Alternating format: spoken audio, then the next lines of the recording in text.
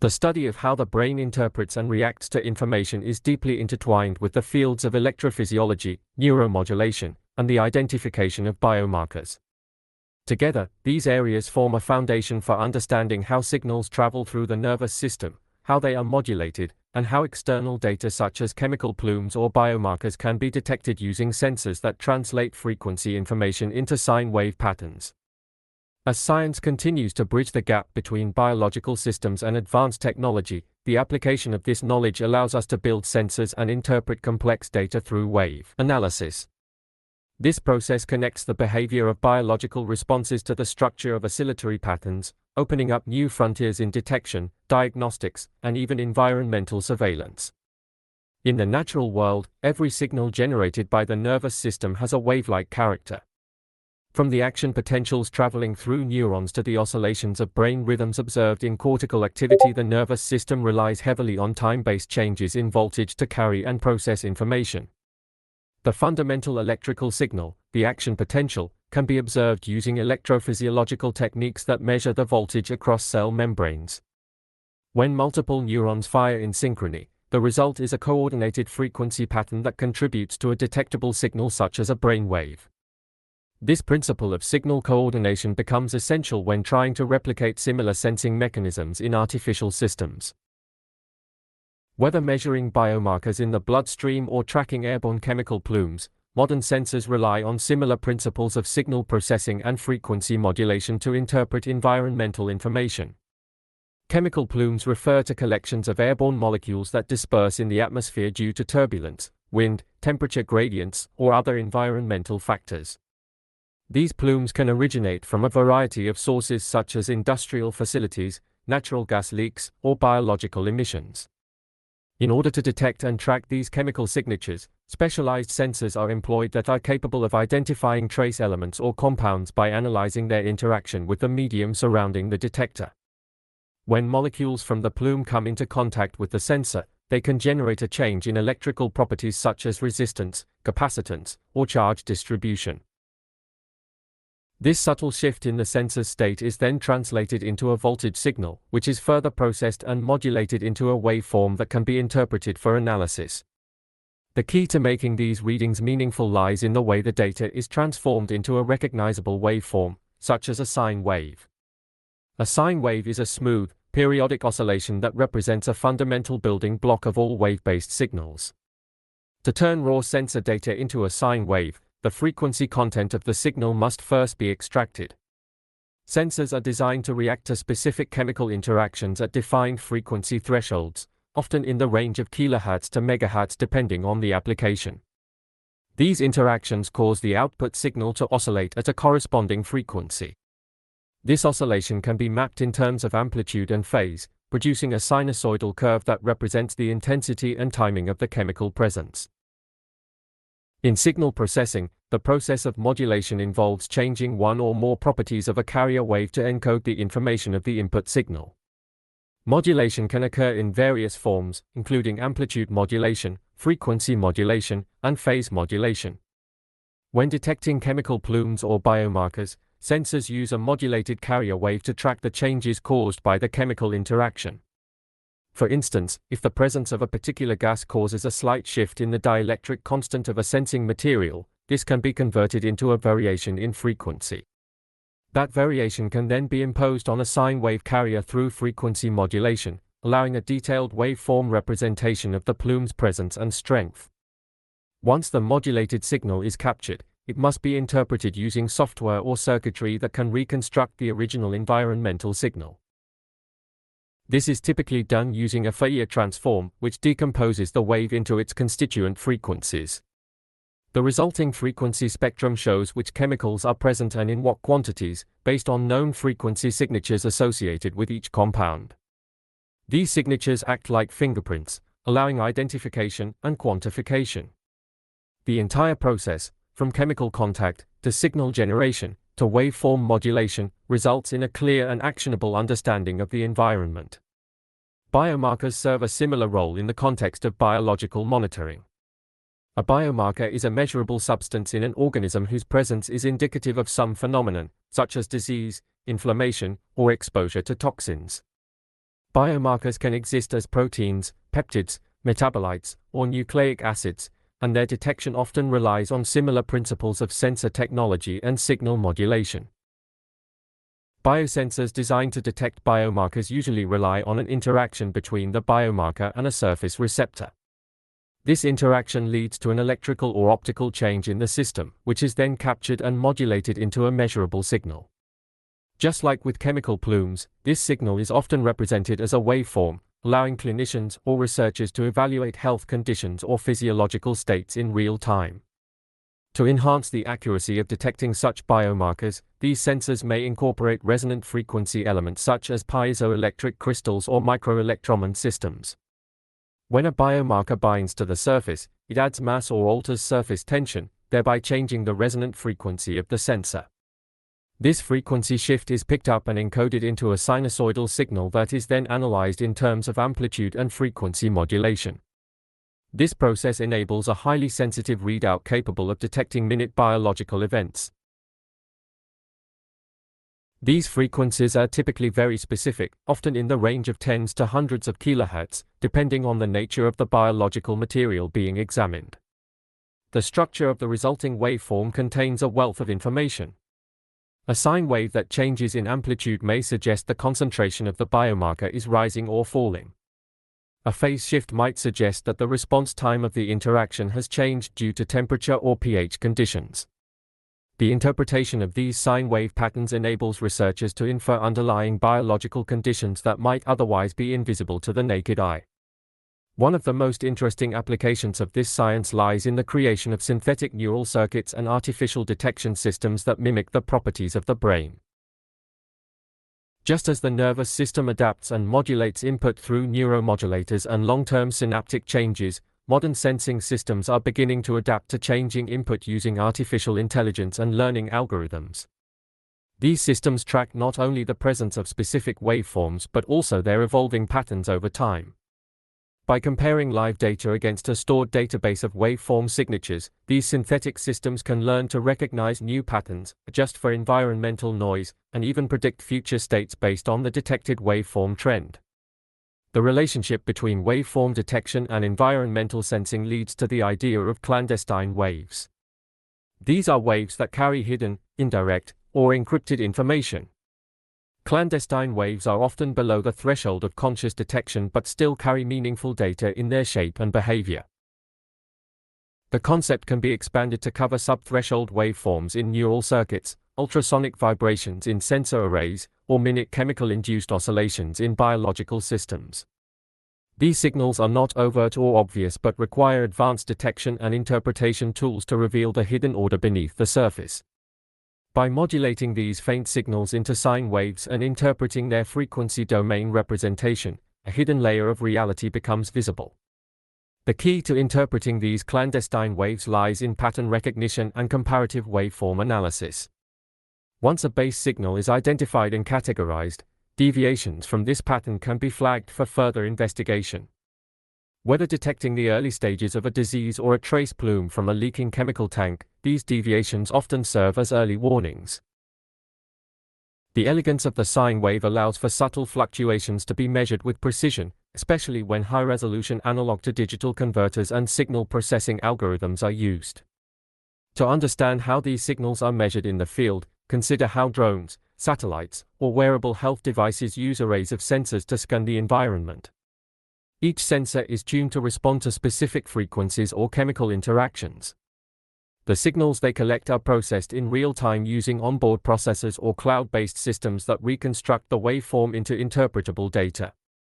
The result is a sine wave pattern that represents the presence, strength, and dynamic behavior of the target chemical or biomarker.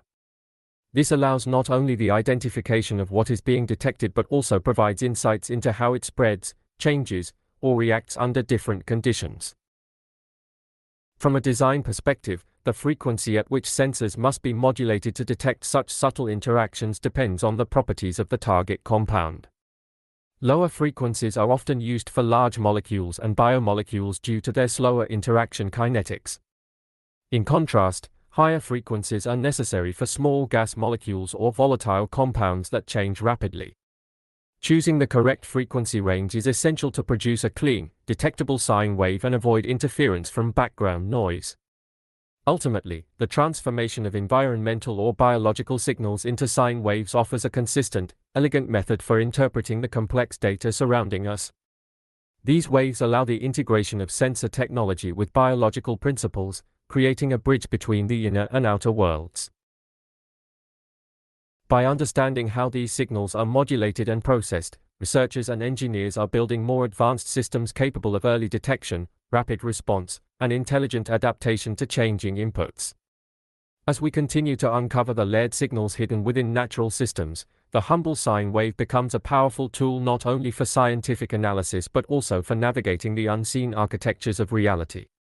Whether in the brain's cerebellar structures, the electrochemical modulation of neuromodulators, or the oscillatory response of a chemical detector, waveforms serve as a fundamental expression of change, continuity, and interpretation. This deep relationship between wave, frequency, and information will continue to guide our understanding of everything from cognition to climate, medicine to mechanics, and biology to information theory.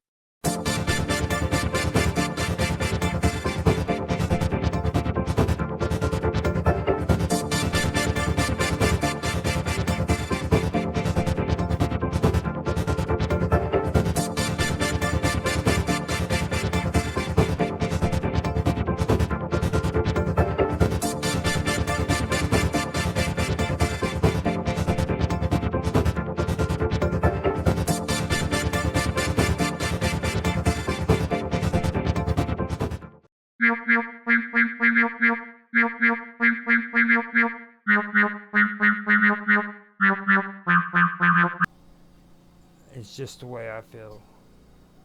It's just the way I feel. Once freaking a gigabyte gets up to 1,000, it should be a terabyte. You see, once we don't need all that extra shit. You know what I mean? All that math. And I know, dude, you're the dude I have to deal with when it comes to time zones, okay? So I understand completely what's going on in your mind. Because, like, you've actually gotten me to where I use freaking, like, time zones and shit. And I never did that before, so I understand it. Yeah, it's true. But I don't know if you'd be interested, Dave, or not, but you guys, I've been talking to Naroki and all them about maybe trying to get together an actual tabletop role playing game too. So I guess this would be a perfect time since we're talking about the internet LAN parties and stuff. But if you guys ever want to do that, man, we should get together and kind of plan it out and everything and do something, just to hang out. Did you hear that, Dave? This same dude that said that freaking the military had nothing to do with gaming. He just said it. His dad. Okay. I've been saying it on a lot of the episodes. We're basically talking about gaming, but as adults. This is an adult conversation. You know what I'm saying? We're not fucking around and doing, talking about like award systems and shit, and how great Pokemon was. I can't get any of my gamer buddies to actually watch it on the WLC because we're just too complicated for them. Like they're there to stream their video games and do the WLC, but they don't actually want to think and like have to communicate their thoughts like that. You know what I mean? So. Right, and see, I keep putting it on the WLC, which is watch, like, and comment on Home Away from YouTube, and nobody touches it. They're like, "Oh no, that's infamous. He's posting that crazy techno shit again, and that technical stuff can't have anything to do with that, But I like doing this stuff. A guy that I used to watch a podcast for. His name was hardcore or casual hardcore gamer is what he went by, and he used to do a podcast and he stopped doing it And then I was like, why not just start up my own, and kind of do this kind of a style instead of his, because each person has their own style. And this is the kind of stuff I was always into, and I've had these conversations with you guys too, So we've basically. Now see, you guys are just geeking out now. This is like just total nerd shit. Well, with computers, they took away the easiest way of showing a person how to how simple it is for computers, and that was the hard drives. When I first learned about how simple it was to work a computer, a guy I knew that I was working with, he sold me a computer, and he said, "Now look, this is how simple it is." And he took a CD and he took it out, and he said, "Now watch." He hit the button, and the CD came out, and he put it in. And he says, "All I have to do is push this in, and don't touch it." And then he did that, and the computer miraculously just put the CD where it needed to be. It fired the whole computer up, and it took you straight to the program that you wanted automatically. I knew this was going to be pretty good, but I wanted to hold off on this next part because I want to get into how console gaming goes online and talk about that. So that's going to be cool. We'll start talking about the Sega Dreamcast and start talking. Well, I mean, I knew this one was going to be. I knew this one was going to be good. So this is where the war begins. You know what I'm saying? And then it starts getting even deeper and deeper because now all of a sudden it goes to frickin' PlayStation, and then it goes to Xbox. So it's just from this point on we start talking about really cool stuff. So it's SegaNet service-enabled multiplayer gaming in titles like Phantasy Star Online. Despite its innovation, the Dreamcast struggled commercially, partly due to the stiff competition from Sony's PlayStation 2. And that was probably where I was talking about with PlayStation 2, where you could put the little piece up on top of it, and it could make it to where you could get online.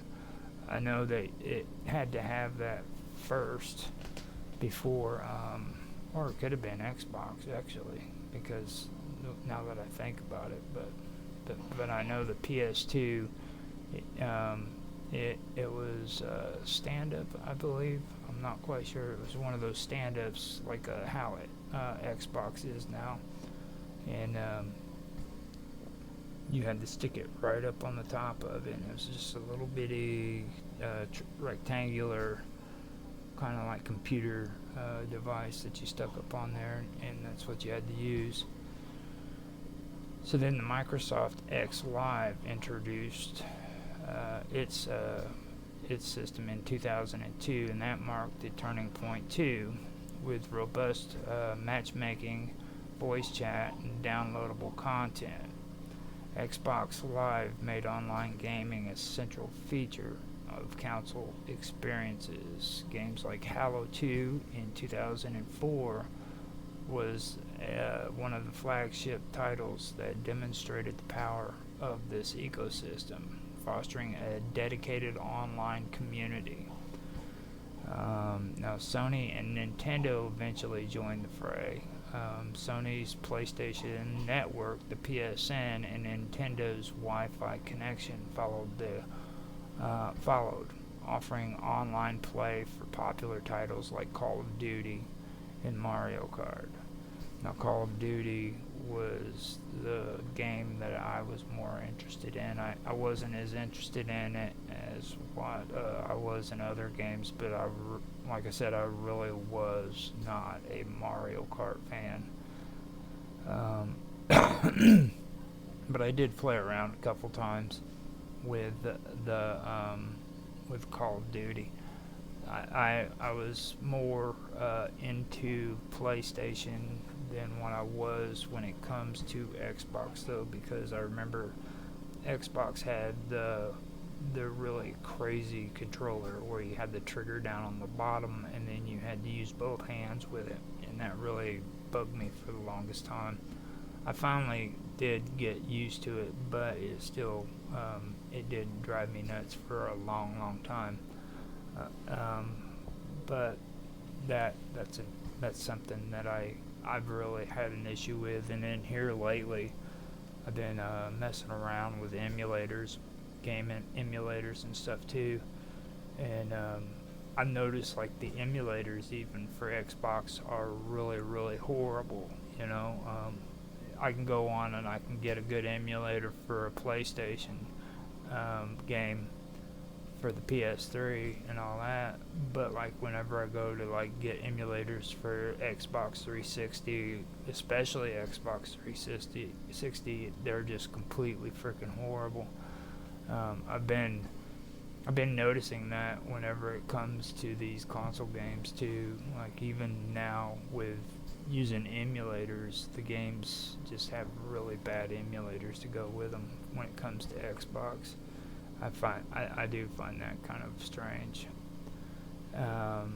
However, these services often lag behind when it came to Xbox Live in terms of features and reliability, according to what's being said. But I don't know.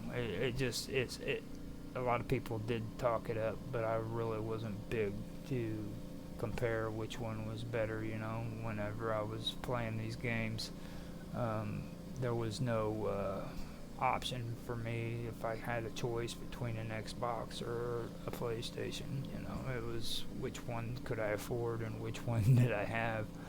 If I went over to somebody else's house and they had an Xbox, I'd play it. You know, but I didn't have any of the newer Xbox versions back in the day, so it took me a while before I could actually get my hands on one. And I think the only one that I really had that was mine was an Xbox 360, to be fair. Just so you know.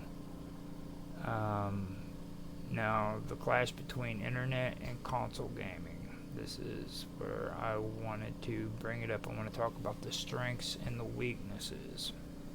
Now, consoles excelled in delivering polished, user-friendly experiences. Their plug-and-play nature and exclusive titles such as The Last of Us and God of War made them a popular choice for casual and hardcore gamers alike. PC versus internet gaming. The flexibility and power of PCs allowed for greater graphic fidelity, modding capabilities, and innovative gameplay. Additionally, free-to-play online games like League of Legends gained massive popularity, challenging the console central business model. Now, for me, I really wasn't too much into all of that. Now, to be honest with you, on the consoles, I did enjoy God of War. I never got to really play The Last of Us. I know that a lot of people still play it today, but I was always the God of War kind of person. I actually even bought the game and had it. I think I still do have it sitting up on my counter. I did like that. When it comes to PC games and what they're talking about here, the modding capability. It took me a long time to really get to where I was comfortable with that because I'm an old school gamer. I didn't like the idea of modding certain games, like when they started allowing you to mod Elder Scrolls or Skyrim here recently. I kind of got edgy about that. It took me a while to figure out that they've been involved in doing modding and DLCs and stuff like that for quite a long time. Bethesda actually goes back quite a long ways.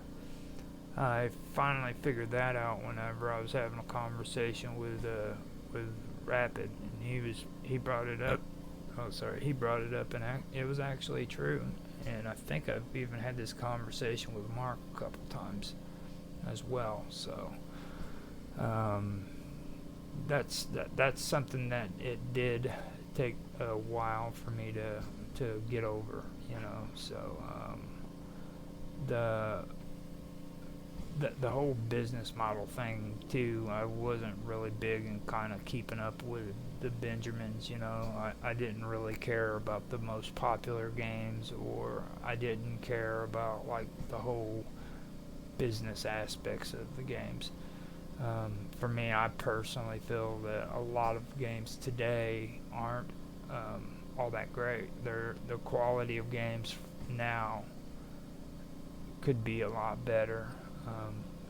With the whole graphics and the new technology, they could put a lot more storyline in it, which I understand there are a bunch of kids who don't like storyline, and kids are who these companies really focus on the most. But there are a lot of people out there too who likes good storyline. The one thing about Modern Warfare that always drove me nuts was how short the storyline was. Um, that really bugged me. And besides that, too, like challenges. It shouldn't be just a slash 'em up kind of game. You should have an actual obstacle and a challenge and things like that that you have to work through.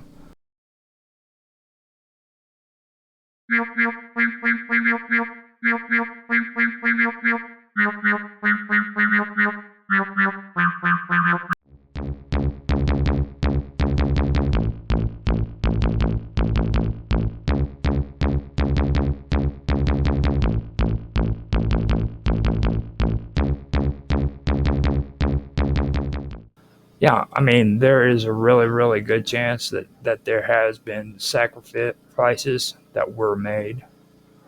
But what I'm trying to say is there is no evidence proving that this was an actual deity. Okay. This could have been a ritual or a sacrifice. There's no evidence that it's a sacrifice yet, that these babies were actually born or still alive. They could have been stillborn babies that were used, um, and stuff of that nature. Now, there has been some um, misconceptions too. A lot of people in religious circles like to talk about Milcom.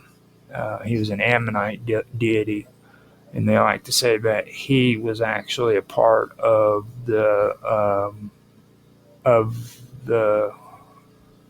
he was one of the deities that they considered to be Moloch, and that he was getting people were sacrificing infants to Milcom.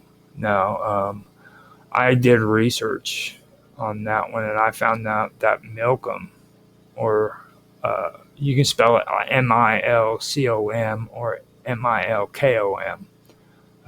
He was a national deity of the Ammonites. I keep saying the Amorites, but this is the Ammonites. So I want to point that out. Okay. Now, the Ammonites are people who lived east of ancient Israel in present day Jordan. Okay. Now, he's often associated with Moloch in biblical texts. So this is somebody who has been pretty much called out by the Jews, saying that he was Moloch in the biblical text. And he's thought to have been a god of war. He also was, he represented kingship. And he also possibly represented the underworld. The name Molcom derived or could have derived from the root MLK, um, which means king or ruler, similar to other West Semitic deities. Okay. Now, the biblical references to Milcom is 1 Kings 11:5, 7, and 33, and it describes how King Solomon built high places for Milcom as a part of his, as part of his foreign wives' influence. And a lot of people considered that as an act of apostasy. So it goes on from there to Second Kings of 23:13, which is about during King Josiah's religious reforms. Now, and during that time, he destroyed those same high places where Malcolm was worshipped. After that, it also goes into Zephaniah 1:5, which condemns those who swear by both Yahweh and Milcom, which indicates like a continued syncretism between Yahweh worship and Milcom's cult. So that's basically the biblical background for that. Okay, but now I want to talk about the archaeological and extra biblical mentions. So this is where I want to really bring it up. Now, the Ammonites inscriptions on the Tel Saran bottle, which was found, and this bottle was between the 8th and 7th century BCE. It includes references to Ammonite kings and their devotion to Milcom, okay, which does confirm Milcom's importance to the Ammonite religion. Now, in Assyrian records, Milcom is indirectly mentioned too through reference to Ammonite rulers who had names incorporating the divine element MLK. So that right there has to do with archaeology and what they've found. Okay. And like I said, MLK, they don't really know for sure if it's actually a deity or if it's a ritual. Okay. So the Bible suggests a link between Milcom and human sacrifice. Okay. But the thing of it is there's no direct archaeological evidence. Well, they do have some evidence, but it's limited. It's very small. You know what I mean? So that takes us on to other ones. Now, this all just deals with Milcom. Okay, this is the one that everybody claims is supposed to be who Moloch is. Now we go on to Leviticus 18:21, 22 through 5, which warns against giving children to Moloch, or MLK, which is sometimes identified with Milcom. Now, these passages implies a practice of child sacrifice, though a lot of scholars debate whether this refers to a specific ritual or just a broader devotion. Okay. After that, you go on to 2 Kings 23:10, okay, which describes the destruction of Topheth, Topheth, in the valley of Hinnom. This is where children were supposedly burned as offerings. Okay. While often linked to Moloch, some scholars suggest it could also relate to Ammonite religious practices. And also, when it comes to the Valley of Hinnom, this is supposed to be the origins of where the Christians came up with their concept of hell. Okay, so there's a lot of deep lore involved in this area. And I've done research on this valley, and I'm going to tell you right now, it's very, very suspicious. It's very conflicting. Okay, you have some religious scholars who say, well, it did exist. It was down here in this valley. And they can even tell you where the borders were and everything. But to this day, they don't know exactly where it was located, or they claim they know where it's located, but not everybody agrees to it. Some say, well, we don't know where the actual location of Topheth was.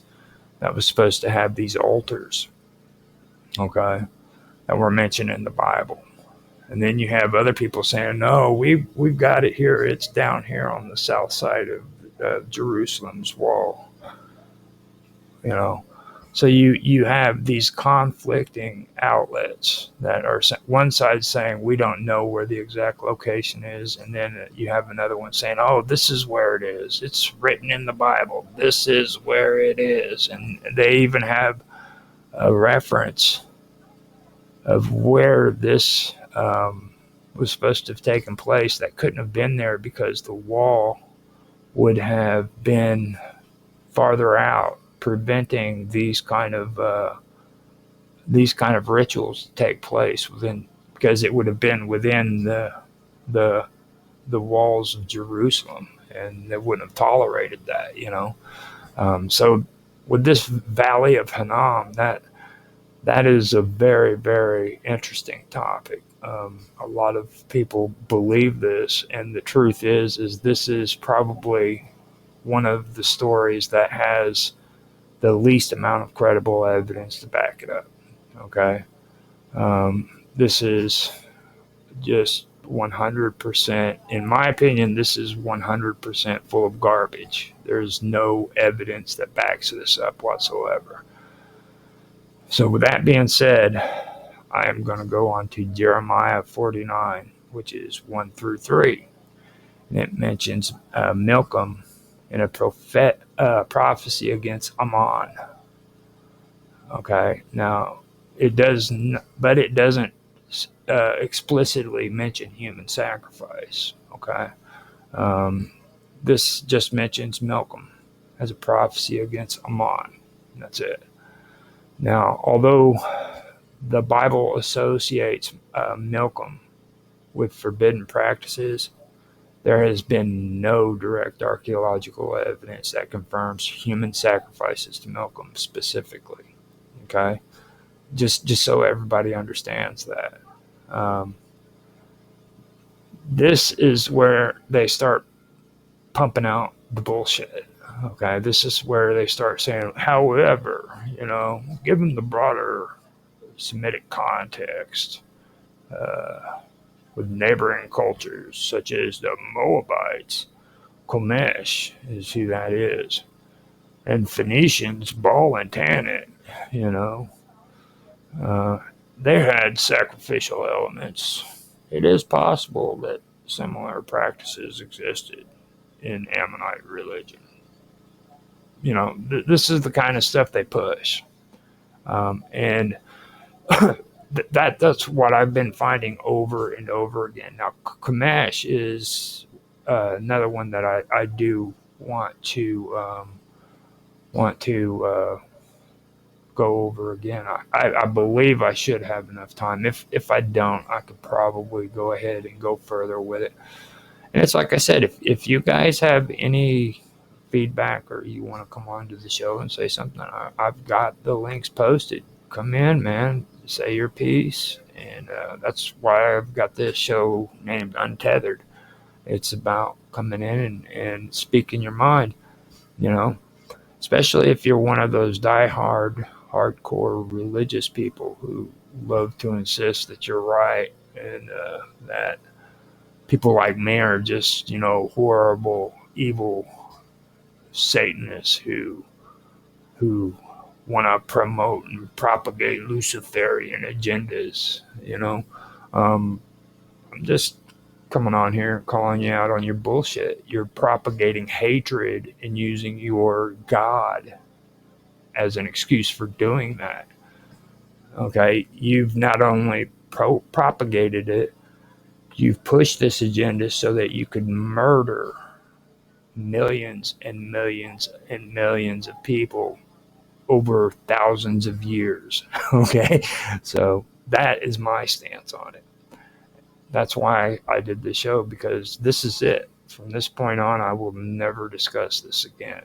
Okay, this is the most disgusting horrible information that could ever be discussed on the internet or in real life. Okay. And I've heard this over and over and over and over again. And every single person who hears this stuff and they believe this stuff is losing another level of intelligence every time they hear it. Okay. It's just pushing hate, telling people that freaking it's okay to hate and it's okay to murder and it's okay to slaughter freaking people by the thousands because freaking you hate them because of their religious beliefs or the color of their skin or their religious ideologies, whatever, you know. That's what this is about. So I can't believe I just finally did that. You know what I mean? So now it's like I said too. If you guys do want to join in and you want to put your input in, you can. And just because you're on Twitch doesn't mean that this is going to affect you. Because like I said, this stream is gone after I'm done streaming. So there's no recording that's going to be on there. So if you are on Twitch and you want to come in, click on that link, come on in, and don't worry about it. It's not going to have you after the stream. It's going to be gone. And that actually is pretty cool because from where I'm at, because I stream across different platforms. So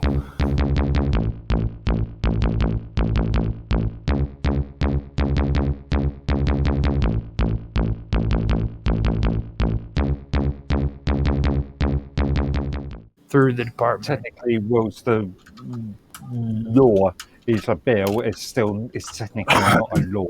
Okay, so just because the Supreme Court judges are sitting there saying this is unconstitutional doesn't mean that those laws are freaking gone. Okay, that's not that's not how the laws are put in place. So having these judges sitting on the Supreme Court for a life term isn't as important as what you're making it out to be.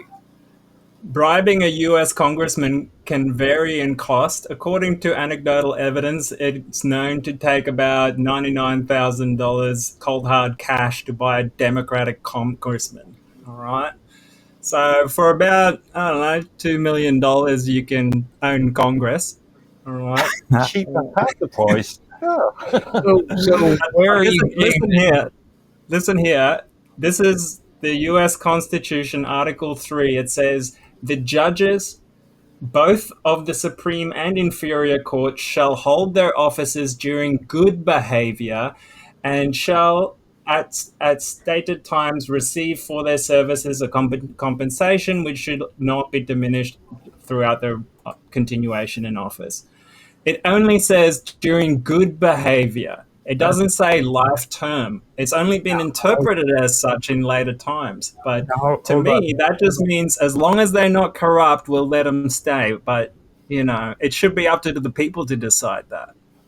Now, that's actually a good subject, too, because we didn't mention the fact of impeaching. You can impeach a Supreme Court judge, I believe.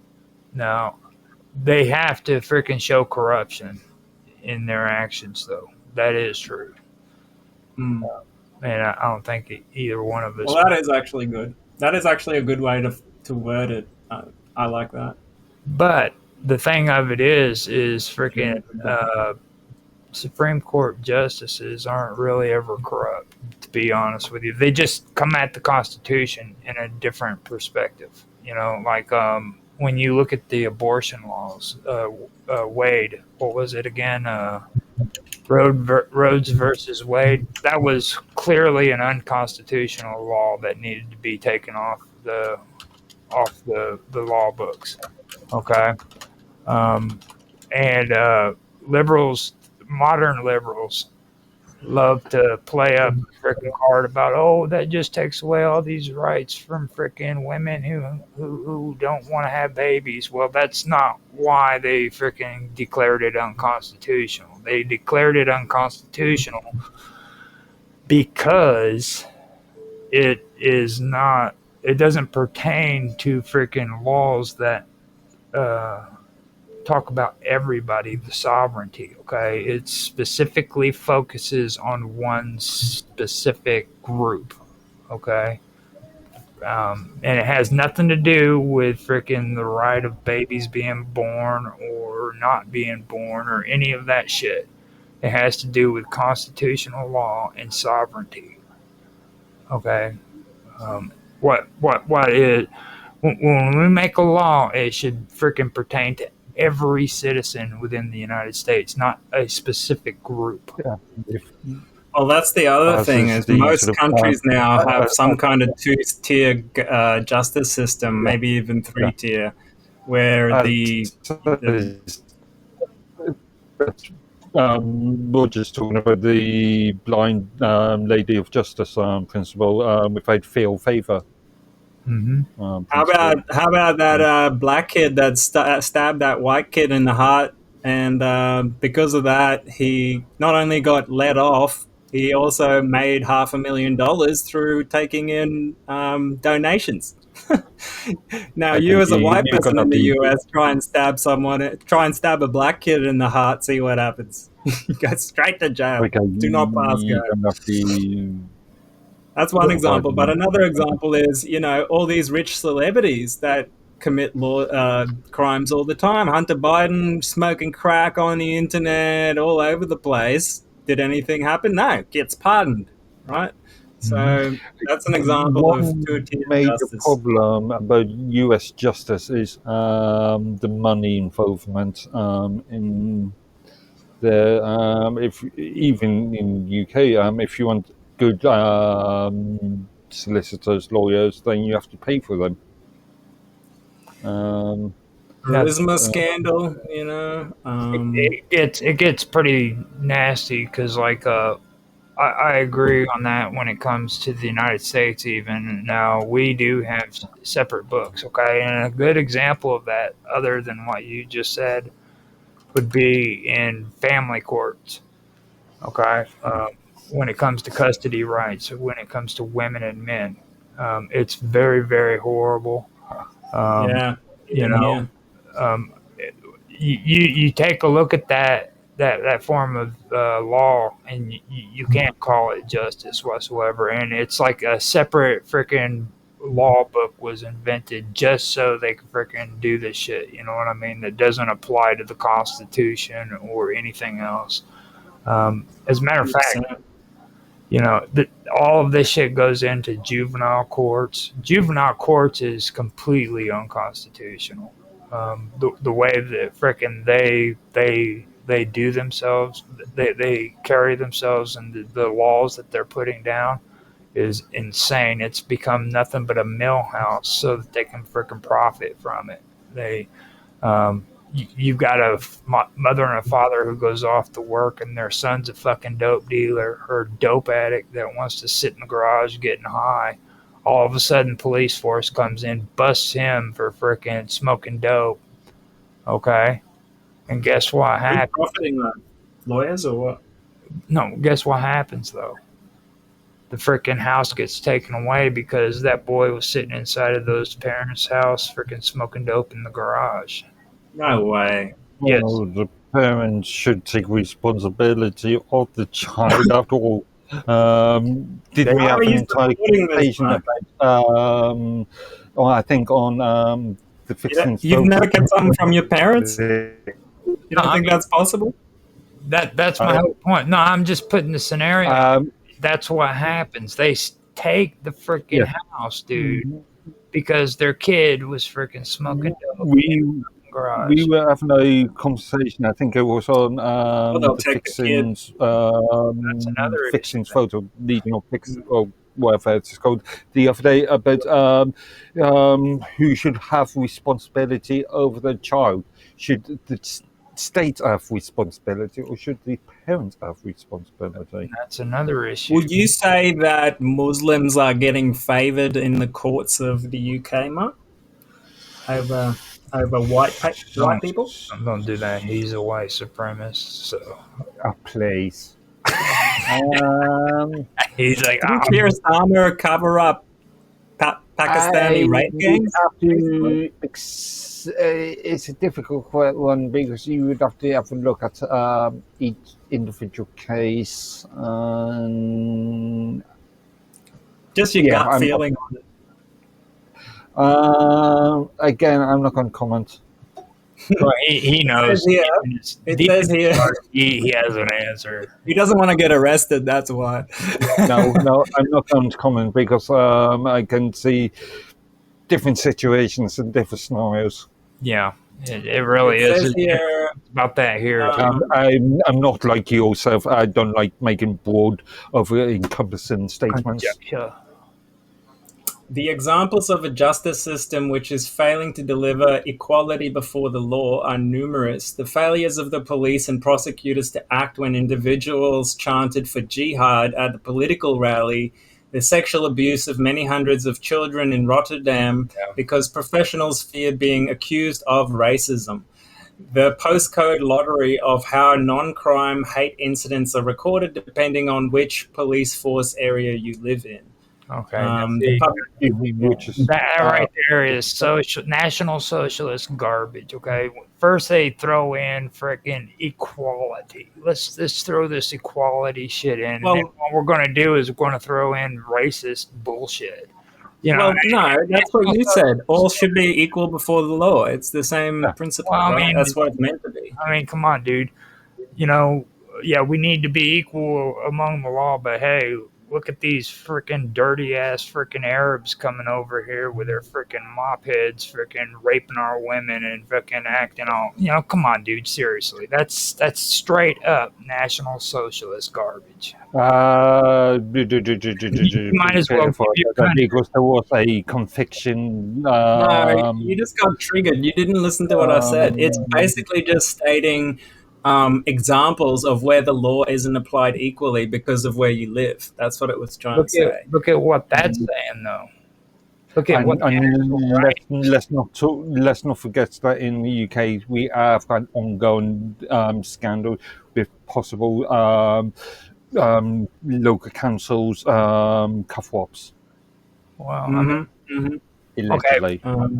now on freaking, if you go and you look at like the whole thing about the immigration issues they talk about here in America, you can look at data that was put out by the American Immigration Council. Okay, I'm gonna read you something real quick when it comes to all of this bullshit that's put out here about crimes when it comes to immigrants. Okay, and you make your decision. But it says the American Immigration Council compared crime data to demographic data from 1980 to 2022, the most recent data available to reveal historical trends and capture the latest patterns. The data showed that as the immigrant share of the population grew, the crime rate declined. In 1980, immigrants made up 6.2% of the U.S. population, and the total crime rate was 5,900 crimes per 100,000 people. By 2022, the share of immigrants had more than doubled to 13.9%, while the total crime rate had dropped by 60.4% to 2,335 crimes per 1,000 people.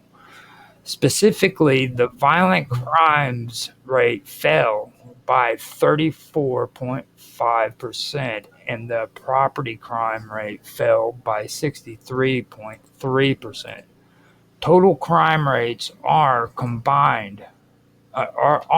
combination of violent crimes categorized as murder, manslaughter, rape, robbery, and aggravated assault, and property crimes categorized by burglary, larceny, and motor vehicle theft. The same pattern holds true for data from recent years, from 2017 to 2022. The immigrant share of U.S. population rose from 13.7% to 13.8%, an increase of 1.7 million people. At the same time, the national total crime rate dropped from 2,758 per 100,000 people to 2,335 per 100,000 people, a 15.3% decrease. The violent crime rate alone dropped from 395 per 100,000 people to 381 per 100,000 people, a 3.6% decrease. Okay, so even though you hear all of these freaking populist national socialists here in the United States who are claiming to be conservative saying all of this shit, the truth is crime has constantly decreased over time. All right. Except for the last 2 years. Arrests of prosecutions of That's fine. crime. Even now, I have to remind you that I think it was under President Biden's time, and obviously is an obvious happening in places like New York and California, where certain crimes are not being prosecuted, such as shoplifting. Shoplifting under $200 or something is no longer in those states being prosecuted. data is being processed the moment you're busted. Okay, it's not. Yes. It's not. Or being arrested, even arrested. Okay, so.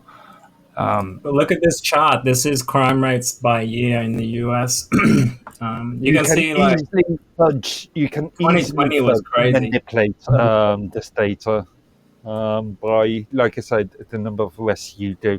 Mark, you're free to naysay about anything. You could just not believe anything ever. Yeah, I'm if just you want. pointing out that these numbers can be manipulated. I want to see either direction, mind you. I want to see facts. That's all conjecture. It is well known, well documented that shoplifting, minor shoplifting in certain U.S. territories are. Okay, so the homicide rate in the U.S. in 2019 was 1.1%, and 2020 it was already 28.7%. And where are you getting these statistics from? This is macrotrends.net. It's like a global statistics website. Yeah. So the big, it was high in the 90s, and then it went right down to 2014, and since Biden got in, it's gone back up through the roof. Now, with that, I wouldn't trust a lot of that shit, because like that's also during the time when the woke movements and the conservative I'm not even calling them conservatives no more, when National Socialists started.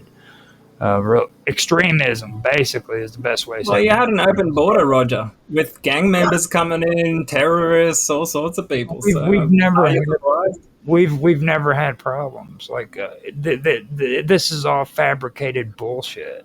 Like, right, let me get some FBI statistics. No, there still isn't any problems with the freaking United States because of immigration. This is like garbage politics that freaking people have freaking forced.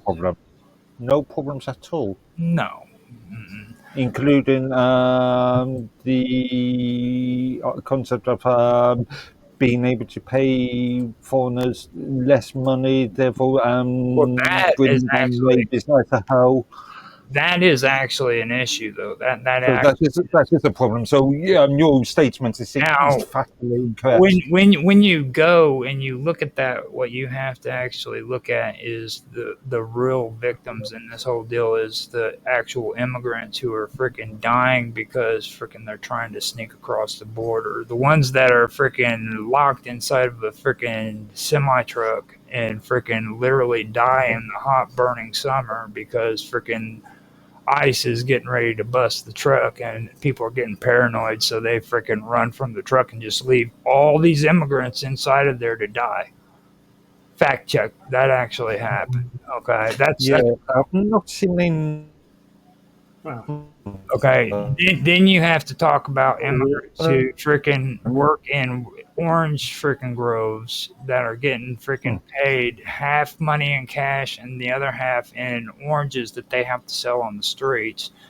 Those people are being found dead in ditches because freaking they're not protected by the United States laws at all. So freaking they can be freaking used as freaking slave labor. Basically, they can be paid freaking under the thing. And guess who's fighting for freaking these You have to. immigrants?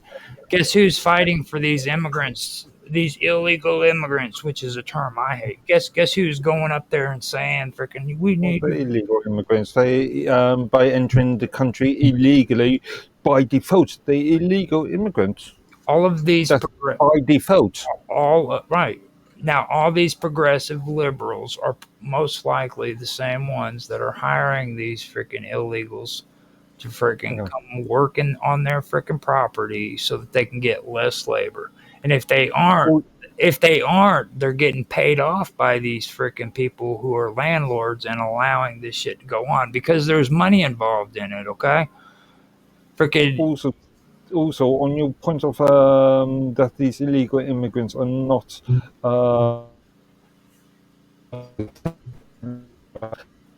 in theory, they are on U.S. grant and therefore they are protected by law.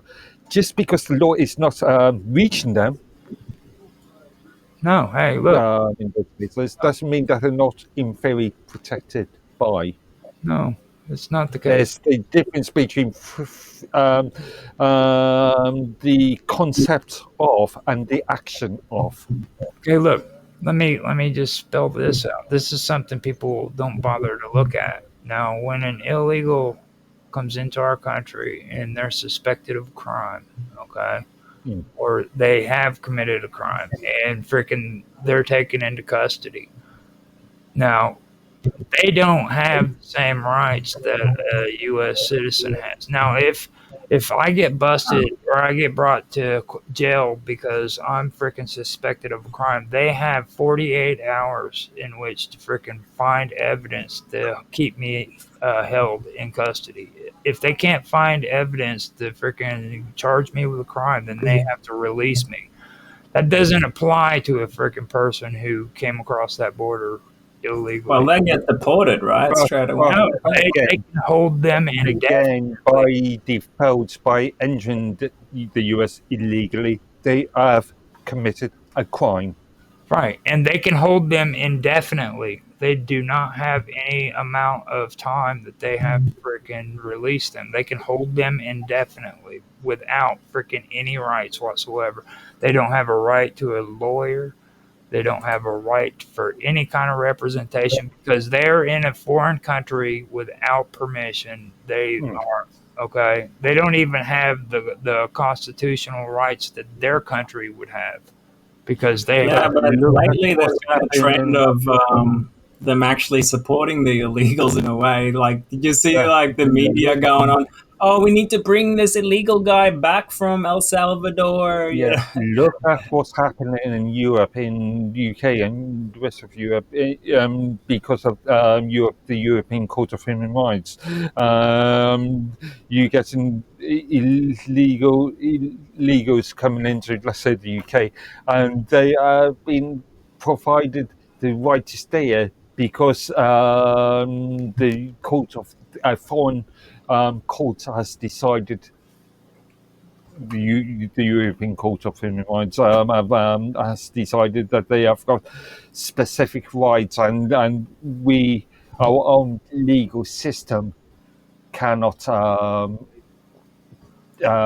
do anything about that.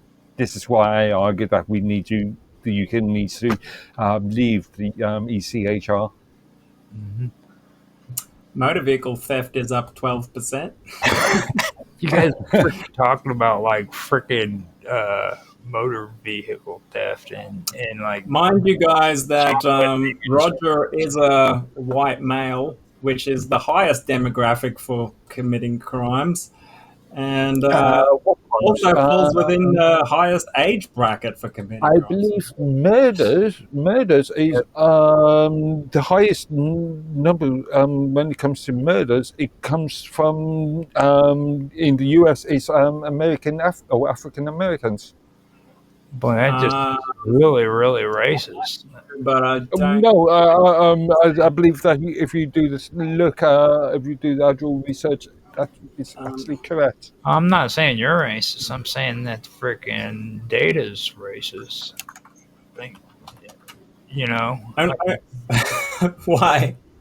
it's Oh my like God. point blank saying like I'm a freaking old fucking white dude that likes to steal shit. I mean, granted, you could argue that white collar crime, Well, fraud, you and also stuff said it you could hated be something, and that committed could be a crime, hate more crime. by white It's a hate US crime. citizens. Yeah. But all crime,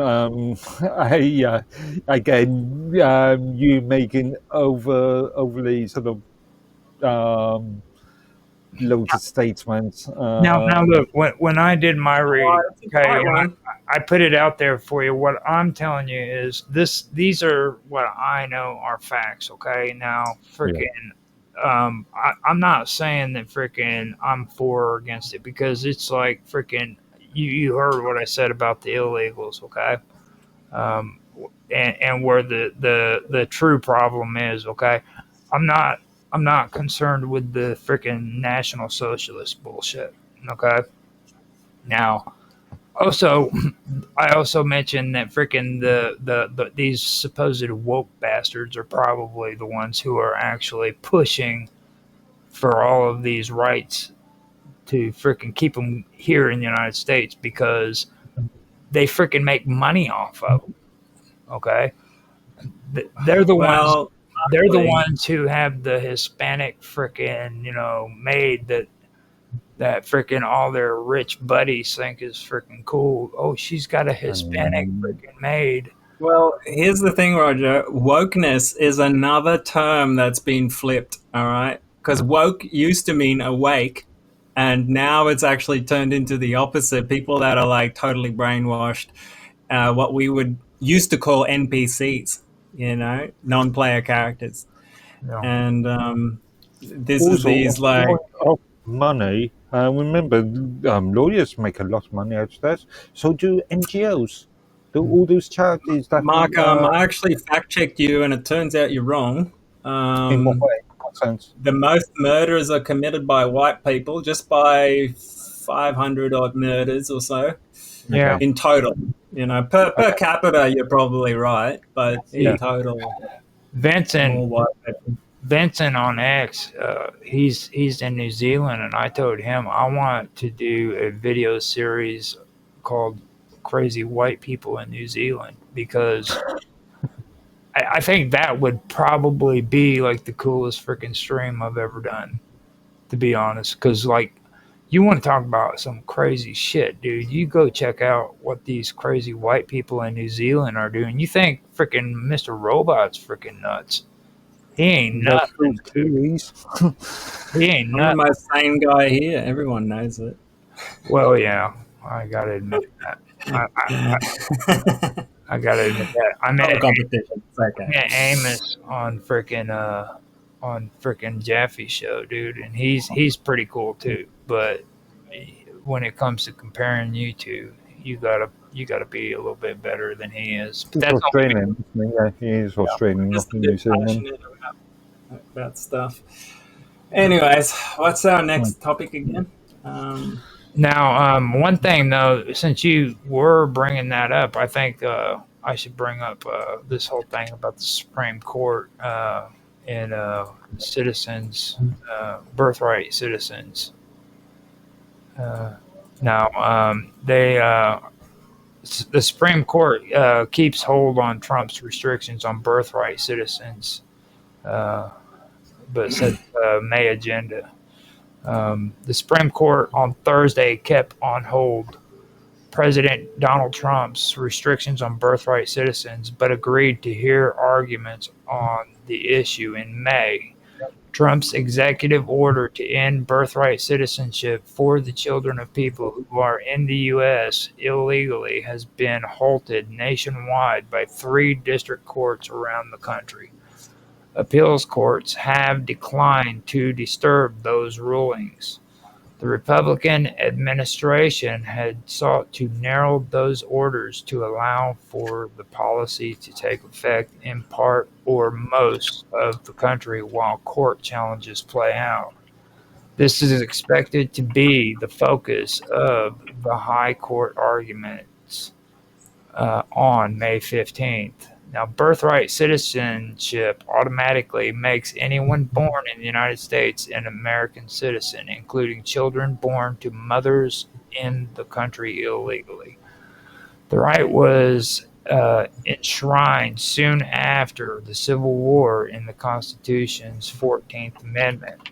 Now, Trump and his supporters have argued that there should be tougher standards for becoming an American citizen, which he called a priceless and profound gift, in the executive order he signed soon after becoming president again in January. The Trump administration has asserted that children of non-citizens are not subject to jurisdiction of the United States, a phrase used in the amendment, and therefore are not entitled to citizenship. Trump said he is so happy the Supreme Court will hear arguments. I think the case has been so misunderstood, Trump told reporters in the Oval Office. He noted, oh, what? What was you saying? Mark said something, didn't he? Yeah, I'm just thinking that there could be a much wider issue here, based on the I can't remember if it's the UN Convention on the 1954 UN Convention on stateless persons, or the 1961 Well, that's what I was wondering. Will their mother's country take them back? Because you're in effect making that child stateless. Well, Yeah, citizenship. I think. Therefore, there'll be a violation of UN conventions. Yeah. Is it really? Yeah. The whole of Palestine is made stateless by Israel. The citizens themselves can make themselves stateless, but a government or a state or a government cannot make somebody stateless. Interesting. It's a violation of international law, in effect. That is an interesting concept. But to be honest, though, Donald Trump wasn't really that big of a fan of the United Nations. So there's a good chance he's going to put up that middle finger and try to shove it up somebody's butthole. Oh, Do you have an opinion on it, Roger? For me, when people are born in the United States, they're born in the United States. I think that it should be all about geography. It doesn't matter. You know what I mean? That for me, if you're born in this country, you should freaking be an American citizen. Shit. So if a bunch of women sneak in here just to have a kid to get their family into the country, that's okay. Yeah, you can see people in the United States should be doing their job. If they want to support freaking borders and shit and immigration, then they need to be doing their job. One point you mentioned is about sticking your finger up the UN's backside. Are you saying that Trump is going to lead or going to push the US out of UN? The UN cease to become a member of the UN. I don't think he's able to do that, considering the UN is right there in New York. Yeah, he could be stepping on more than he can chew. But for me personally, I think that the immigration our immigration period is just a load of shit, and we should never have had it. Our country was established because of freaking immigrants.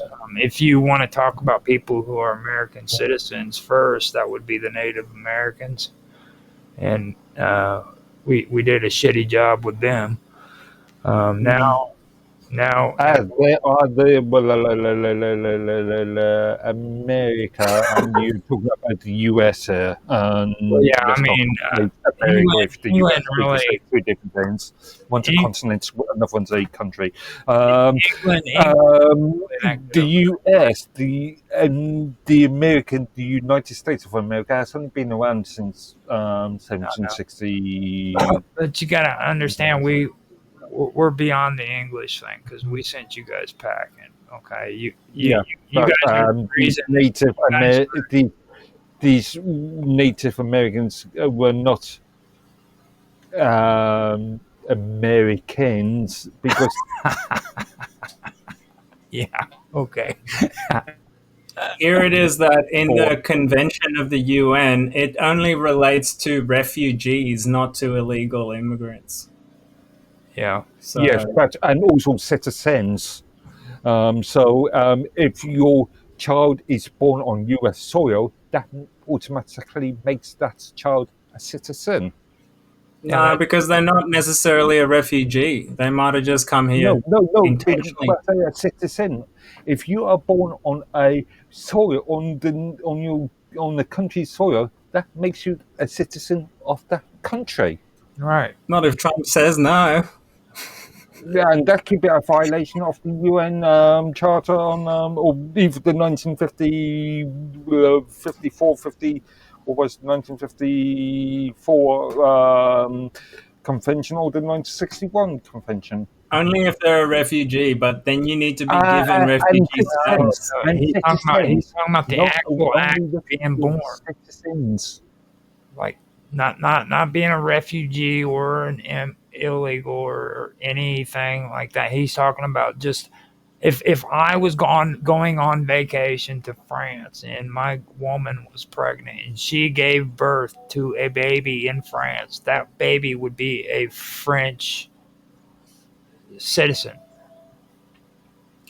Now, see, I don't think that's a good way to do it, because you have no roots there. You've got no real right to be there. It doesn't make sense. The best way to protect your country is to have that not a thing, because it'll definitely get exploited, right?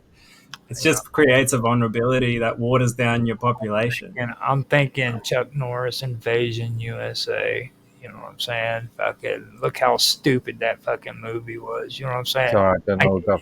It wasn't even a good fucking movie, dude. Like this, they had. But it was though, wasn't it? They attacked freaking the United States through Cuba, and the only place they were attacking was freaking Miami, dude. You know, Well, that kind of makes sense. It's pretty close to Miami, right? fucking serious, dude. Like that's something that some stupid fucking individual would come up with. That was probably the worst freaking movie I ever watched of Chuck Norris, and he's played in a lot of horrible movies. Don't get me wrong. I've not watched film in Chuck. I've not seen it. Fan of him anyway. He's played good ones, but like that was the worst freaking movie that dude ever made. And this kind of mentality goes all the way back to that point of view. You know what I'm saying? And No. Look. That's what. Do you agree that there has been a trend throughout all Western nations as of the last 10 years of flooding them with either legal or illegal immigrants, right? This has happened in England, Australia, Ireland. Everywhere is dealing with the same problem. And do you think that's an accident? I don't think This is a policy decision by the leaders to intentionally flood countries with immigrants. I think And that this is freaking manufactured bullshit. That's freaking not true. Freaking, they've been coming for freaking decades, since the 80s, the 70s, the 60s. Actually, I would. It all You've had started off. 10 million people one come of in 1 year. Major players in this is our friend Mr. Tony Blair. national, I won't call them Well, surgeons, actually, that would have because I been don't believe that would have been the they, 90s, and right? That would have been the 90s, right? Tony Blair.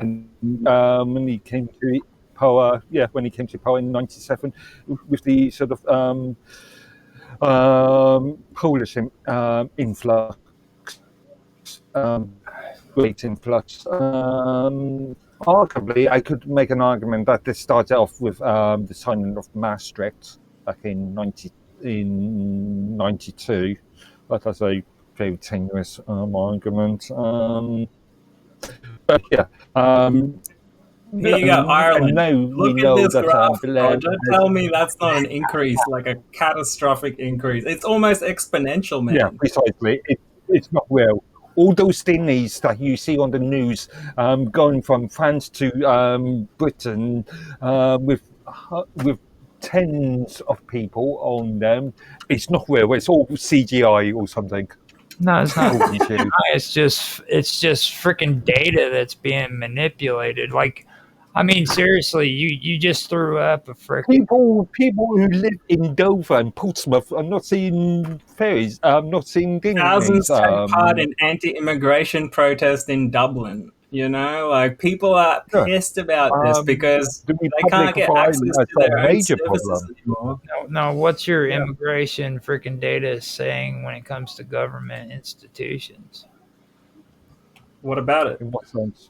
What are they saying? Go to the UK freaking statistics and see what your actual government is saying about the immigration. Sorry, I'm not sure what you mean.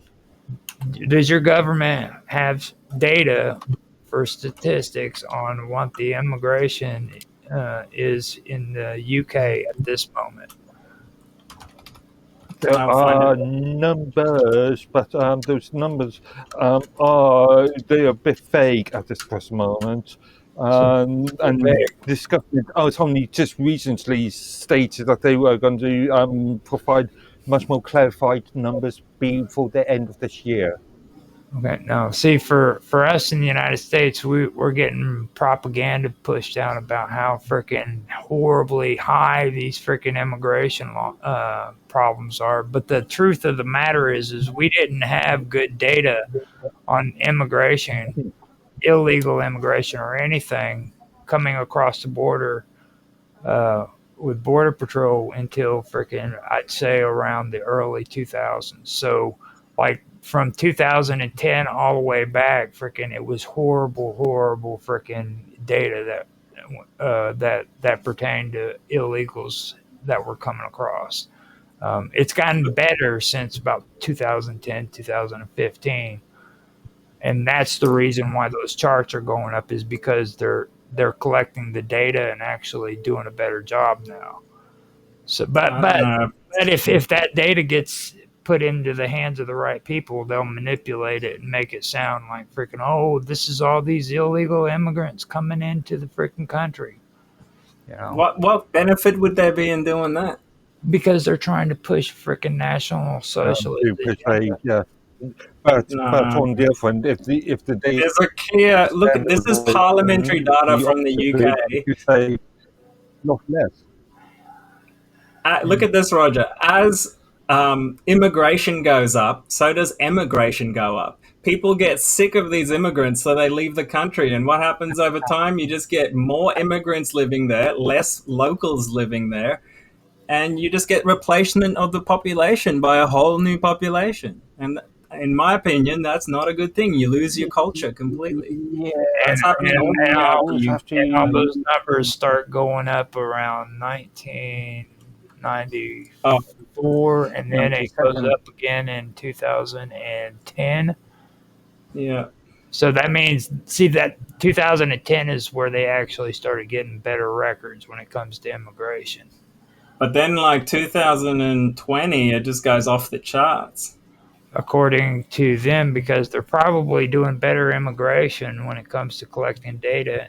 I've been to the UK, man, and it's getting even like 2017. It was getting swamped by Arabs, especially, Like Uh, I didn't even like I hardly ever run into English people in England anymore. It's so And- I many don't know. I don't know. It depends on where you are. Maybe if in you're London. In London. yeah. Well, I guess it depends Okay. what suburb, but yeah, like And some places you it's need to just understand boring. one thing about England too. They are the Yeah, king of fucking loves national the socialism. England. No, they're the king London's of only a small national section. socialism. That's where national socialism began.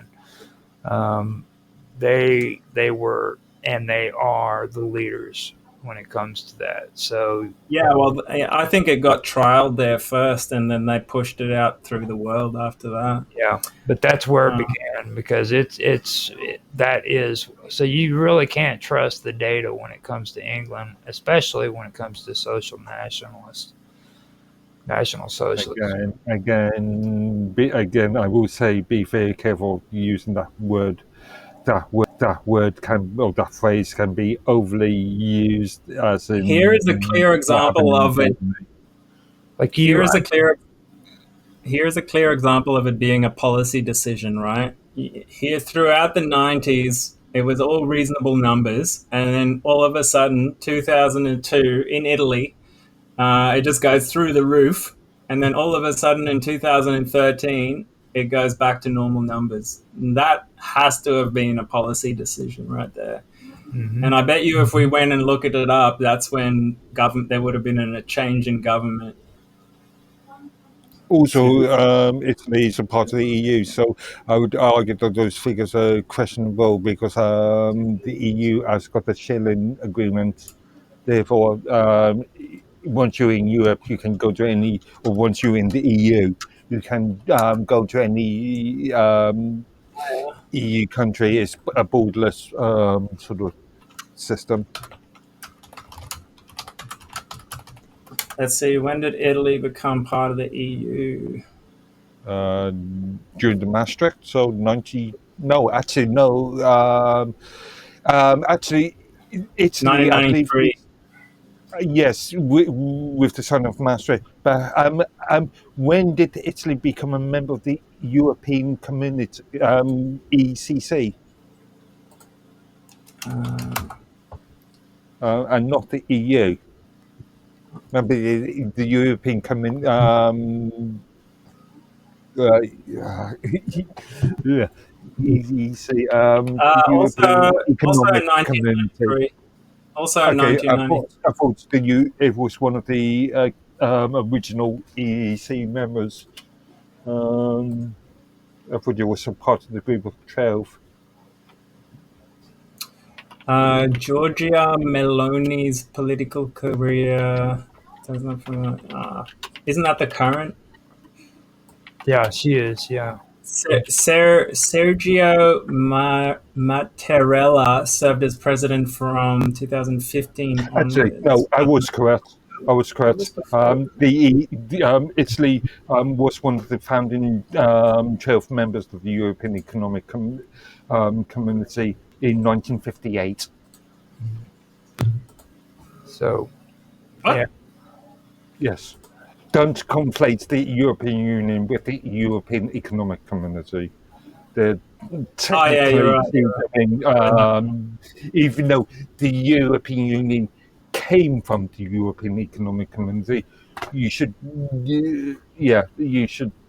look at them as the European Economic Community as being predecessor to the European Union. Yeah, okay. That makes sense. well, before them it was the Illuminati. It was the Illuminati before them, and then freaking from the freaking Freemasons came the Illuminati, and then that came the freaking European Union. Again, That's an there is interesting no question. sort of legal status for the Illuminati. You could argue that There- the Illuminati is a fictional thing. Well, You could okay. argue. No, it's not. It's You could well argue. documented. It's well documented. Again, where is their headquarters? Can they go to? Can they hear something from the Illuminati press office? Yeah, Mark, you don't need a press office to exist. That's ridiculous. As an organisation, a press office always works. okay. So we're supposed to believe that the conservatives here in the United States is freaking not National Socialists, right? But I want to move on to this next piece because Wait a minute. Before we move on, I mean look at this. this kind of Look at goes this. into what we're talking about because we're looking at graphs and everything, and I'm not going to read anything. Okay, I'm just going to say. I'm No, just no. I just want to say something. Like conservatives sound a lot Okay. for Trump's admin, and they want to push out real ID rollouts. So Okay. so This now, actually goes back to okay, this actually goes back to Tony Blair. why is there no president of Italy he has between been wanting 1999 to push this, 2015? to do this for the last 20 plus years now. Is it Blair Foundation? Yeah, the Blair Foundation. Blair has been one of the biggest players in this. Here we go. And has been for 20 years. In, I think, what's it, 2006, under the Conservative, no, I've got to remember myself.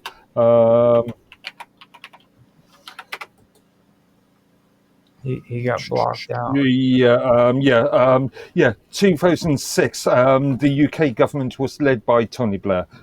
Tony Blair was still in control in 2006, and at that time he created a national ID system, identity card, but because of the lack of take.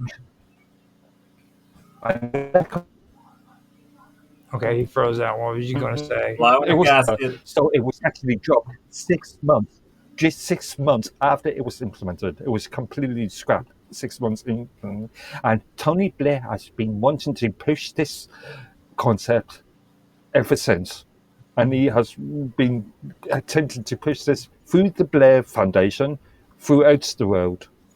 Yeah, and you know that's the thing that I'm trying to make a point of with you guys. Like, don't be fooled when you think that a lot of the shit that's being pushed on you or us here in the United States are freaking actually conservative ideas, because they're not. Okay, state IDs in the first place is a socialist concept. That's what the freaking Nazis had whenever you got off the train.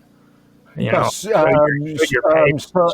it's also what the USSR had as well.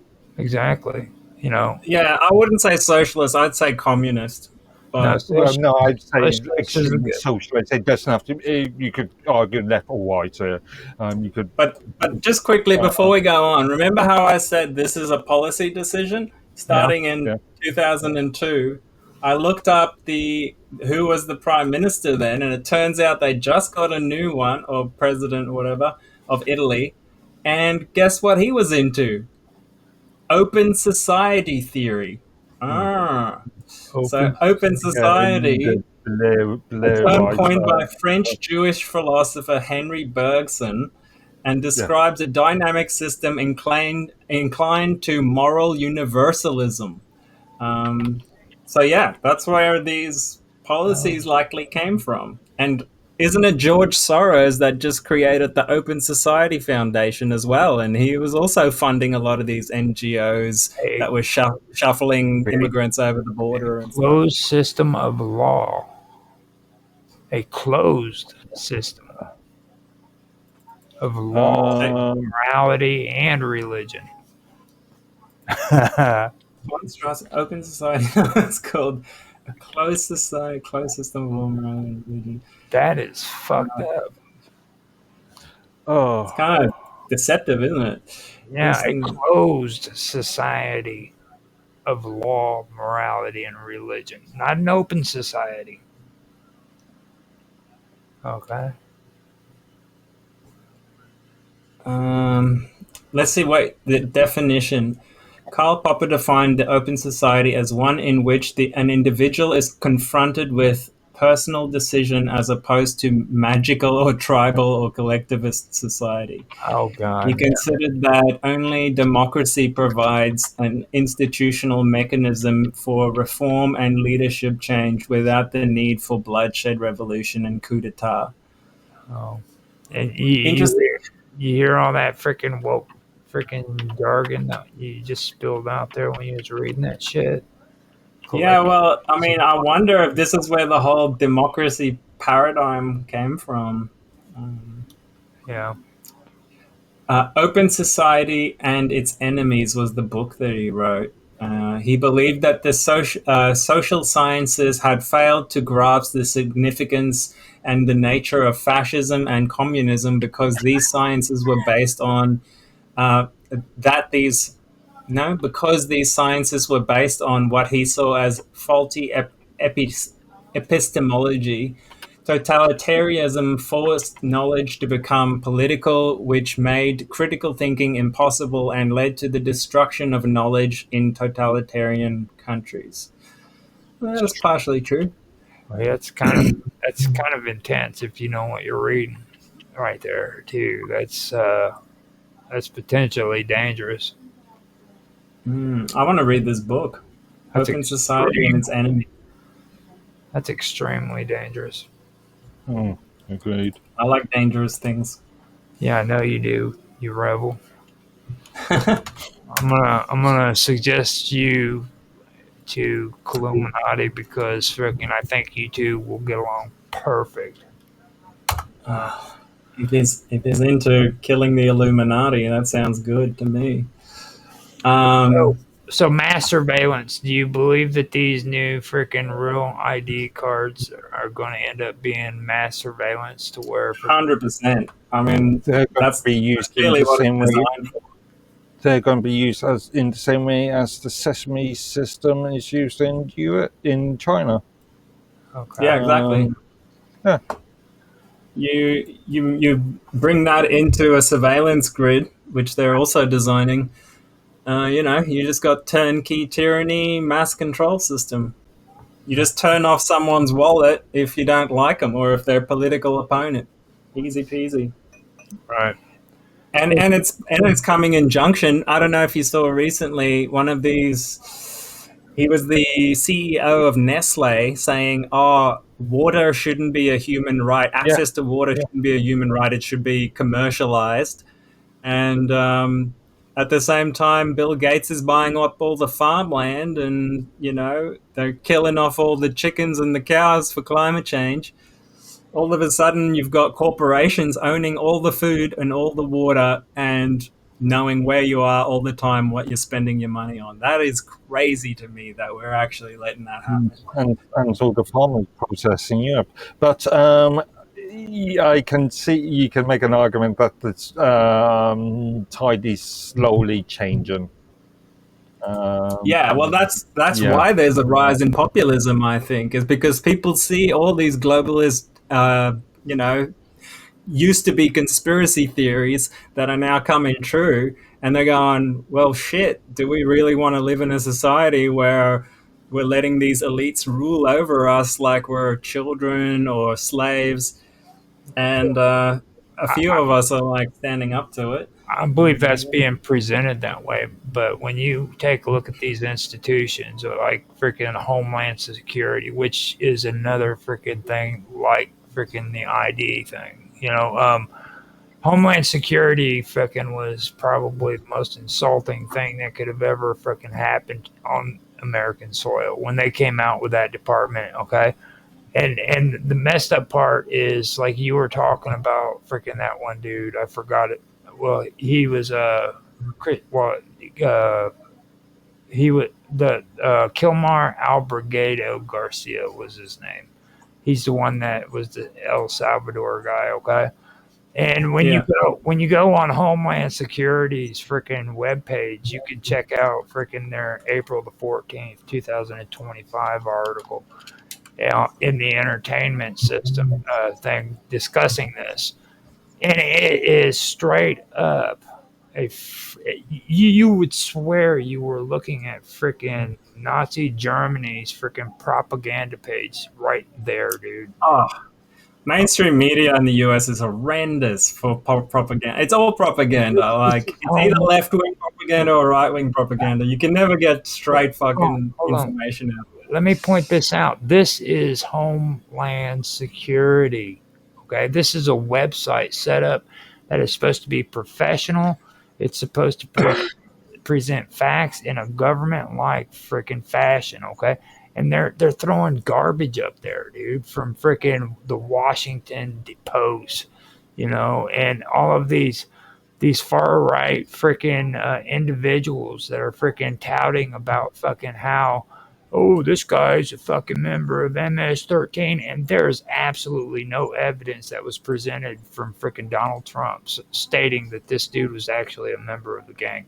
And you sit there and you see it all over the media where these people are saying, "Oh yeah, it's proven because he had tattoos and he freaking." Well, You know, well, that is good evidence. You can't say that's not evidence. That's not evidence in a court of law, dude, at all. That's just garbage. Yeah. You shouldn't conflate. Why do you think they use like symbolism? Bill Ottman for doing exactly the same with that post that we were talking about yesterday, conflating. Well, So regardless of the fact of whether he's a gang member, he was an illegal immigrant. Well, that's a good argument. Okay, that he was an illegal immigrant. So why are Congress people flying over there trying to bring him back? That's sus to me. The whole point is that he should have been freaking deported and released.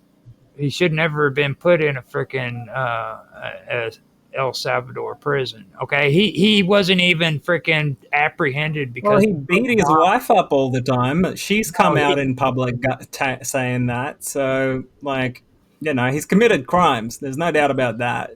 Right.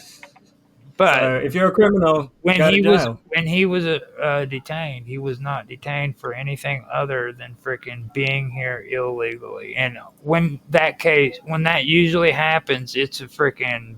You take them into custody, you take them to El Salvador, and you release them. After that, that's none of your business.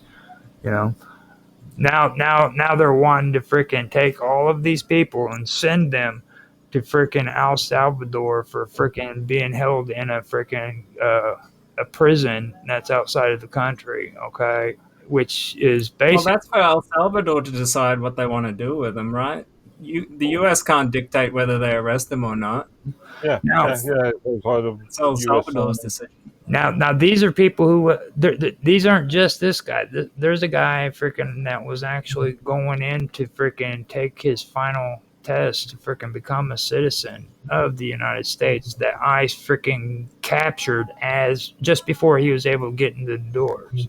And the only reason why this guy was taken into custody was because freaking he was against Donald Trump during his freaking run for presidency. He was a targeted individual. He committed no crimes whatsoever. Just because he was here freaking and he didn't freaking have the card and everything, he was freaking targeted and arrested as he was stepping in to take the last part of his freaking test to become a citizen. How did he get there? Legally or illegally? That's my whole point. He did come in illegally, but he was in the process of becoming a citizen.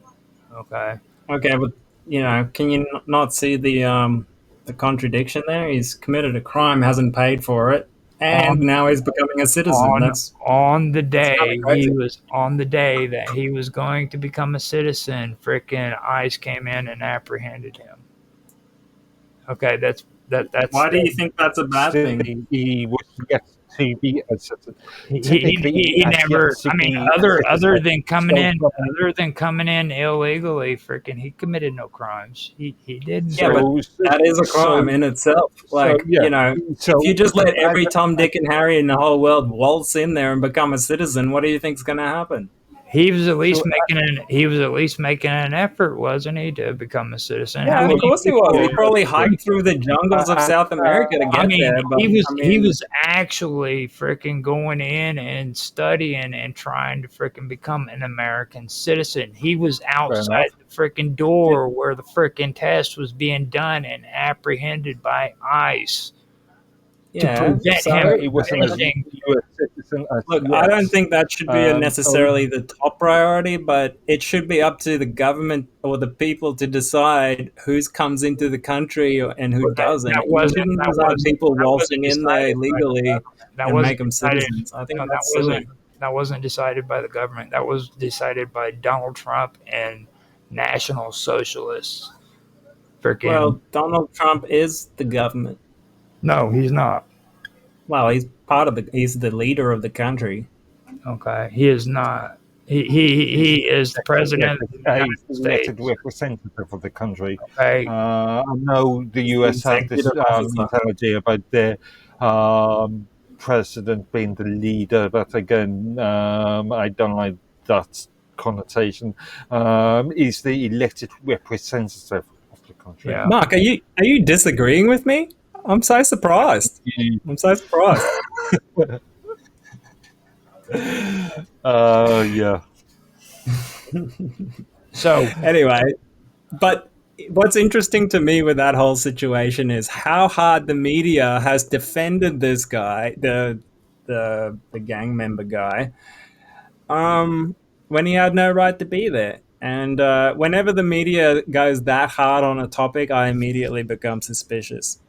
I think either they paid off a bunch of people to support him, or they were on the take somewhere along the line for whatever the crimes they were already committing. That's what I think. Well, arguably, in this one specific case, you could argue that it's a much more of an administration issue than anything else. he said, In this specific case, and I see it actually as a two-way street. It's not just like the woke liberals that are doing this. It's also these freaking National Socialists that are doing it. They're freaking really promoting this whole freaking idea that these Mexicans are coming over into our country and these South Americans are coming. another word for nationals. They're rape. Another word, and a more appropriate word, I feel, for what you describe as National Socialist, is There's no such thing. sovereignty. People that want to keep sovereignty. Individuals. Which again, are the cold-blooded Americans, like red-blooded Americans. Do you believe in your own borders? Do you believe in that was acceptable. That was acceptable back before the time of freaking socialism. Okay, I had to accept that. do you believe That's the nationalist movement was freaking overran by freaking the socialist freaking. precisely? You're using nationals now. You're using National Socialist, And you're misusing the word socialist as well. No, I mean you need to understand the old Do you believe? Question. old Question for you. nationalist ways. Do not exist. They just don't exist. You specifically. Slower, Mark. Slow down. Slow down. Of your borders.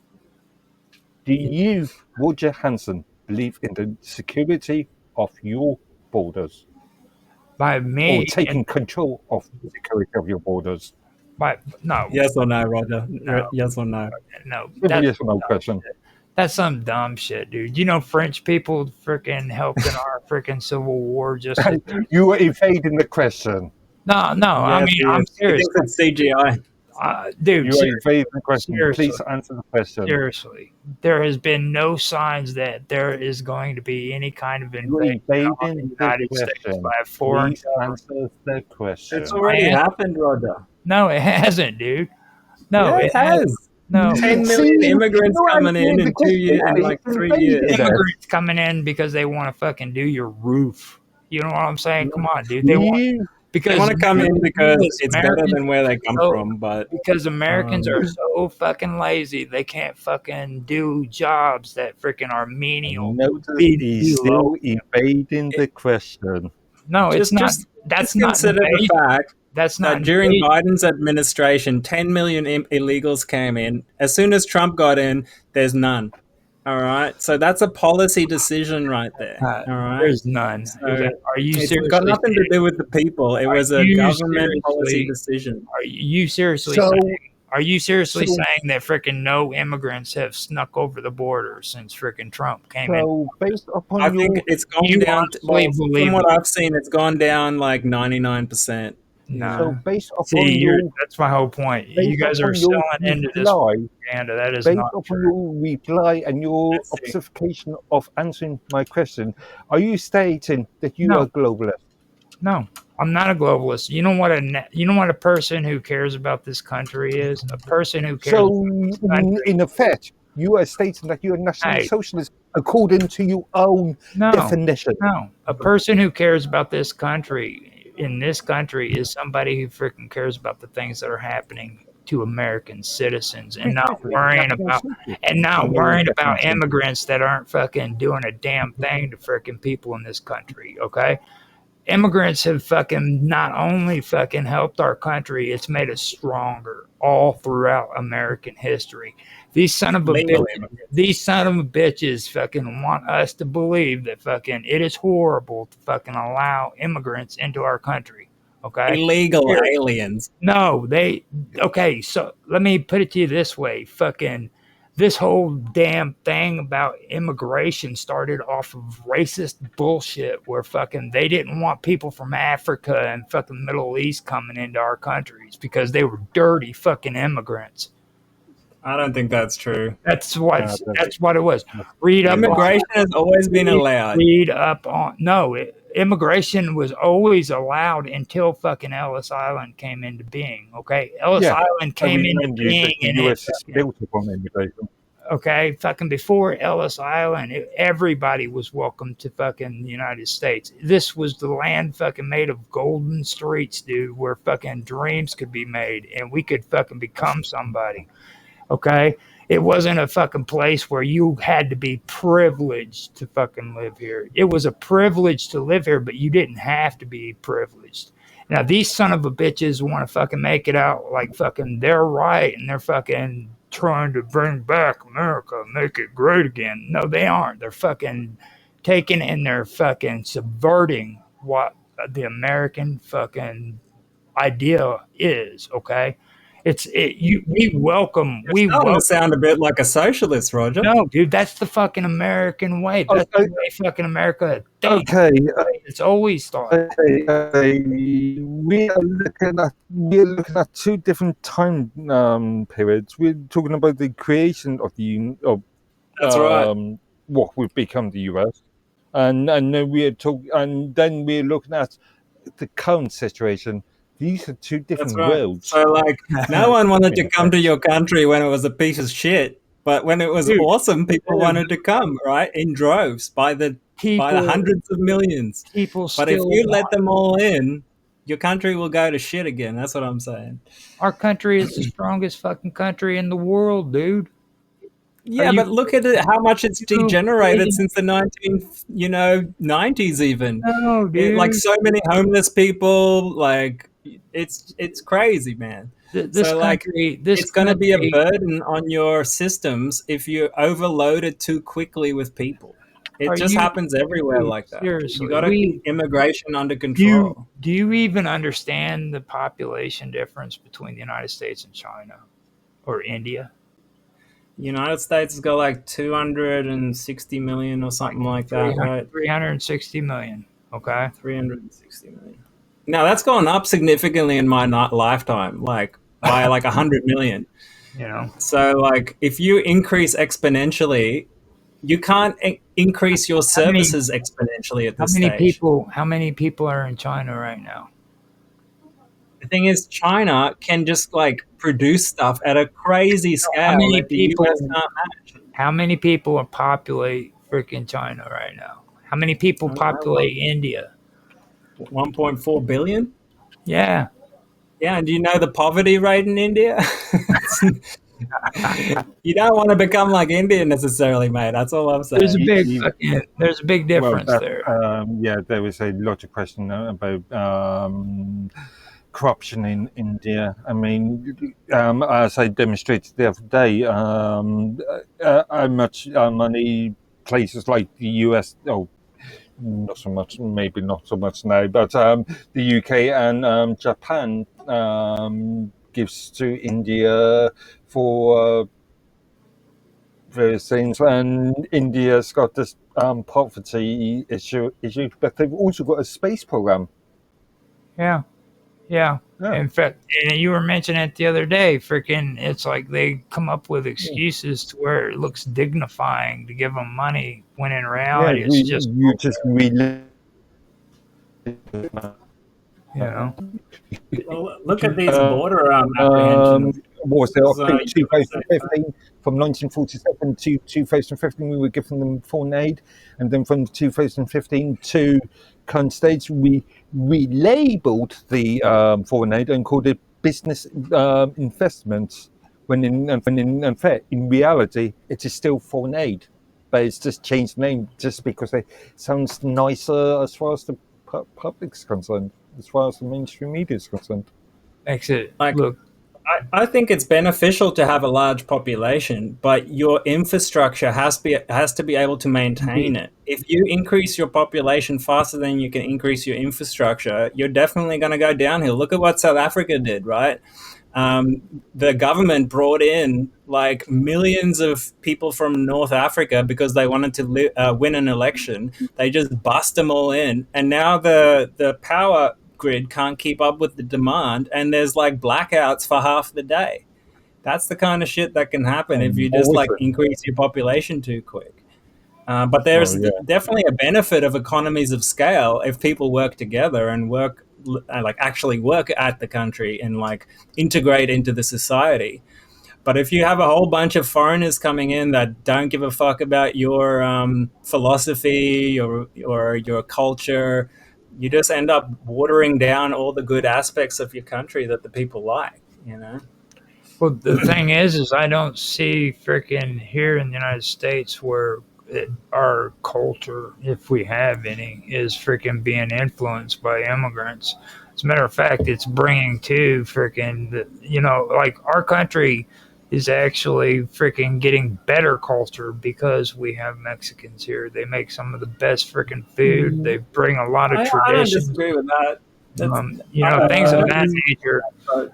Where Again, it's all a bit integration. One thing that's been pushed on European countries is the idea of multiculturalism, and again, this is another Blairite idea. I mean, That means going to be reappearing many times in this discussion. But multiculturalism is. I've got nothing about a multiracial society. But I've got a problem about multiculturalism in this respect, because you can create ghettoization. You can create a lack of integration. now with that in India too, you also have to bring up the fact that a lot of the freaking ghettos and stuff that was formed in India specifically was a direct result of freaking what's his face Rockefeller. Actually, I disagree, because a lot of Indian JB Morgan ghettoization is really down to their sort of class system or caste system, which has been around for hundreds, thousands of over Thousands, 3,000 years now. Morgans too are pushing freaking for industrialization as well as freaking vaccination laws. I'm not sure what I'm looking at. Please explain. His name is Sri Thanadar. Sri Thanadar. He's a congressman. Yeah, and Democratic congressman. He says that we need to impeach Donald Trump.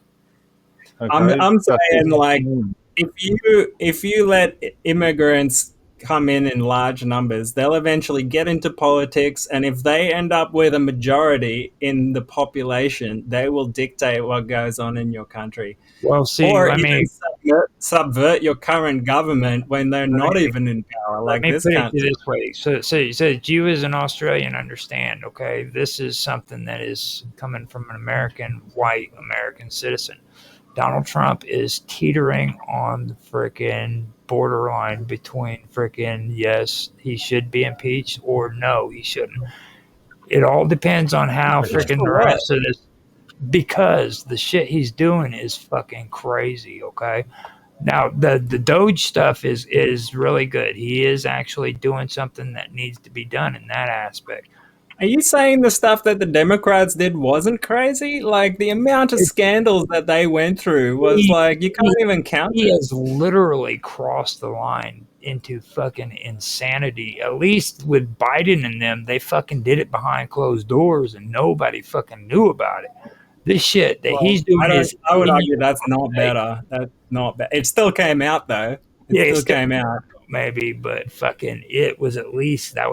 Donald Trump is openly and blatantly doing this shit in people's faces. Well, he kind of ran on this stuff, man. That's why people elected him. Okay, and the stuff that he's doing is fucking crazy, dude. Okay, well, so I do agree with that. But, there is a chance that freaking he will either be fucking killed or he will be impeached. Just understand that he a big risk. He is right there on the because me for one, I voted for Trump. Okay, I did vote. Okay. The thing is fucking what he said he was going to do and what he's doing now isn't fucking happening.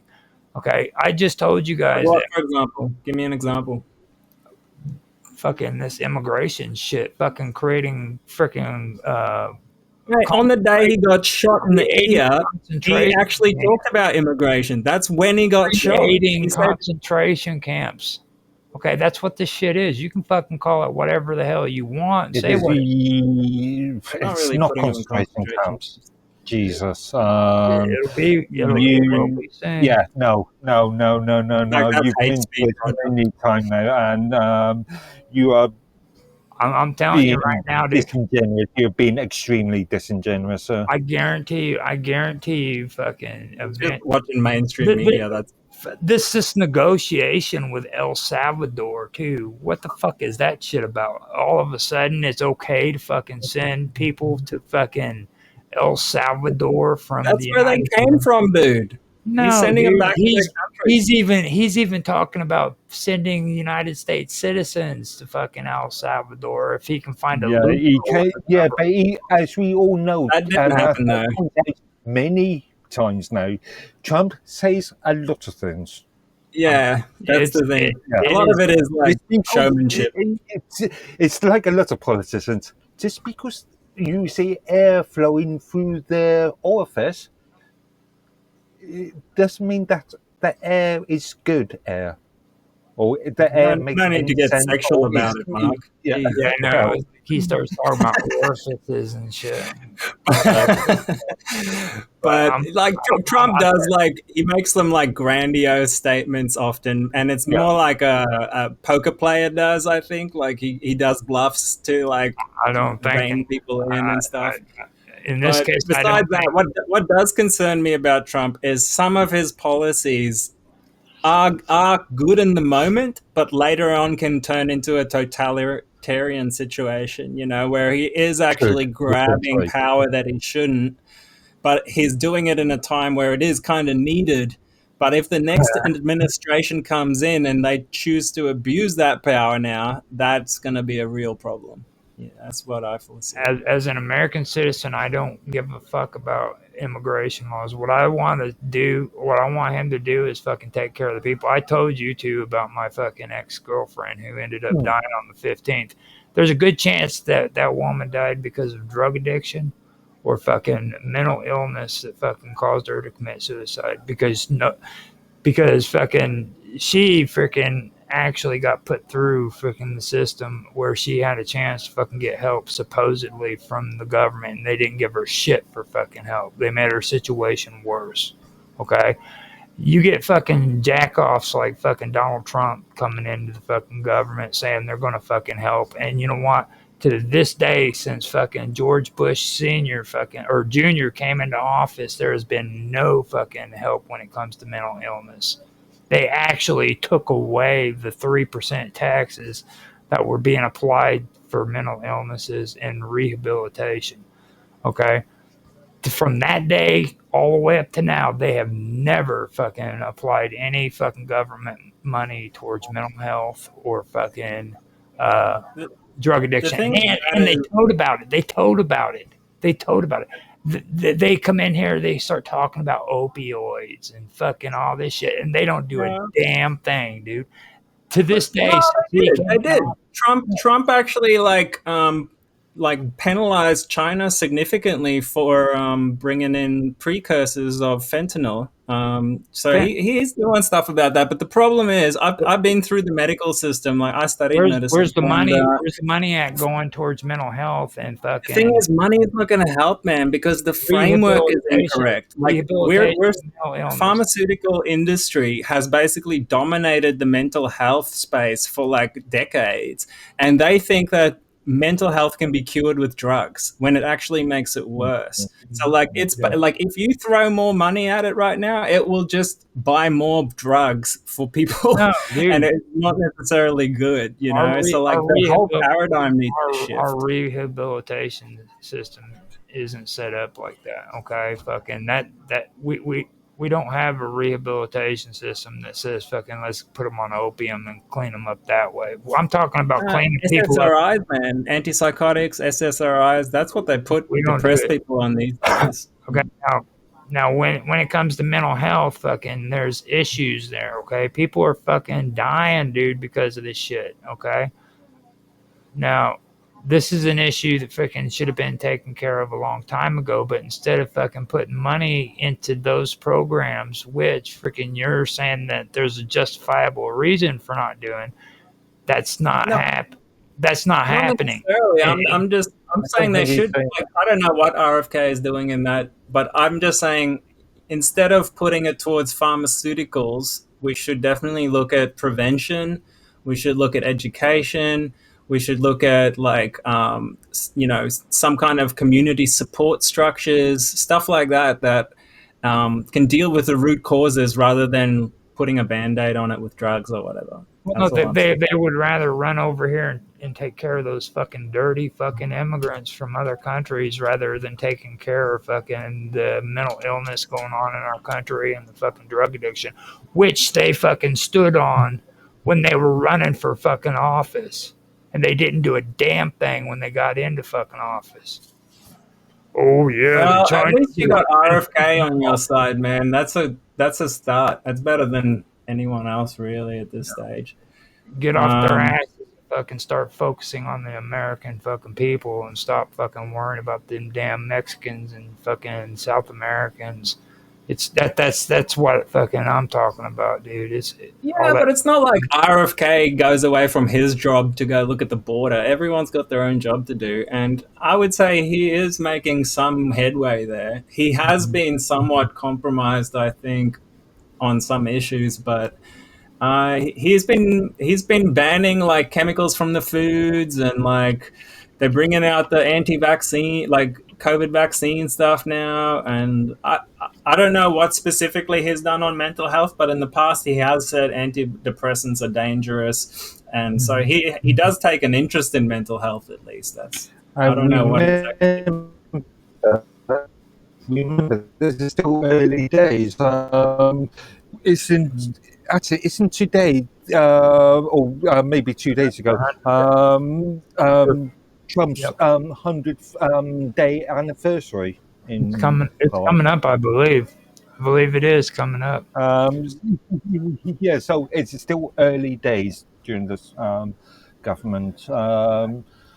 You can't expect things to happen immediately, just overnight. Politics doesn't work like that. Well, I know. Society doesn't work like that. I know that, but all I'm saying is fucking in the first 100 days, fucking he hasn't shown shit when it comes to the fucking American people, the ones that voted in office. Okay, now he might be fucking subservient to these fucking extremists, radical motherfuckers who are out there who are nothing but National Socialists, which is code word for fucking Nazis, so everybody knows. Oh, so you're using that terminology now? That's what they are. No one has ever said they're National Socialists. That's Yeah, for sure. Yeah. you changing your terminology because you were using National Socialism as somebody who just wants to, who believes in sort of their own borders before, and then you changing the sort of form of National Socialism to the sort of NDSAP concept. Unless there's some black swan event where everyone votes for not the two main parties, which is highly, highly, highly, highly unlikely to happen. So that's my issue with the Australian voting system. It's majorly statistically rigged towards the two main parties, which I hate. And so I've got an ethical conundrum whether I want to actually vote or not, because I don't want to support the two main parties because they're both full war and pro censorship and control. You have So- to vote as an Australian, don't you? It is a criminal offence not to vote. You don't have to do anything you don't want to do in this world. But It is a I criminal. will get fined Yeah, if but I you don't. He's a you rebel. could potentially suffer consequences of. Yeah, you get fined $300 or conviction. something, $400. Mr. Robot is a rebel. Understand? I'm what Roger would refer to as a extremist. In that case, if you don't want to vote for actually, kind of. any party, you can always spoil your vote. Oh yeah, I that's was thinking of doing a donkey vote. That's what they call it. Just Donkey like, punch. Right. I might just write across the page, I do not Yeah. consent. Or, yeah, standard is crossing all boxes using one Just- line and then just let 'em- writing none. And that's, Or just draw a big dick on the page. Just let them know you're breaking the law. Yeah, yeah. Shit. Like give Whatever. them your name and say I hate you, so that they can come and pick For you more up. information, contact me on this number. Like, if you Use my don't even email go up address there on and his mailing vote, page. if you don't even go up there and vote, then they actually have to try to search you out and say, okay, who was it that didn't vote, and then come look for it. Oh well, it's easy. They have a list. They tick you off Yeah. a list. They'll just Well, at least they gotta look just for send you you. a fine in the mail. At least they have to look for you, though. My whole point is that. But if you go up No. there and putting stupid shit on the election card, you're just telling them, okay, this is who I am, this is where I live. Fuck you, I hate you. See, the mistake I made is I should never have registered to vote, because way back in the day I thought it meant something until I understood how the system works, and now I regret it. But I don't have a. My only choice is get fined or go there and vote, or It's like. just- Yeah, again, you can always spoil your vote. Yeah. That is But it's still effort. I have to go find the voting booths and stuff. I find that utterly offensive that people are being fined for freaking not voting in it. You know what I mean? Because that's Oh man, that one comes year.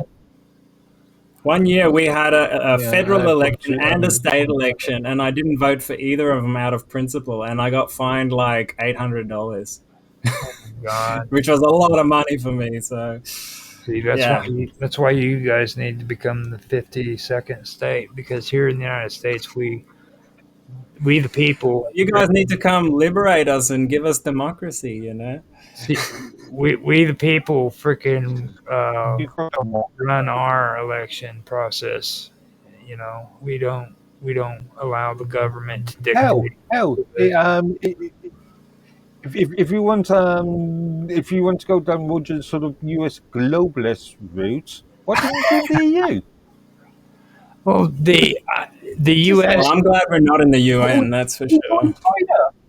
You know, Ask China. he's just upset because he knows it's making. Relationship with China. China will eventually Ask just take China us by to force. make- We don't even need to join them. Robot. If you become the 52nd state, what happens is England loses territories. That means that 52nd. you see. So Yeah, that but the problem is we'll have all the So crazy who's the Yankees 53rd? coming over here, Roger. well, you guys don't allow people in your Yeah. country without a trade. You know what I'm saying? Like you have to actually have a trade in order to freaking have a visa there. So that kind of Actually, that's also changed here recently. The US They let them in, but with a visa, Roger- or working visa and stuff like that. But a lot of A lot of Roger foreigners wants are the coming in US. right now by the Roger wants the millions. US one world order, don't you? Who, Yeah. me? You want the US one world order.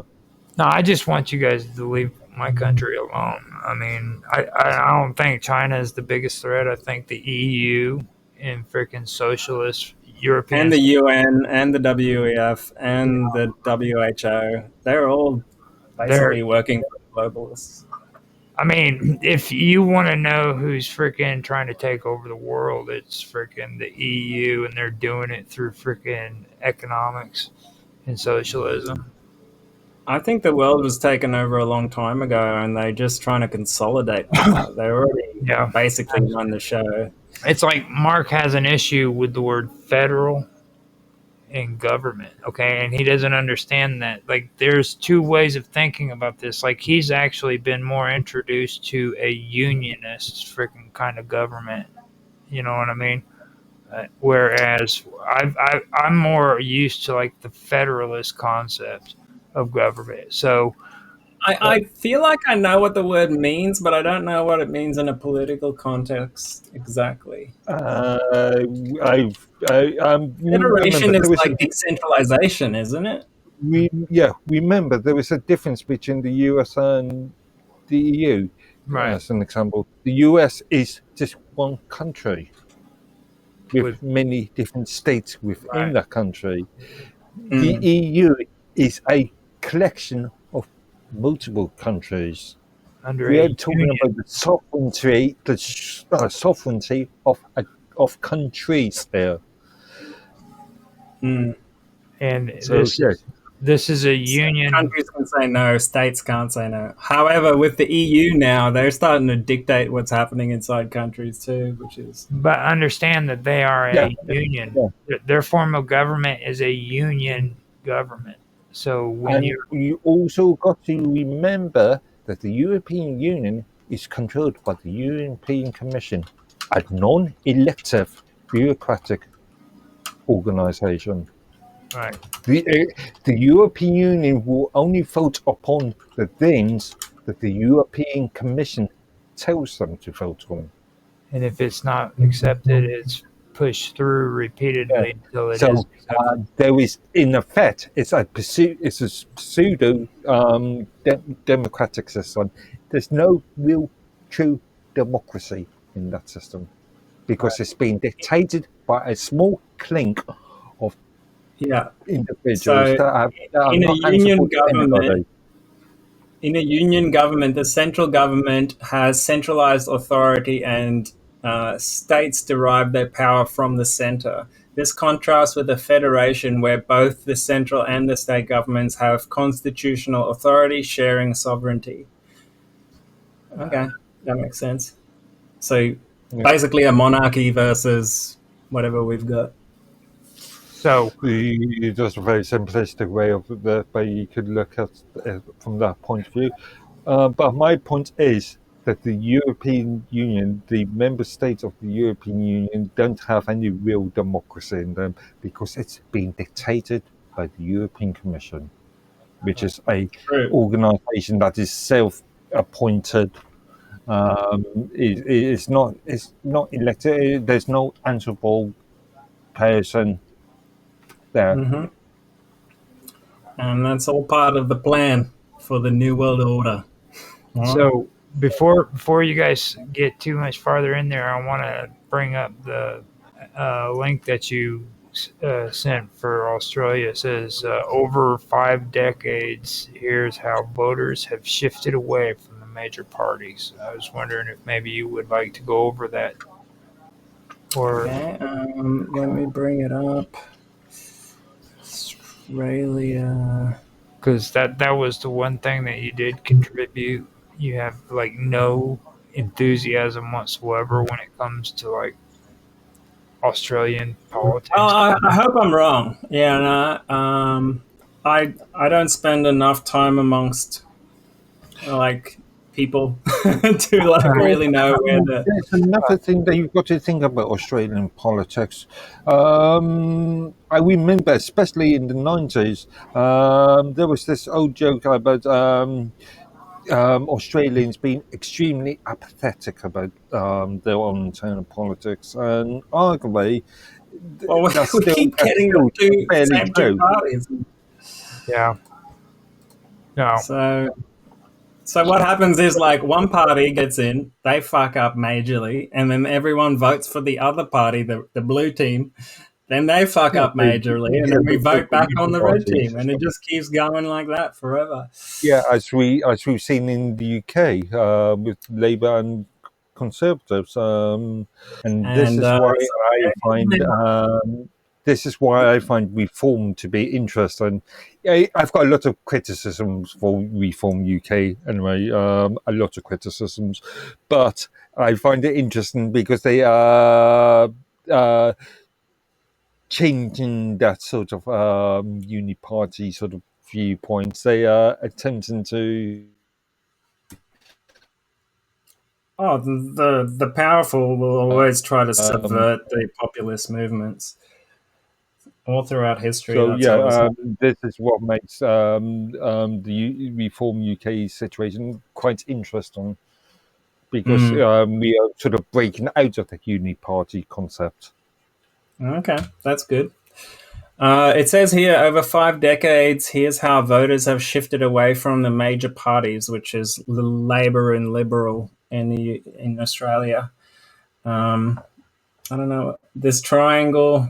I don't know if this is accurate, but in the bottom left, Labor. In the bottom right, it's Coalition, and at the top, other independent parties. So I wonder, is this going to change? Earlier it So did. what? Okay. Labour with help or Yeah, you see dots right there. yeah. That's 2002. Okay, most people still vote Labor and Liberal. So that was during So COVID. is that an actual conservative? Oh, okay, this is going back in time. Like, look how many were down here, and then as we go up, a lot more. Huh. Interesting.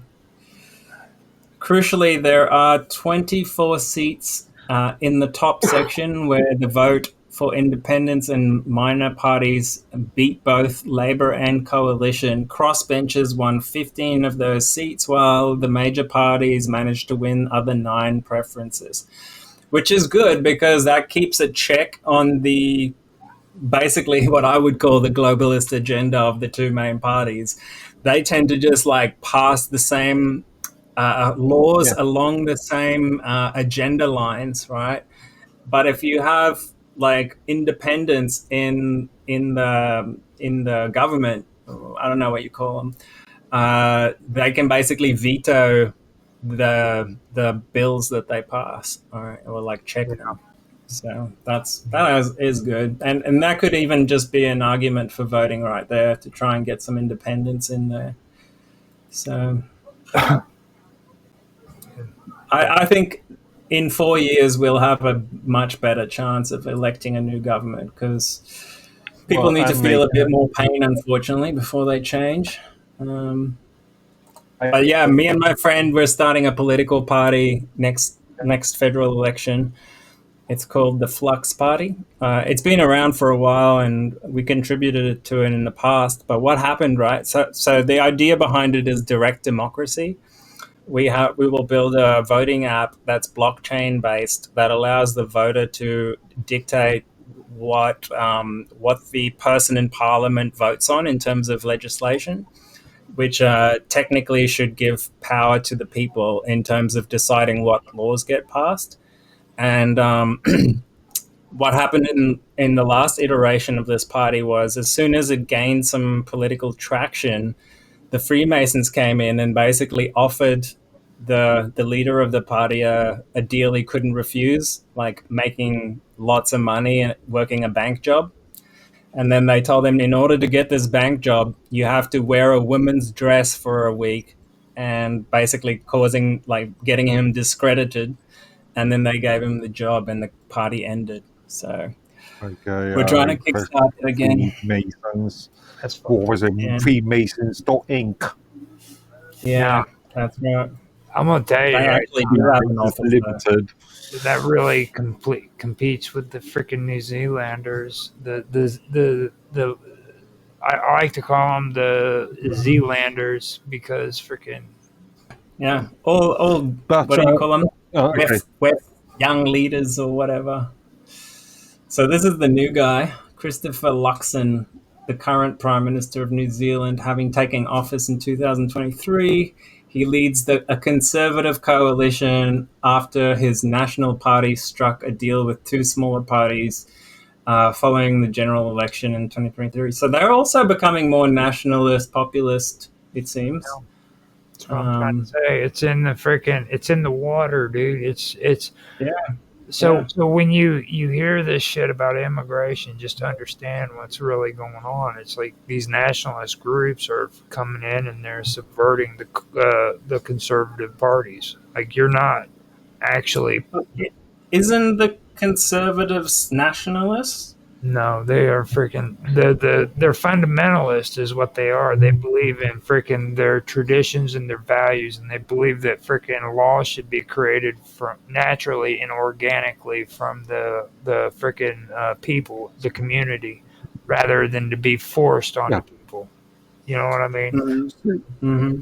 That's the conservative idea. So again, back to immigration point, You're talking too fast, mate.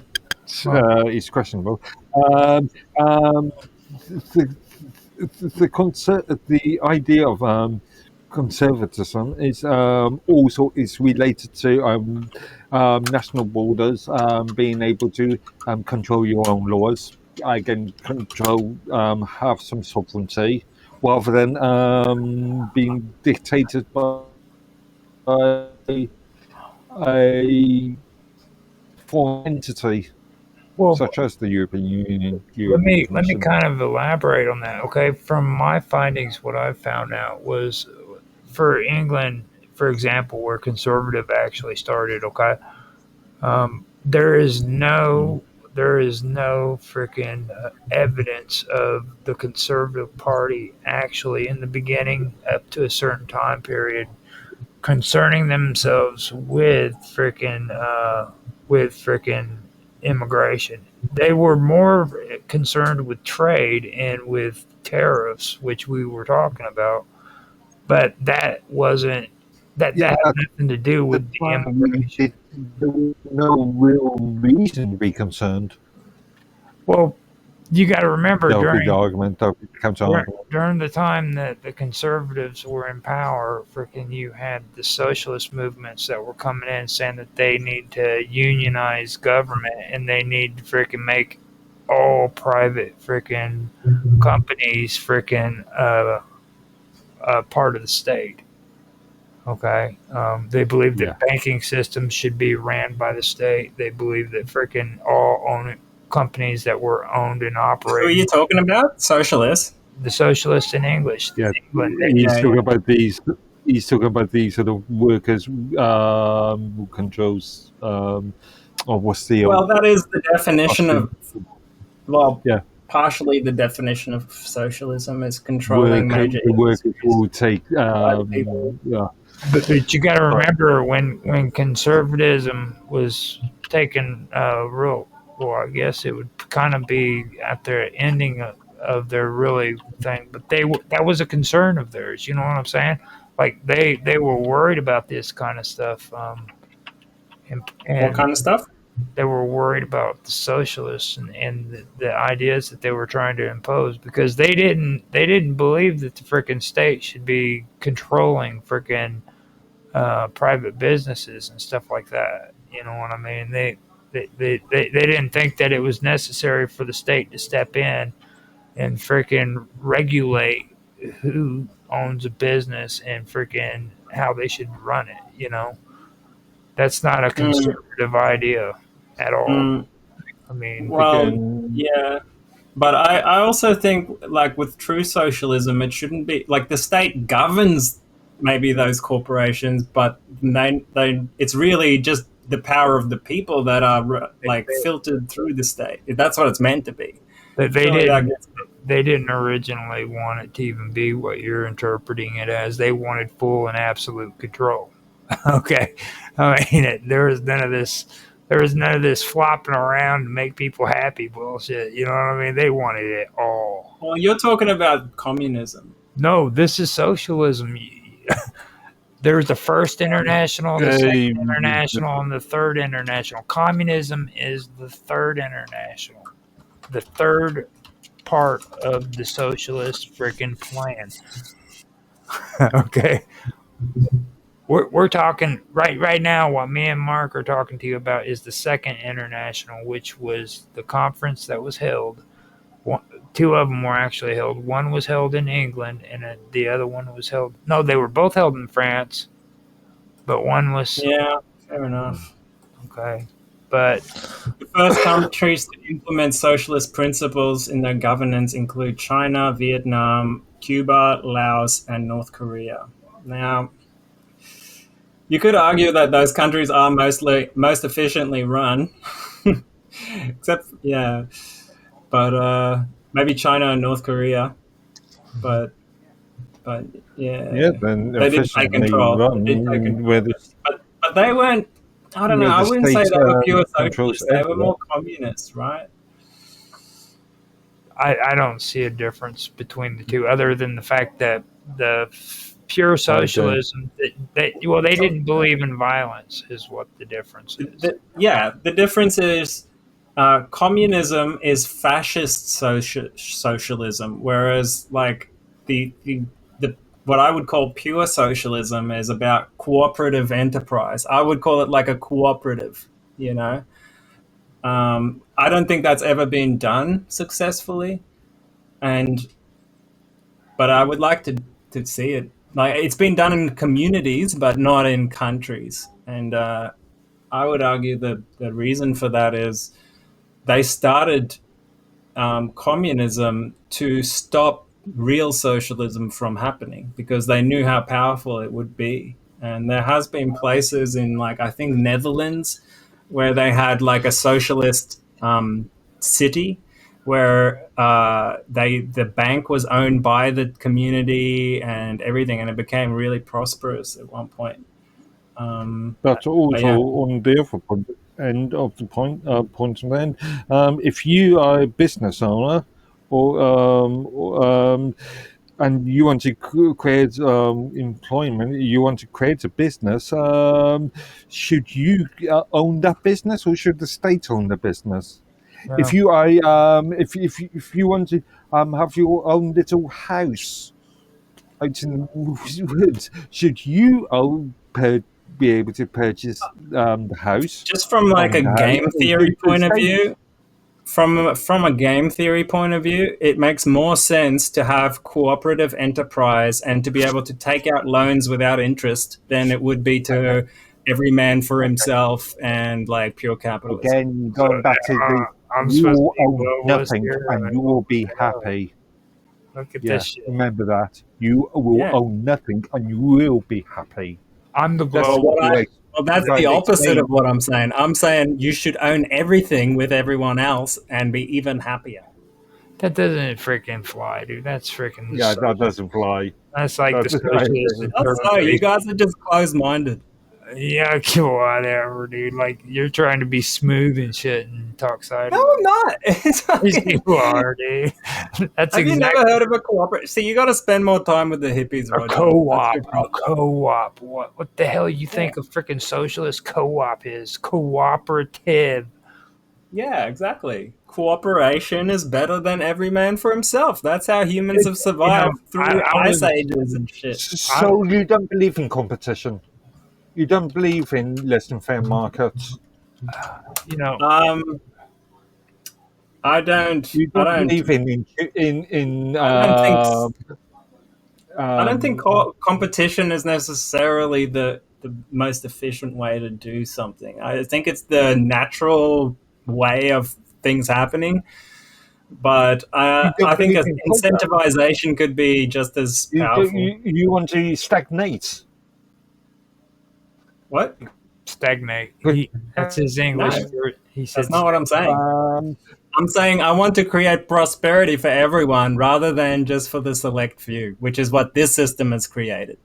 And we have 1% of the population, less than 1% of the population, owning 99% of the wealth. All right, What? that's what capitalism does in the What end, I'm because some seeing, win and some don't. hold up. What I'm seeing with your interpretation of of progress is freaking He barefooted does want women, progress, though. barefooted women who are pregnant, living in a freaking home with 15 other people who have to share the same bathroom, and they're growing gardens in the backyard so that they can freaking thrive. Okay. Growing their own food that it doesn't have petrochemicals in it. Like, I see that mean, chick what's right wrong with there? free love, man? Look at that What's chick wrong right with there. free love, Roger? You should try it. Barefooted, pregnant, and growing cantaloupes in the backyard. Are you telling me you won't get these girls pregnant? Also, Oh, yeah. he's talking about he doesn't want individual responsibility. Like, see that He dude right doesn't want there? to be No, responsible for his own actions. opposite. It's the If community you're a responsibility. co-owner of an organization, you have more responsibility, right? It's kind of like the Individual United States. It's responsibility. like it's the people's responsibility to maintain the republic.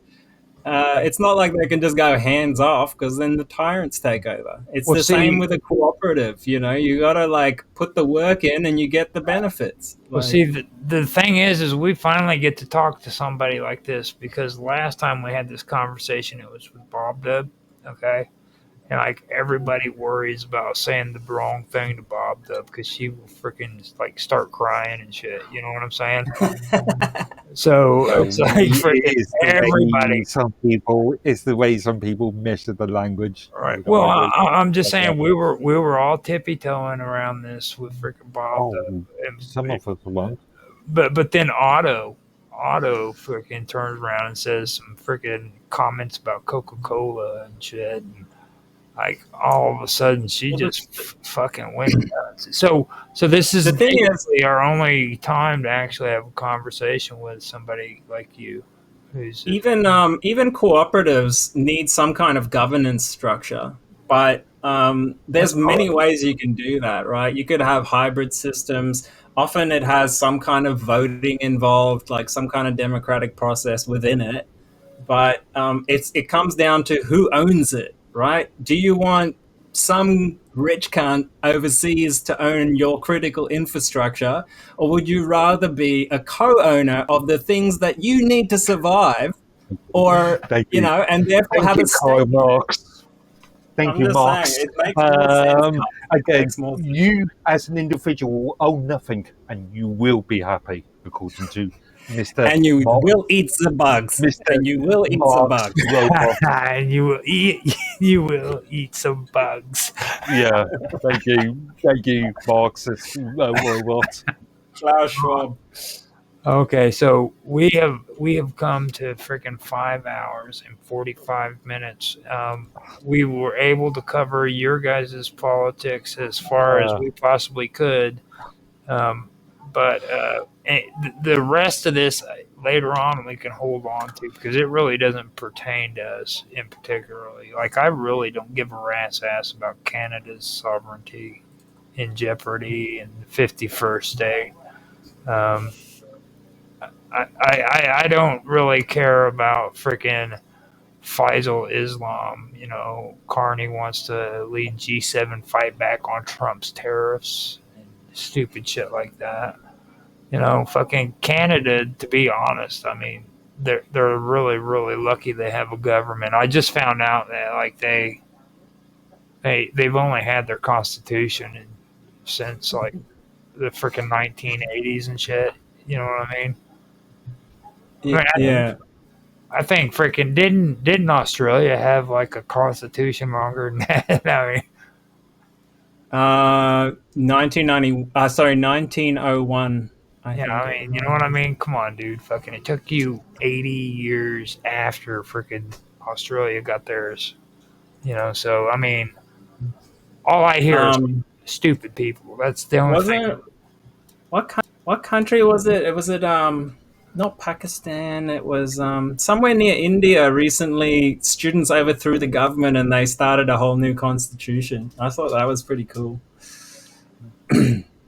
Well, India even got their own constitution though, even though they're a part of the colonies. You guys are. They have a communist party there that's quite powerful and hasn't gotten in yet. But yeah, I saw it there when I was there. I was like, what? You actually have the option of choosing communism still. It's Oh pretty my crazy. Well, I mean, here you can join a communist party. I've seen that in the freaking election polls. Like, if you're a part of the political parties, they're not an option that's given because you're a part of that party's selection. You know what I mean? When you go and get the papers to sign. But like an independent voter, I get to see all of them. And freaking, I kid you not, man. There's actual communist parties that freaking have people trying to run for office. Right here. This is how Mark gets ready for a podcast. Yeah. So, I don't know if you guys really want to say anything about Canada. Do you want to say anything about Canada? Yeah, I do. I just want to say that I'm concerned for Canada because of who they elected. The guy, he was like the head of the English central bank, comes over to Canada, becomes the head of their central bank, and then becomes freaking prime minister. He's like the definition of a globalist. And now he's leading like the charge against like the tariff wars against America. Like that's going to do anything. It's just going to drive their economy into the ground, I reckon. I feel sorry for Canada right now, to be honest. That's all I really want to say. Go ahead, Mark. I know you want to say something, dude. I know you want to say something. Don't pretend. Yeah, I just realised I was muted. Roger, you mentioned the no pain before gain, before change thing earlier, and I mentioned exactly the same thing. You mentioned it in relation to Australia, but I mentioned exactly the same thing as far as Canada is concerned in one of our Matrix chats a couple of days ago. Mm-hmm. You could make a similarity between what's happening in Australia and what's happening in Canada. People are going to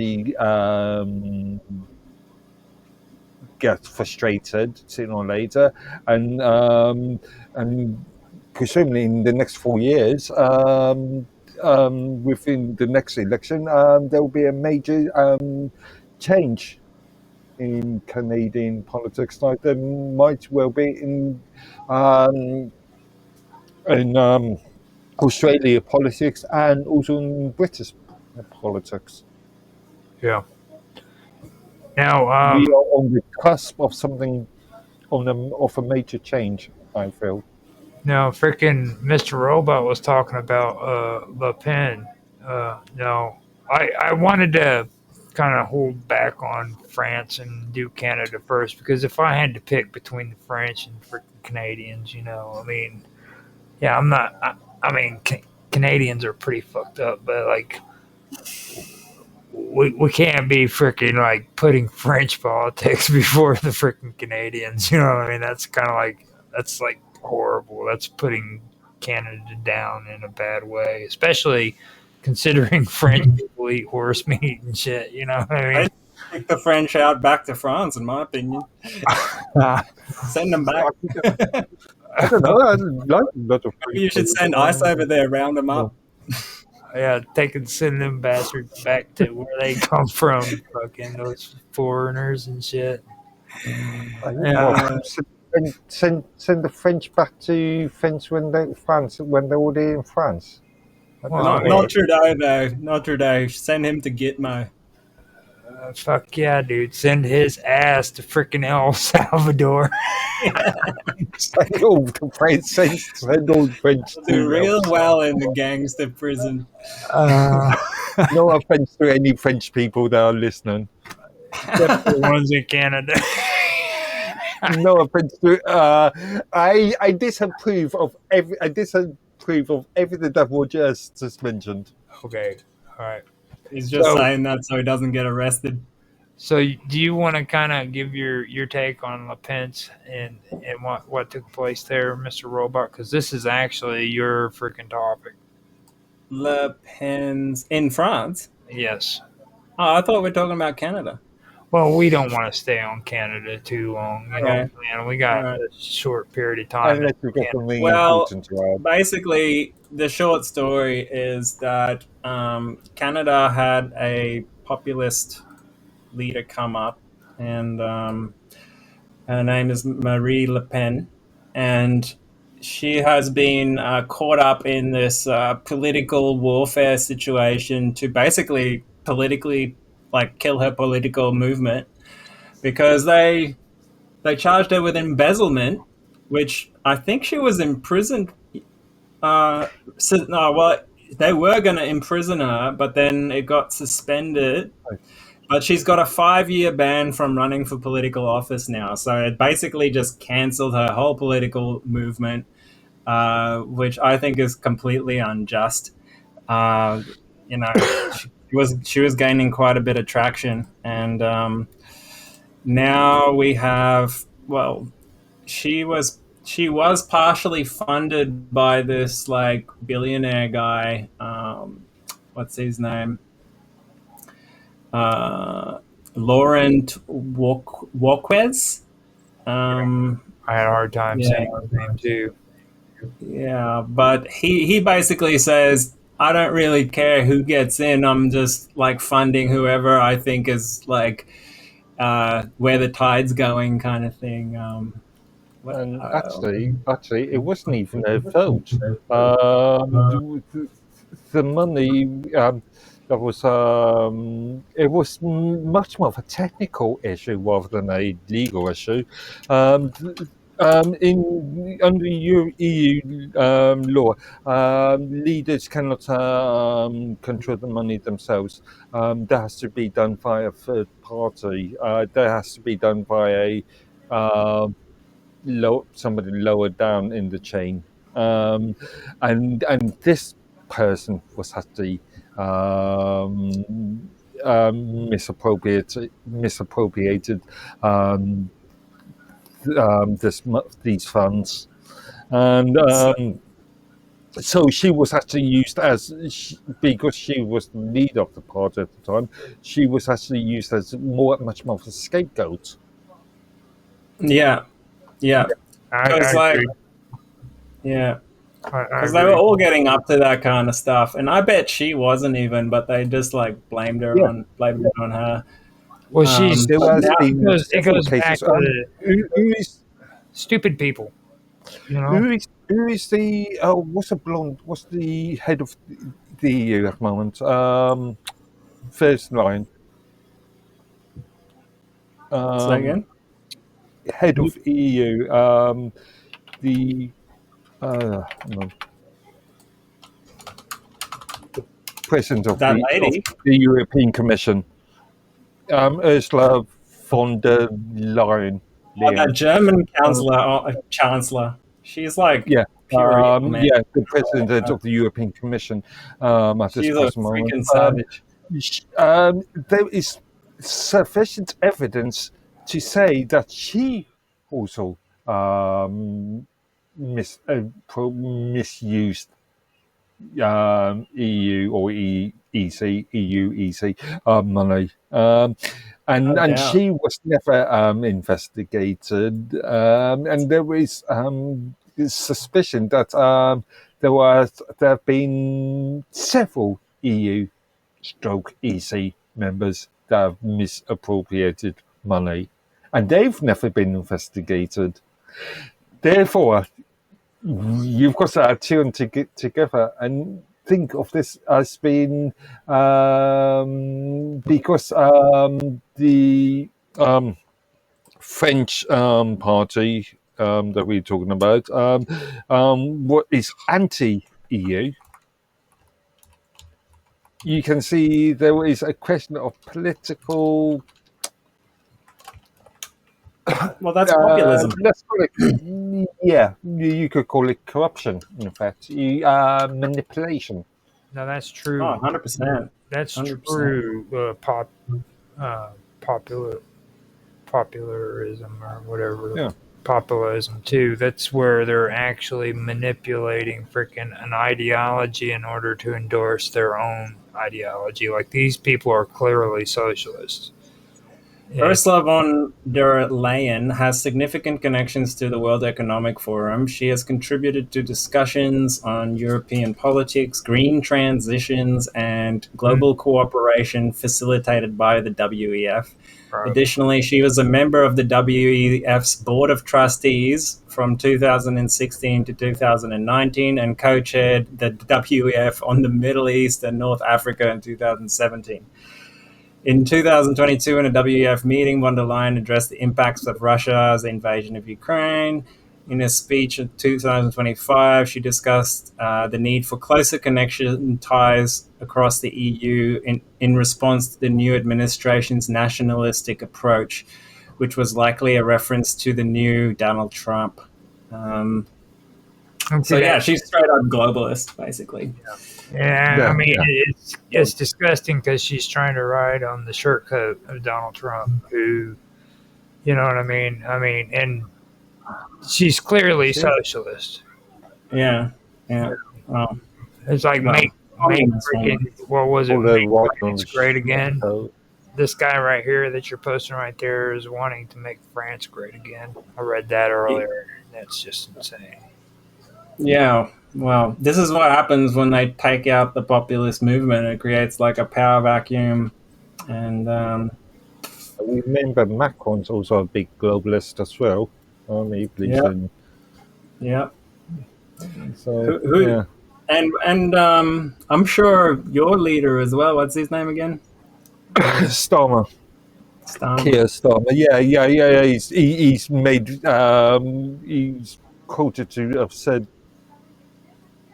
Isn't he buddies with the WF as well? If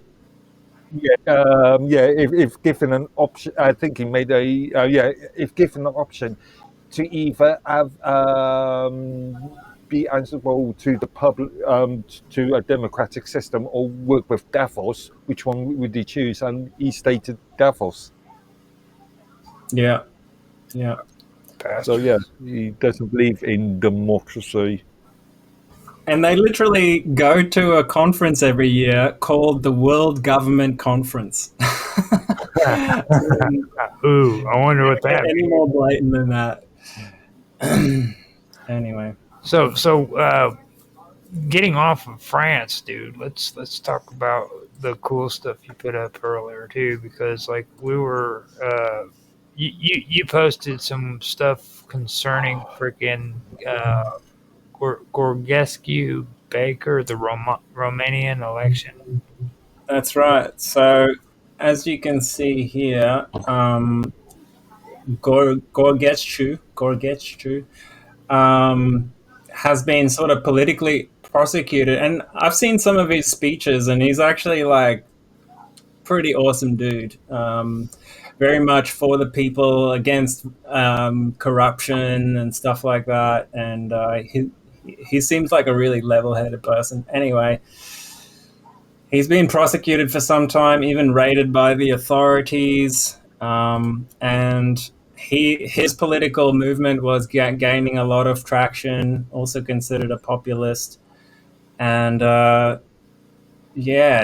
basically, and I'm pretty sure Romania banned George Soros, right? Like they kicked him out of the country. And I don't know how he's like, now they've come in and basically prosecuted him again. And the Romanian Constitutional Court's unprecedented decision to annul last year's, like he actually got elected by the people and they annulled the presidential election.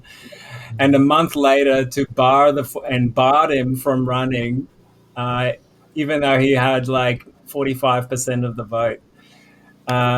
It has sparked a political firestorm at both home and abroad, with many denouncing it as a coup d'etat. And 3 of the court's 9 judges are under scrutiny for their connections to the powerful globalist networks. 2 of the judges have ties to billionaire George Soros, while a third has links to the US President Joe Biden.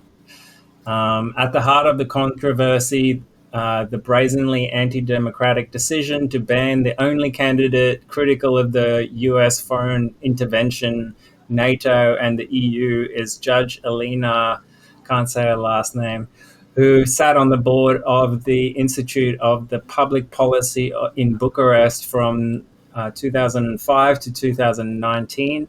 The organization has received significant funding from the CEE Fund, a branch of Soros's vast foundation network. Critics argue that the institute operates as a foreign influence tool, manipulating public opinion to align with globalist interests. Tanaseku's past role as an advisor to President Klaus Iohannis, a key figure in Romania's corrupt, entrenched political establishment, further raises concerns about partiality, since the annulled election extended Iohannis's presidency for several more months. Interestingly, Tanaseku's was appointed to the Romanian Constitutional Court to serve a 9-year term by none other than President Iohannis himself, as a Romanian investigative journalist Iofina Pascal reported. Another judge facing scrutiny. Anyway, I don't think we need to go into more details on this. Looks like it. Yeah. The point is the globalists are encroaching on Romania and basically did a coup d'etat on the government and is now taking over the country, which is concerning for all of Europe, really, because they're digging in there. After Trump's gotten in and sort of cut off their funding, they're digging into Europe, and that is their main sort of base. So that's going to be a problem for everyone in the future. Now I know you did the freaking where there's links to Soros and Biden, but there was also another article that freaking was mentioning his property was raided too, wasn't it? Yeah, that's right. Yeah, for a few years, like since 2022, they've been hassling him. It was raided in 2024, last year, I think. Yeah, so they're constantly raiding his property and trying to find incriminating evidence against him, most likely. Mm-hmm. Mm-hmm. So, what's the deal with TikTok?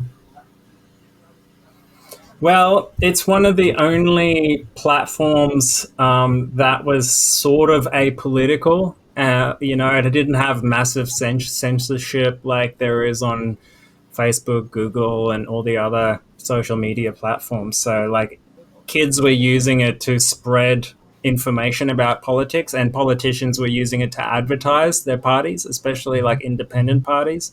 So it was helping massively with the populist movement, and that's why they were trying to ban it. I think they did ban it. It's got enough. The same reason why Biden tried to ban it as well.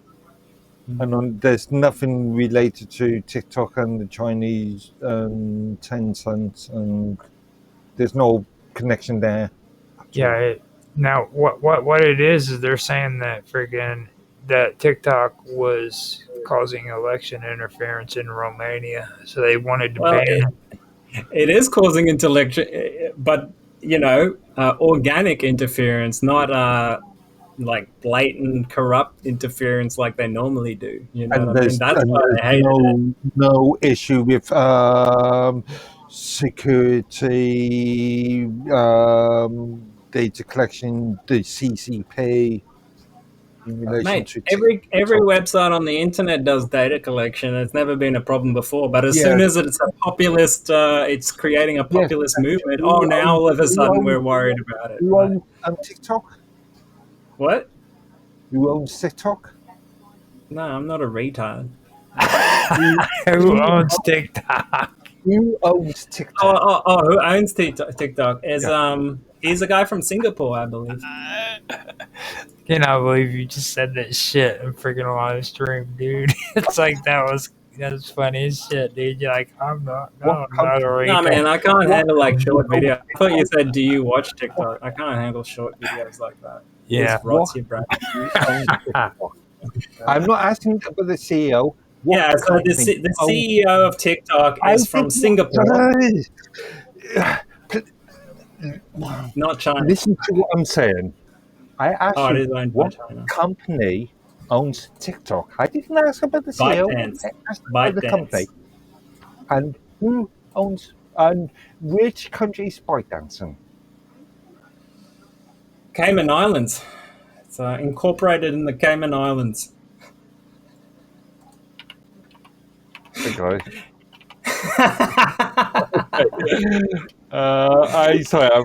No, it's 10 cents, isn't it? ByteDance has attracted regulatory and media attention in several countries over security, surveillance, and censorship concerns.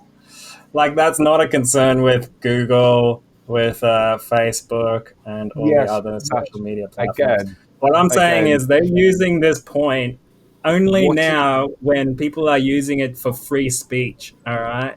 It's not like the CIA has their dirty hands in all the other bloody media, like tech companies.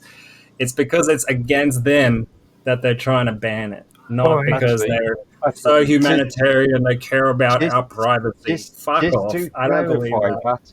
Just to clarify, ByteDance is actually based in China. It's actually a Chinese. Headquartered in China, but precisely. Headquartered in China. Yeah, headquartered in China. Yeah. CCP. Look, who cares if China gets your data? They're not going to do anything with it. Like, what's more important is who's getting your data in your own country. That's the people. Shit, dude. You just start spraying it on about me and fucking call me a globalist because of the shit I said. And now look at you. Fucking, okay. Nobody cares if freaking China gets your data. But China has no power to prosecute me in my own country. But you know who does? My own government. That's more what I'm concerned about. I don't want them knowing more than they need to. And this falls back. People in UK are getting banned, like jailed for Twitter posts now. That's what you got to be worried about. Yeah. So. And see that falls back on England. It's always freaking England's fault. They cause so much shit.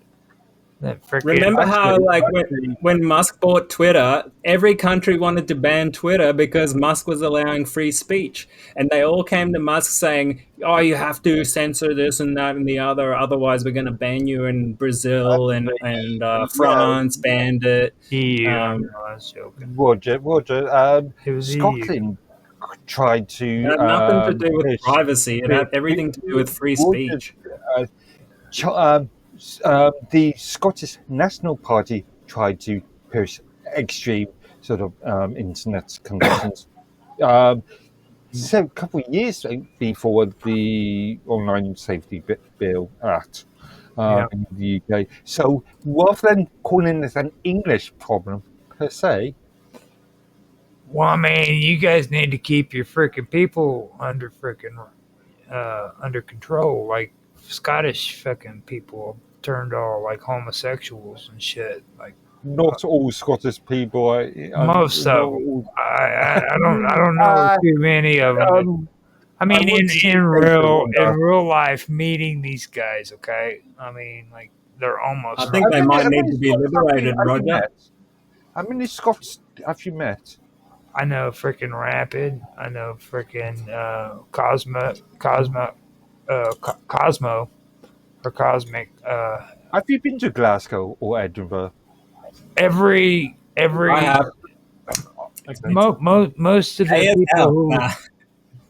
people who are freaking like Scottish, from my point of view, and what I'm seeing on the internet when it comes to things, are usually like gamers who freaking are like politically correct and then kiss ass to fucking YouTube so that they can freaking... Yeah, but that's not real Scotland. The Scottish are freaking old school like hard asses, you know. Well, dude, I mean, maybe back in the day, but now like they worry about family friendly shit. You Well, know what I'm saying? Like, they've been and feeding them plastic and whatnot for how many decades now? giving them Botox and shit, making them walk straight. You know what I mean? It Mm. was like at one time, fucking Scottish were the freaking rebels of the freaking islands, and now they're a bunch of pussies, dude.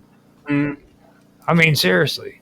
Like, no, Well, I'm gonna say, it's not Scotland, man. It's the whole world. It's the whole new generations because I need to take there's that like back. a global program of turning everyone into these like pussies so they don't Now, fight back against the totalitarians.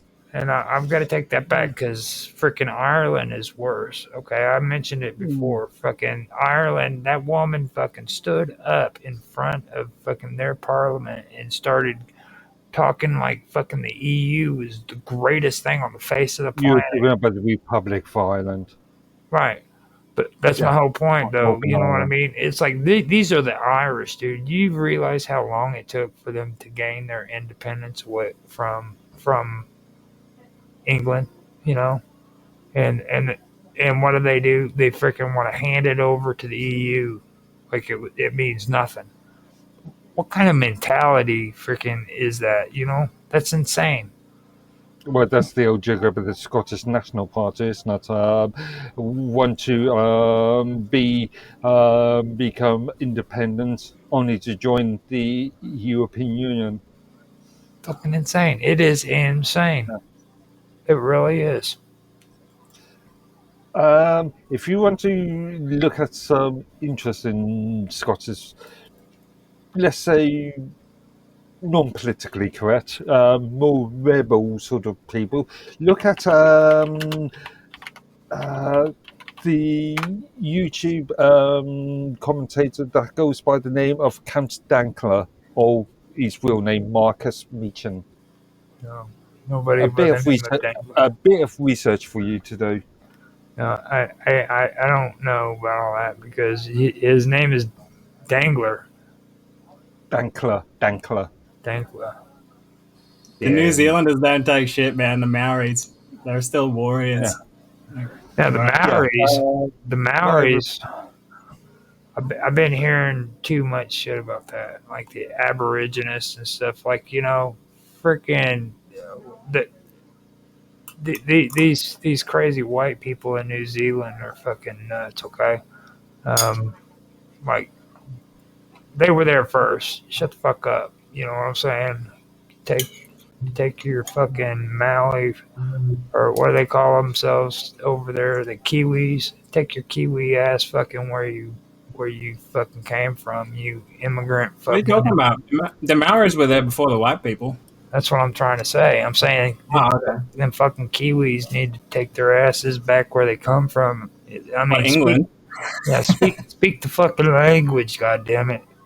What the fuck's wrong with you? Coming over to their fucking country and saying, "How dare you fucking tell Hey, us?" you guys did the same thing. Yeah, come on, dude. Seriously, fucking bunch of immigrants. Do you speak Indian? Do you speak Native American? I don't think so. Yeah, I mean, I'm so sick of fucking hearing these crazy white fucking New Zealanders, dude, like talking like fucking they have rights to badmouth fucking the indigenous fucking political party in that country. You know, they did so many horrible things to them. Granted, don't get me wrong. They were like a bunch of cannibals that fucking ate each other. You know, I do understand that. That's where they came from. But still, you know, fucking wake up. You know, like we don't sit and fucking bash the American Indians here in the United States. You know what I'm saying? We know the shit we've done to them. I don't think it's widespread in New Zealand either. I think they're pretty proud of their heritage there. No, it's not. Fucking the amount of freaking people that are freaking indigenous that are in prisons there is freaking insane. And then like the New Zealanders, the New Zealand freaking government is actually freaking putting out bullshit saying like they have some of the best prison systems in the world. You know? Well, there's two sides to that story. It's like, Yeah. crime did become pretty rampant there when the bikie gangs started selling methamphetamine throughout the country. So violence became a problem, but at the same time, the government also became tyrannical during COVID and just started locking people up left, right, and center. Yeah. They were getting bad about it. But just in general, I think all nations that where white people sort of colonized, they should give the indigenous people a lot of respect because they were there for thousands of years, sometimes tens of thousands of years before, and sort of laid some amazing cultural groundwork before that. And yeah, I think it deserves a lot of respect. But I fucking, those fucking Kiwis, they just keep running their fucking cocksuckers. You know what I'm saying? Take your fucking ass to fucking where you come from. Learn to speak the fucking language or go fucking home, dude. That is the By one. your standards, now you have to learn Native American. Well, I mean, if we can say that shit here about fucking Mexicans in the United States, then they should be able to say that about you fucking crazy fucking white people in freaking New Zealand. Like take your asses back home where you belong. Fucking give us our land back. Because I mean, New Zealand's not really that big of a. But by that standard, the Spanish should leave Brazil and South America and go back to Spain. I'm glad you said that because you know what? I really don't like the idea of these Mexicans trying to freaking claim the native fucking Indians in that region's heritage like it's The theirs. Americans should get out of Texas, give it back to Mexico, maybe even leave and go back to England and Scotland. Texas has been owned by what, 5 different countries, including Texas itself has been a country. Yeah, country of its own. So who you are going to give Texas back to? Are you going to give Texas to the Texans? Yeah, Texas won their independence fair and square, so they don't need. Are you going to give Texas to Still took it Spain? from Are you going to give Mexico, Texas to France? No, Are Mexico. you going to give Texas to Britain? Mexico freaking thought Which one? do you want? Mexico thought they were badasses until they freaking came across freaking the Alamo, dude. That's when the big bad boys were all sitting there and they fucking said, "Look, we're going to Yeah, die." but if you guys didn't have your fancy guns, you wouldn't have stood a chance. No, if Mexicans didn't freaking their problem was their military. Okay, the way they did their freaking military campaigns was very very very very sloppy. First of all, they allowed their women to freaking follow behind the military so that they wouldn't be left at home. Okay, so they would have caravans of women freaking traveling with the military as it traveled north. Okay. And I'm sure the Americans took advantage of that. Well, no, the whole point of it is you don't want a standing army to have freaking women before battle because that makes them lazy and not able to freaking focus on the battle. You know what I'm saying? Like they need to be ready for freaking fighting. They shouldn't be thinking about pudding. You know what I mean? You know what pudding Maybe, yeah. is, right? So that was one of their errors.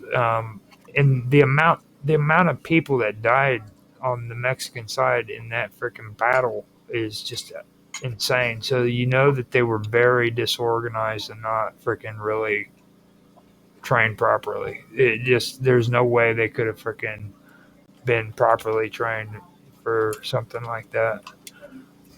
I think Why did America attack them?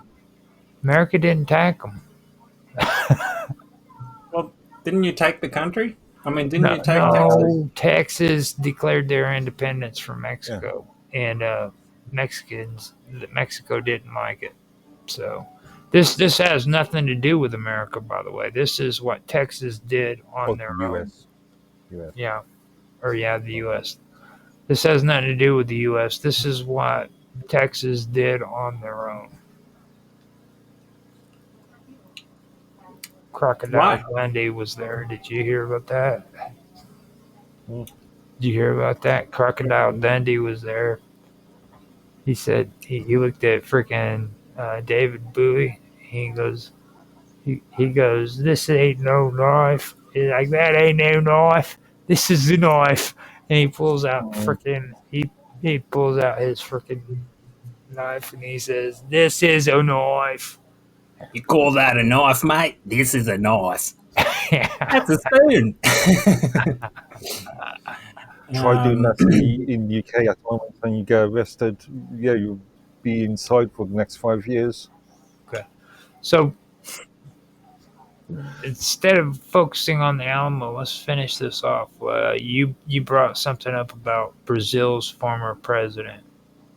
That was something that you in the alleged coup. You want to go over that? I thought we already did. No, we never did cover that one. We covered the Romanian globalist coup. Which one are you talking about? This was President Bolsonaro. Bolsonaro. And Yeah. Bolsonaro was freaking supposedly poisoned, I believe he said. Yeah, I'm trying to say I've got the wrong link here. So He was charged, actually. He was charged over alleged coup that included a plan to poison Lula. yeah, so he was a bit of a sneaky one. Because this is in Brazil, yeah? Remember Brazil had that awesome woman prime minister or president or whatever? Yeah. She was great. And then all of a sudden there was a coup and she got replaced, and I think he was the guy that took over from that.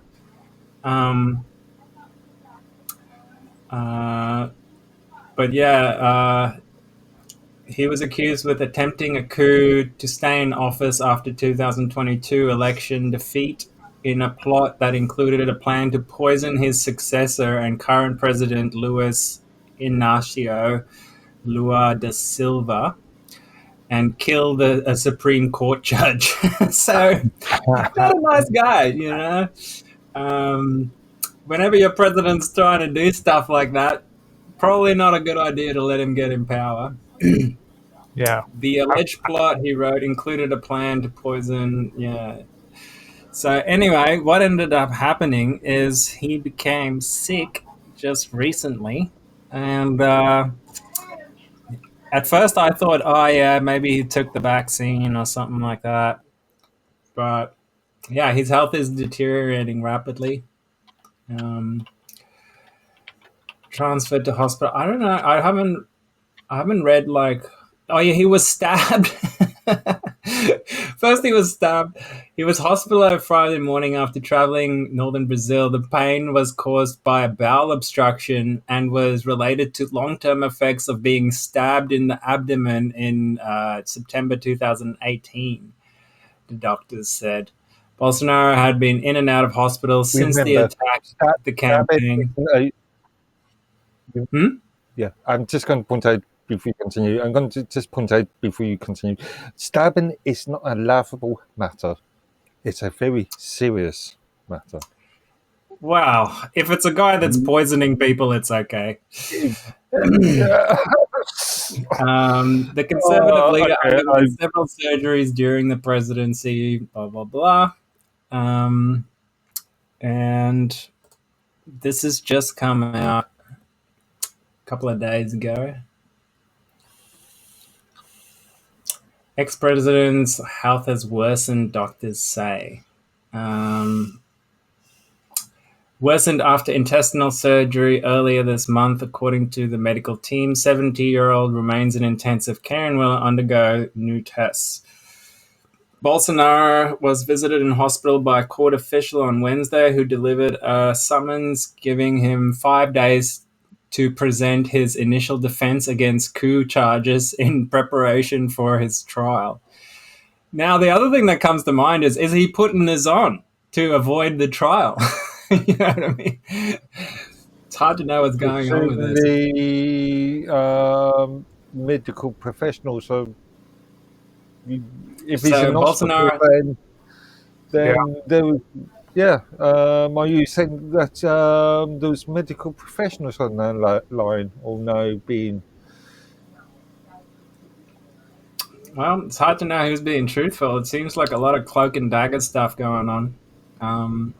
Bolsonaro has been ordered to stand trial after charges that he directed an alleged right-wing coup attempt after he lost the 2022 election to the left-wing President De Silva.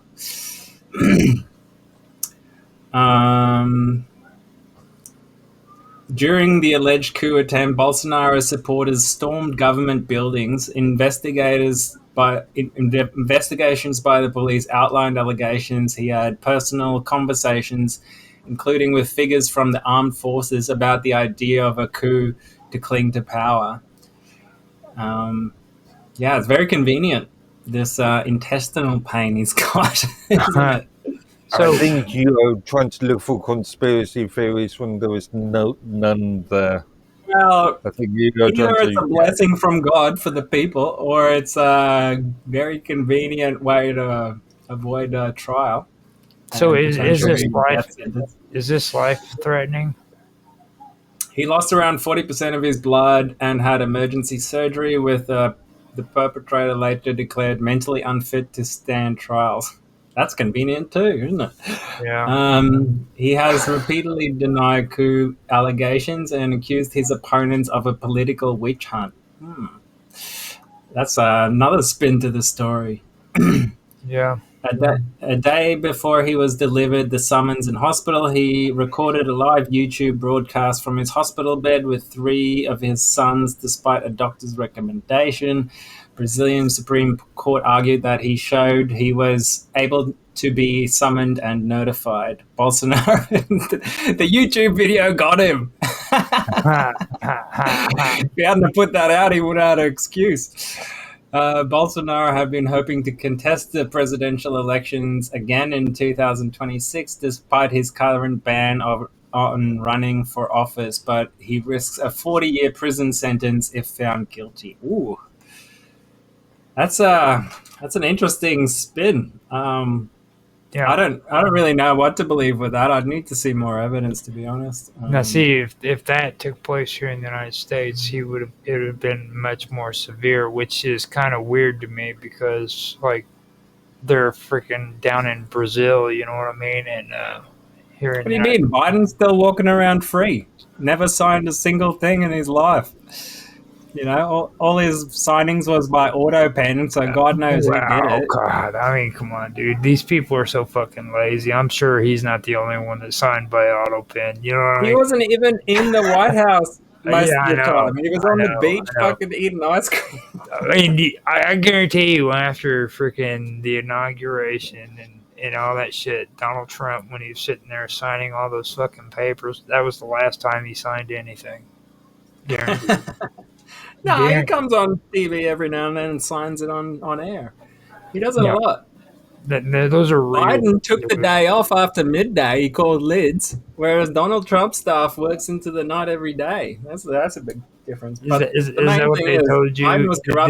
Did they tell you how he went out into the front yard of the freaking White House and he chopped down a cherry tree, and then whenever freaking you know, George Washington asked him if fucking he chopped down the cherry tree, Trump looked at him and said, "Mr. Washington, I cannot lie.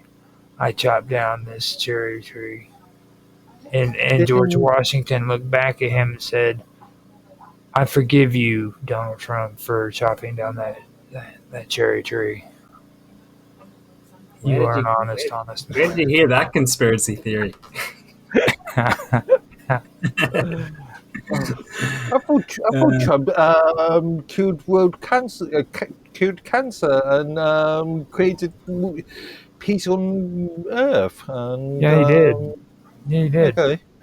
He also freaking kissed babies, and he freaking I heard that when Donald Trump goes to the toilet, he prints out gold bars. He shits bricks. Gold bricks. Yeah, Oh, that could be painful. Oh. he's Well, that explains why he could be wanting to end the Fed. You know, like he's probably going to become the Fed after that. well. I mean, the thing is like ending the Fed would actually be a positive thing. I think. You know what I Oh mean? yeah, But that should never have started in the first place. I that's mean, the the thing. U.S. should have stayed on a gold currency. You'd be rich right now. You know, right now people freaking don't even realize that stuff that they're running off of fiat cash and like everybody's running around talking shit about cryptocurrency and there's no difference between fiat freaking dollar bills and fucking cryptocurrency. Oh no, that's not true. That's not true. They have You can nothing to you can stand print on. an infinite amount of dollar bills, but crypto has a cap on it. You can't print any more after it's Again, all been. depends on. That's the benefit of it. Is it's not inflationary in that sense. It's not deflationary in that sense. It's inflationary. So it's always the other way around. It's always going to become more valuable the more people buy of it. You know, whereas with fiat they always print more to keep it at a low. Well, sometimes they just devalue it over time until it collapses. That's what they're doing now. Yeah, no. Well, it always happens. Like I think the maximum any fiat has ever lasted is about 70 years before there's a financial crisis. 7. So, 70. Oh, 70 years. okay, yeah. Okay. So we're about due. For Yeah. one. That's what I was getting ready to say. That's why Trump is investing in crypto now. Well, It's coming. I know that there's going to be a bunch of shit coming down the pipeline, and there's a lot of people that are trying to do shit to freaking stay afloat, stay above water. You know what I mean? So it's gonna it's gonna get pretty rough for a lot of people. Yeah, man. Totally. It's got to get rough. The thing is, the system's got to come down. It's broken beyond repair. It's got to get worse before it gets better, and then we got to take back the world, basically. And it's time to prep up and Eat the rich. yeah. That's what it's about. Well, that Well, time I will mean, come. and when I say eat the rich, I'm literally saying we need to freaking go out and eat them, dude. Freaking because they eat caviar and they eat all the freaking rich foods. That means Well, that they're killing off all the cows and the chickens for climate change, so they're next on the menu. That's for sure. right. You know what I mean? And it's like their meat is good, so Wow. it's like Cannibalism and Marxism. Yeah. so. I told you, you're starting to sound more and more like a socialist. Well, I wouldn't say so. Socialist. I would say freaking. Well, if you consider eating human flesh social, then yeah, I guess you can say that. But The way Biden and them did it is probably social. They have those parties. we actually freaking did all of the topics, and it's at 6:35. And at the video count, so we better freaking bring this to an end before. I'm happy to go because I got to vote, otherwise I'm going to get fined. Okay. So with that being said, Mark and Mr. Robot, tell everybody about you and how they can find you.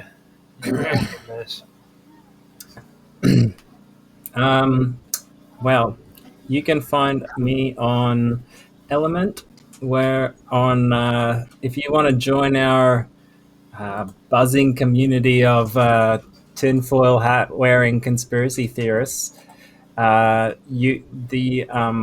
channel name is at conspiracy-theory. If you go into Element and then you type in the search conspiracy-theory, you'll find our channel. Just join it, and we'll show you where the rest of them are from there.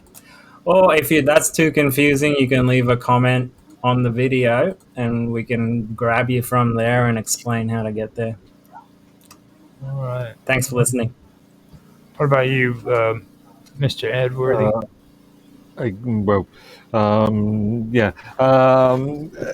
Something that Mr. Robert did mention is he's also on minds.com. So are you, and obviously I am as well. So yeah, on minds.com/Medworthy. All right. Yeah. So, with that being said, I'd like to ask everybody if you liked what you have heard and seen, please like, subscribe, share, make comments. Please make comments because that is very important. Not only does it help out the channel with algorithms, but freaking we actually enjoy getting comments. So if you leave a comment, we will respond to it. We love to have interaction and feedback. All I ask personally is don't be a dick. You know, respect each other, everybody's views. The only time you're allowed to be a dick is when you're on here with me and Mr. Robot and Mark Edworthy. And other than that, just don't be a dick to each other in chat and in the comment section. If you want to And be a dick. as you guys can see, we all like disagree on politics, yet we don't really fight. And we had a great time discussing it. And, Right. We do this shit all the time, dude. Like, I think me, you, and Mark Edworthy are probably the three most civilized human beings on the face of this planet. yeah. And I think Bigfoot is probably the next one. Fucking Bigfoot is the king, dude. He sticks to himself. He doesn't give a shit about your government. He doesn't care. He just wants to shit in the woods and fucking eat fish. Sovereign citizen. Mm-hmm. All right, guys. Peace out. Thanks for everything. Dude. Catch you soon. See you later, Mark Edworthy. I know you want to say something, but we will see you. Don't worry. We'll see you later, man.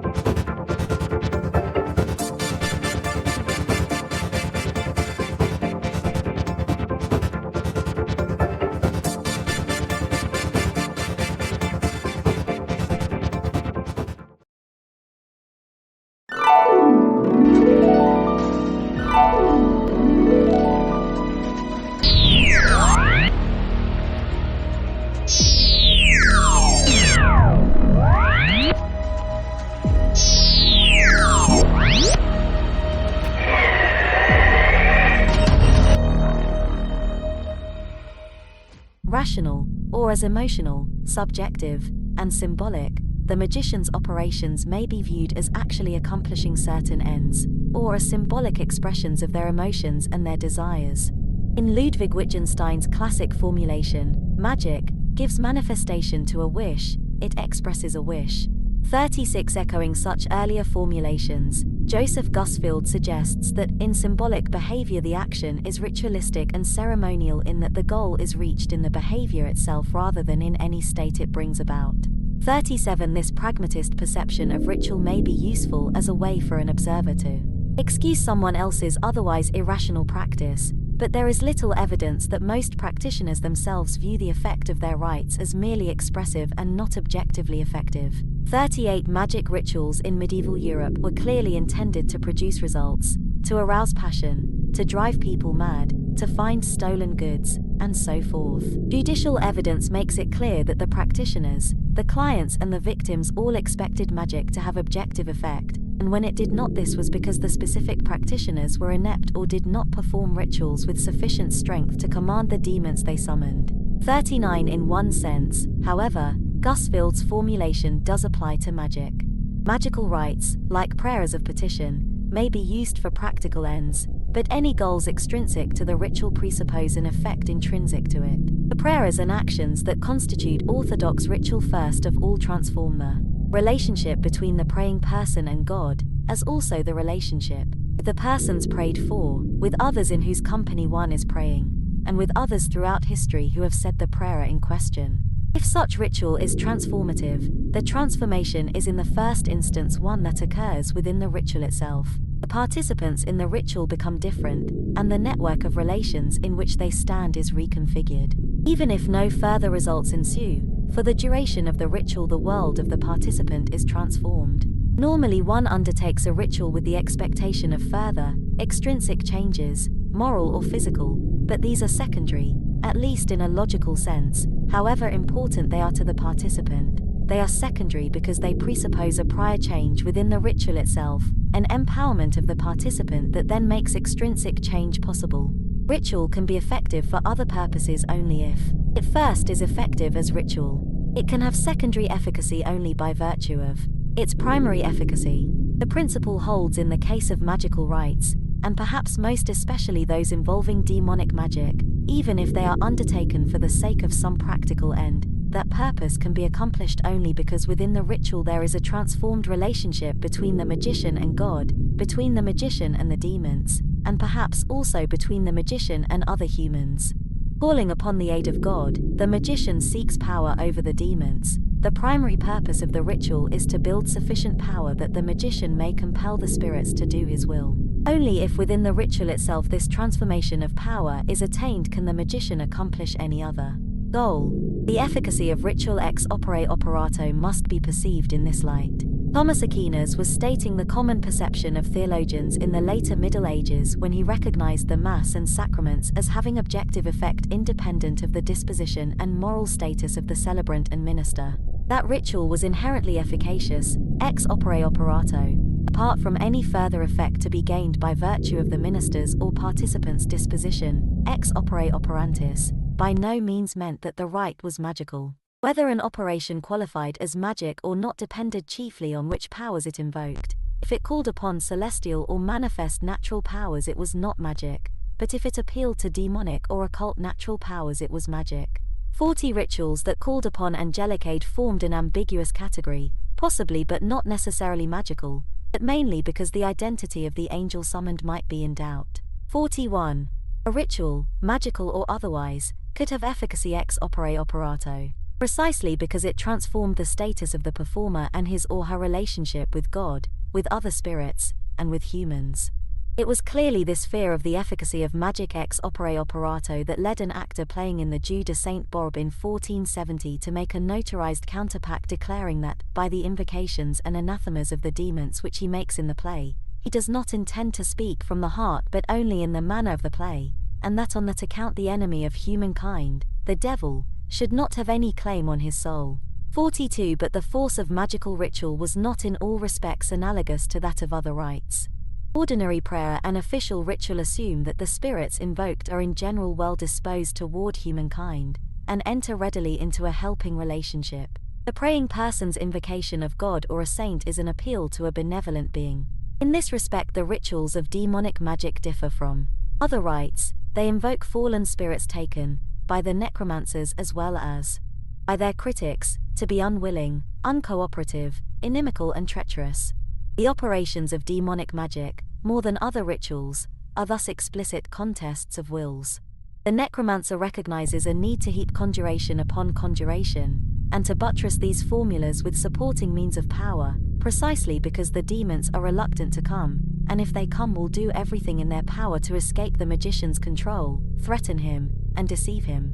To gain the upper hand in the contest, the magician must hold the strongest possible means for power over the demons, and must adjure them in the name of all that is holy to come in non-threatening form, to cause no harm, and to tell only the truth. Yet all of these factors, far from undercutting Gusfield's analysis, actually strengthen it. They show how vitally important it was for the magician to focus his attention and his energies on the immediate consequences of his ritual action. His rites could be efficacious for extrinsic purposes only if they were first effective as rites, as ritual contests with cunning and powerful spiritual adversaries who could nevertheless be induced to fulfill his command. The function of language within magical ritual is a subject to be explored in detail when we examine formulas of conjuration in a later chapter. The general topic is one S.J. Tambia has discussed, with focus on the use of special languages, or the use of elements from various languages, in magical practice. 43 necromantic conjurations of the late Middle Ages are almost entirely in Latin, which marks them not as specifically magical but as similar to ordinary liturgical formulas. Some experiments give formulas in what is said to be Chaldean, thus making an appeal to the authority of ancient Jewish magic analogous to that of later Christian Kabbalists. But when a child medium is used, he is sometimes licensed to conjure the spirits in the vernacular. On one level, one might say that the choice of language is a matter of indifference. The demons or other spirits being conjured know all human tongues and can be addressed effectively in any of them. Yet in a different way, the selection of language was important, because it was only formulas in Latin that were clearly related to the prayers of mainstream liturgy. Necromancers who had command of Latin and could use it to demonstrate the groundedness of their rites in the liturgical tradition of the Church could no doubt gain readier acceptance as authentic masters of their art. And even if demons could understand other languages, they seemed, like God, to pay special attention when addressed in Latin. In any case, within medieval culture, magical words were seen as effective not per se but rather as means for evoking the effective presence of the archetypal powers to which they refer. Magical language is thus not in a simple sense the cause of efficacy but rather its occasion. The cause is a network of forces released and coordinated by the magician's verbal cue. The situation is analogous to that of the Eucharist. The priest's utterance of the words of consecration is not the cause of transubstantiation but rather the divinely ordained occasion for divine intervention. One might suppose that this distinction is too subtle to have been clear to the common necromancer, but in fact the point is clearly articulated in the conjurations themselves, which not only acknowledge but insist that the sources of their own power are the archetypal forces they bring to bear upon the situation at hand. The magic we are dealing with, then, borrows the conventions of liturgical prayer and has efficacy resembling that of the sacraments. In other respects, however, the fitting comparison is not so much with liturgy and sacraments as with the private devotions that were proliferating in the late Middle Ages, and the analogue to the Book of Magic is less the missal than the private prayer book. Ritual magic and devotions alike showed how liturgical formulas could be adapted for private and domestic use. Indeed, one central point of devotionalism was to provide a network of connections between church and home, bonding them in an increasingly complex relationship, and imparting to the home some of the fervor and sacrality of the church. Magic resembles the devotionalism of the Books of Hours and other prayer books in its translation of official rites into an unofficial and largely private setting. 44 books of magic, like books of devotion, proliferated in the expanding marketplace of privately owned and privately read texts. Plan of this book. The following chapter will introduce the manuscript to which this study is chiefly devoted. Subsequent chapters fall into two blocks.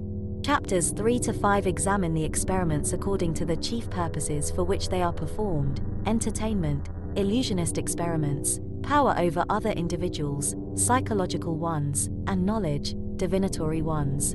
The chief point of these chapters is to show that within this body of material there are in fact fairly clearly distinguishable subtraditions, and to sketch the common characteristics of each.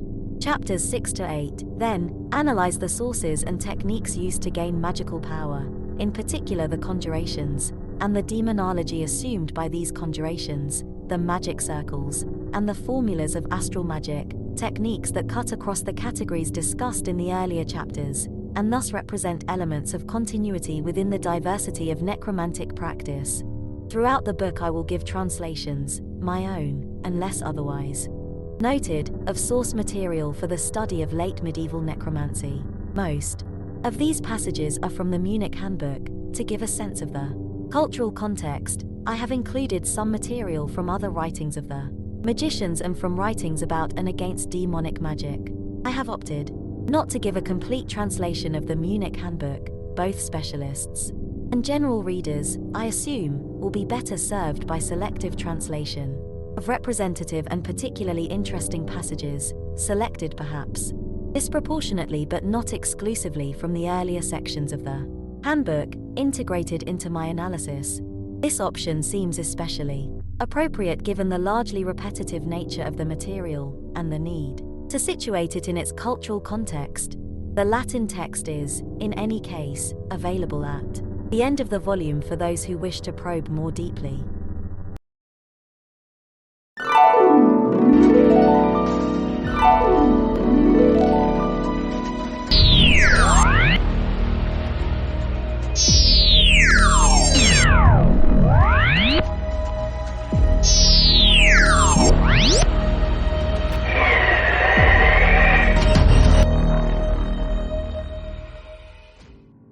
The limited improvement was due in part to models using only a small number of neurons. When larger populations were available, we observed more sizable improvements.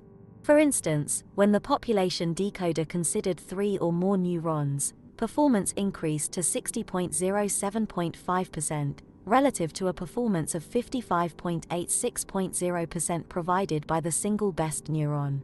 We conclude that V4 population responses are predictive of perceptual deciscience in a fine orientation discrimination task, whereas V1 population responses contain much weaker signals.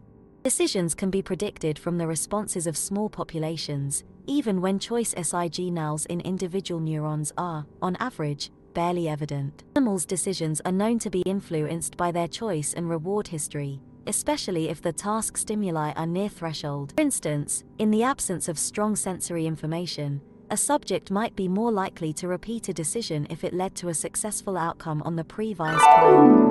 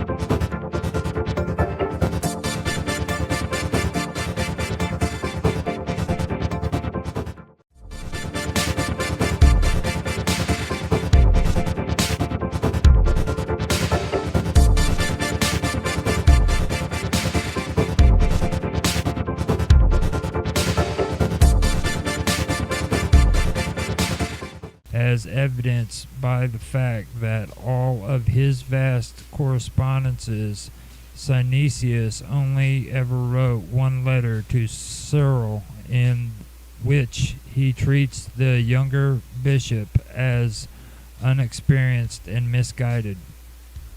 In a letter written to Hypatia in 413, Synesius requests her to intercede on behalf of two individuals impacted by the ongoing civil strife of Alexandria, insisting, "You always have power, and you can bring about good by using that power." He also reminds her that she had taught him that a Neoplatonic philosopher must introduce the higher moral standards of political life and act for the benefit of his or her fellow citizens. In 414, Cyril closed all the synagogues in Alexandria, confiscating all the property belonging to the Jews and expelling all of the Jews from the city. Orestes, the Roman prefect of Alexandria, who was also a close friend of Hypatia and a recent convert to Christianity, was outraged by Cyril's actions and sent a scathing report to the emperor. The conflict escalated and a riot broke out in which Parabolani,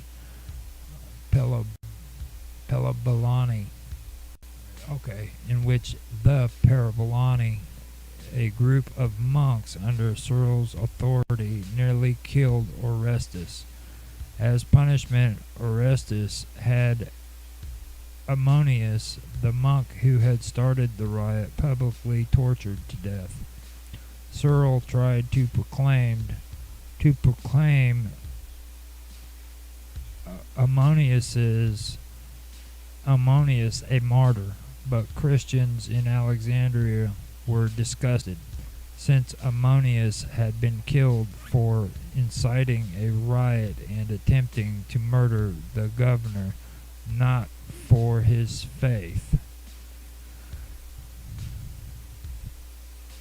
Prominent Alexandrian Christians intervened and forced Orestes and Cyril to come to an uneasy truce. During the negotiations, Orestes frequently consulted Hypatia for advice, because she was well liked among both pagans and Christians alike. She had not been involved in any previous stages of the conflict, and she had an impeccable reputation as a wise counselor. Despite Hypatia's popularity, Cyril and his allies attempted to discredit her and undermine her reputation. Socrates Scholasticus mentions rumors accusing Hypatia of preventing Orestes from reconciling with Cyril. Traces of other rumors that spread among the Christian populace of Alexandria may be found in the writings of 7th century Egyptian Coptic bishop John of Nicaea, who alleges in his chronicles that Hypatia had engaged in satanic practices and had intentionally hampered the church's influence over Orestes. And in those days there appeared in Alexandria a female philosopher, a pagan named Hypatia, and she was devoted at all times to magic, astrolabes, and instruments of music, and she beguiled many people through her satanic wiles, and the governor of the city honored her exceedingly, for she had beguiled him through her magic, and he ceased attending church as had been his custom. And he not only did this, but he drew many believers to her, and he himself received the unbeliever at his house. During the Christian festival of Lent in March 415, the Parabellani, under the leadership of a lector named Peter, raided Hypatia's carriage as she was traveling home. They dragged her into a nearby church known as the Caesareum, where they stripped her naked and murdered her using ostrakos and nylon, which can either be translated as roof tiles or oyster shells. They tore her body into pieces and dragged her mangled limbs through the town to a place called Cenarion, where they set them on fire. Socrates Scholasticus presents Hypatia's murder as entirely politically motivated and makes no mention of any role that Hypatia's paganism might have played in her death. Instead, he reasons that she fell a victim to the political jealousy which at the time prevailed, for as she had frequent interviews with Orestes, it was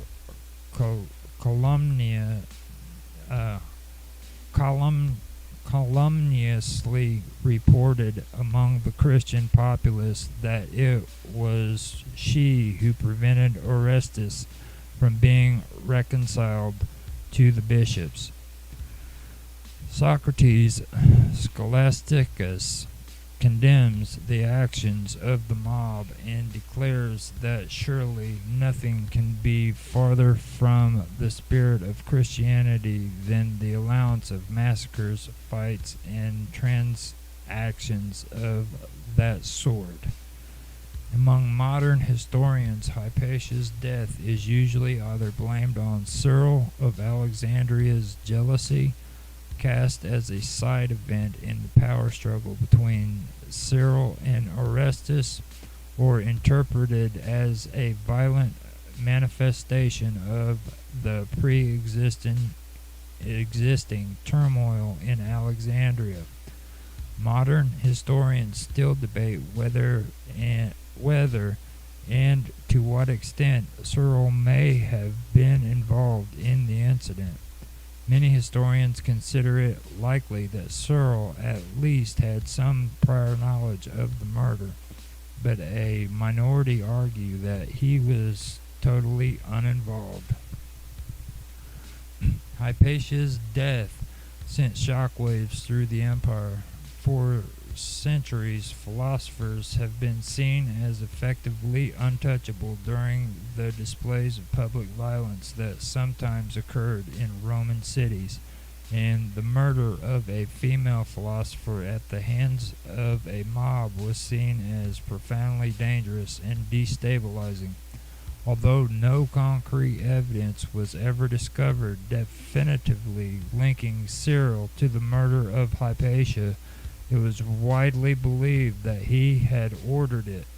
Even if Cyril had not directly ordered the murder himself, it was self-evident that his smear campaign against Hypatia had inspired it. The Alexandrian Council was alarmed at Cyril's conduct and sent an embassy to the First Council of Constantinople, which appointed Alexandrian patriarchs Theodosius as advisors, launched an investigation to determine Cyril's role in the murder. The investigation resulted in the Parabolani being removed from Cyril's power and instead placed under the authorities of Orestes. Cyril himself allegedly only managed to escape even more serious punishment by bribing one of Theodosius II's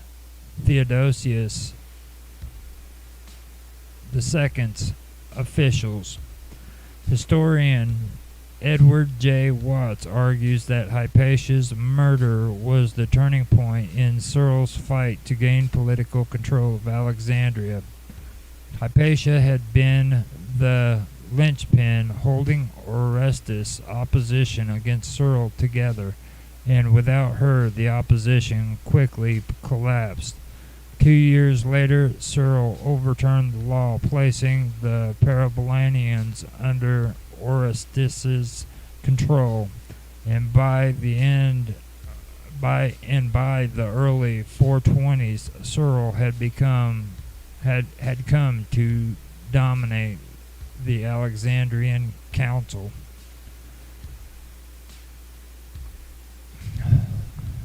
Hypatia has been described as a universal genius, but she was probably more of a teacher and commentator than an innovator. No evidence has been found that Hypatia ever published any independent work or philosophy, and she does not appear to have made any groundbreaking mathematical discoveries.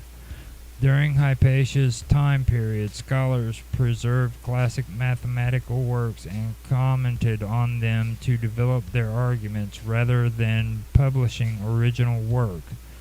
It has also been suggested that the closure of the Mausoleum and the destruction of the Serapeum may have led Hypatia and her father to focus their efforts on preserving seminal mathematical books and making them accessible to their students. The Suda, a 10th century AD Byzantine encyclopedia, mistakenly states that all of Hypatia's writings have been lost, but modern scholarship has identified several works by her as extant. This kind of authorial uncertainty is typical of female philosophers from antiquity. Hypatia wrote in Greek, which was the language spoken by most educated people in the eastern Mediterranean at the time. In classical antiquity, astronomy was seen as being essentially mathematical in character. Furthermore, no distinction was made between mathematics and numerology or astronomy and astrology. It is possible that Hypatia may have edited her father's commentary on Euclid's Elements. Her father mentions the manuscript as being the recension of my philosopher daughter Hypatia, though it is not clear whether she edited or revised her father's work or indeed authored any part of it. Theon also edited the existing version of Euclid's Elements, correcting scribal errors that had been made over the course of nearly 700 years of copying, and Hypatia is believed to have assisted him. Theon and Hypatia's edition of Euclid's Elements became the most widely used edition of the textbook for centuries, and almost totally supplanted all other editions. Hypatia may have also edited the existing version of Ptolemy's Almagest. It was once thought that Hypatia had merely revised Theon's commentary on Almagest based on the title of Theon's commentary on the third book of Almagest, which reads, Commentary of Theon of Alexandria of Book 3 of Ptolemy's Almagest. Edition revised by my daughter Hypatia the philosopher.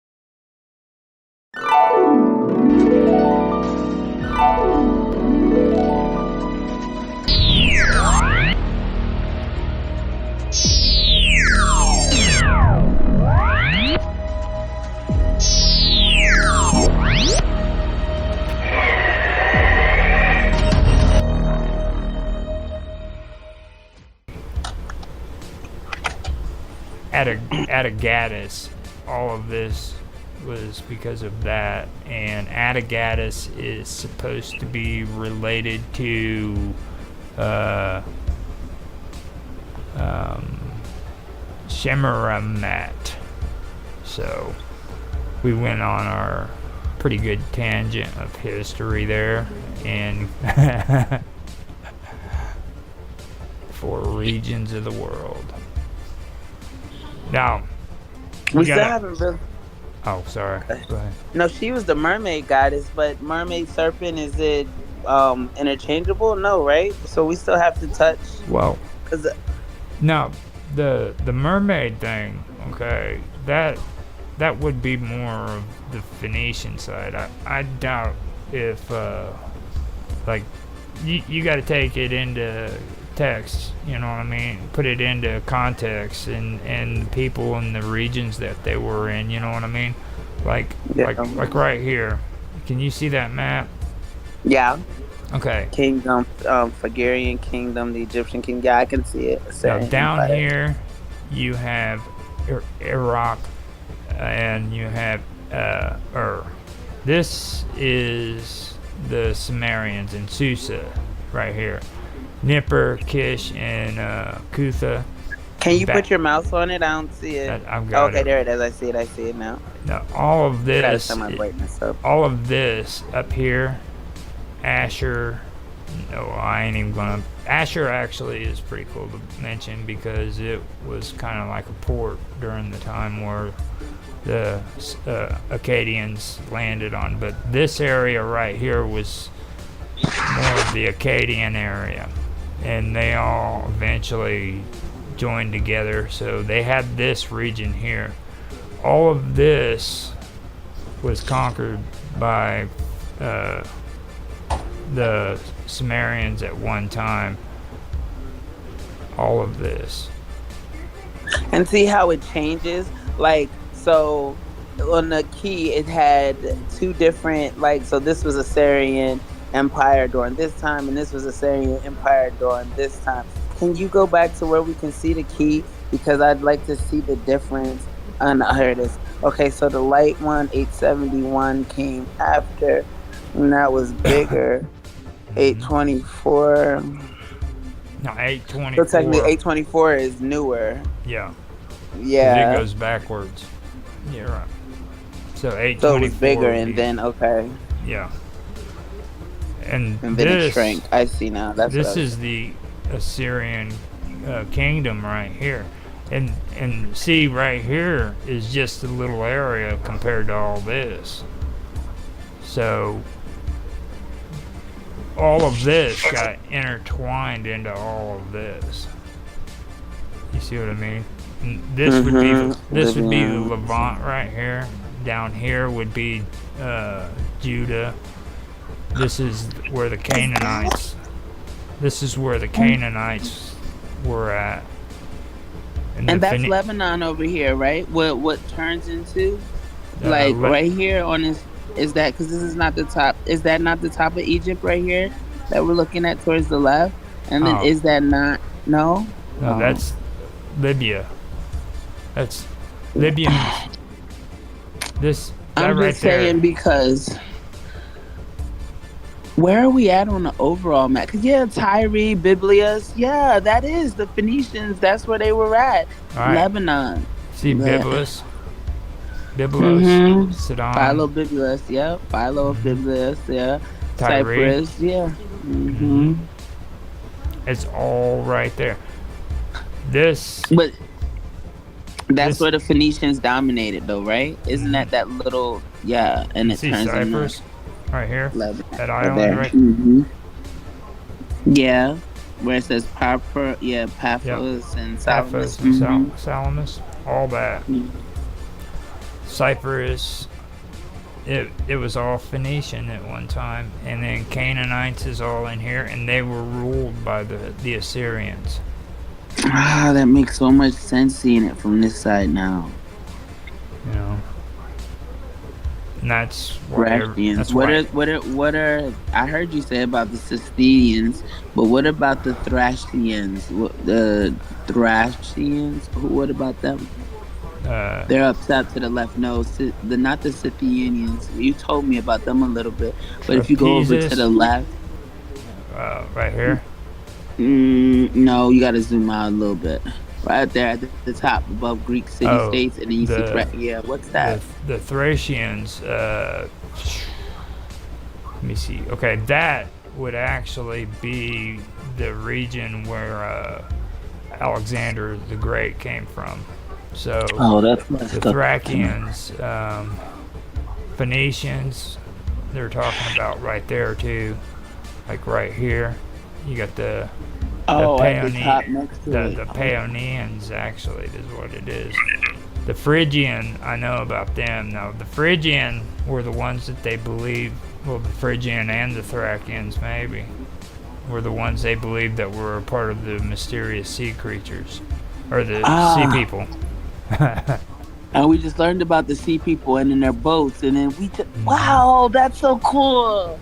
That's so neat, man. And see, what happened was these sea people, they came down and they swooped down on Egypt, which is right here. They just, bam, hit them real hard. And this is what Robot was talking about, when he believed that the Philistines were actually the mysterious sea people, because afterwards, the Philistines settled in this area right in here, right around Judah, on the shores, and Ascalon and stuff. But the Phoenicians never called themselves Phoenicians. Can you? I want to see Greek. Hold on. Let's just talk Greek city-states. Okay, so the Greeks are up there. The Phoenicians are down here, but they're enemies. Well, Lydian.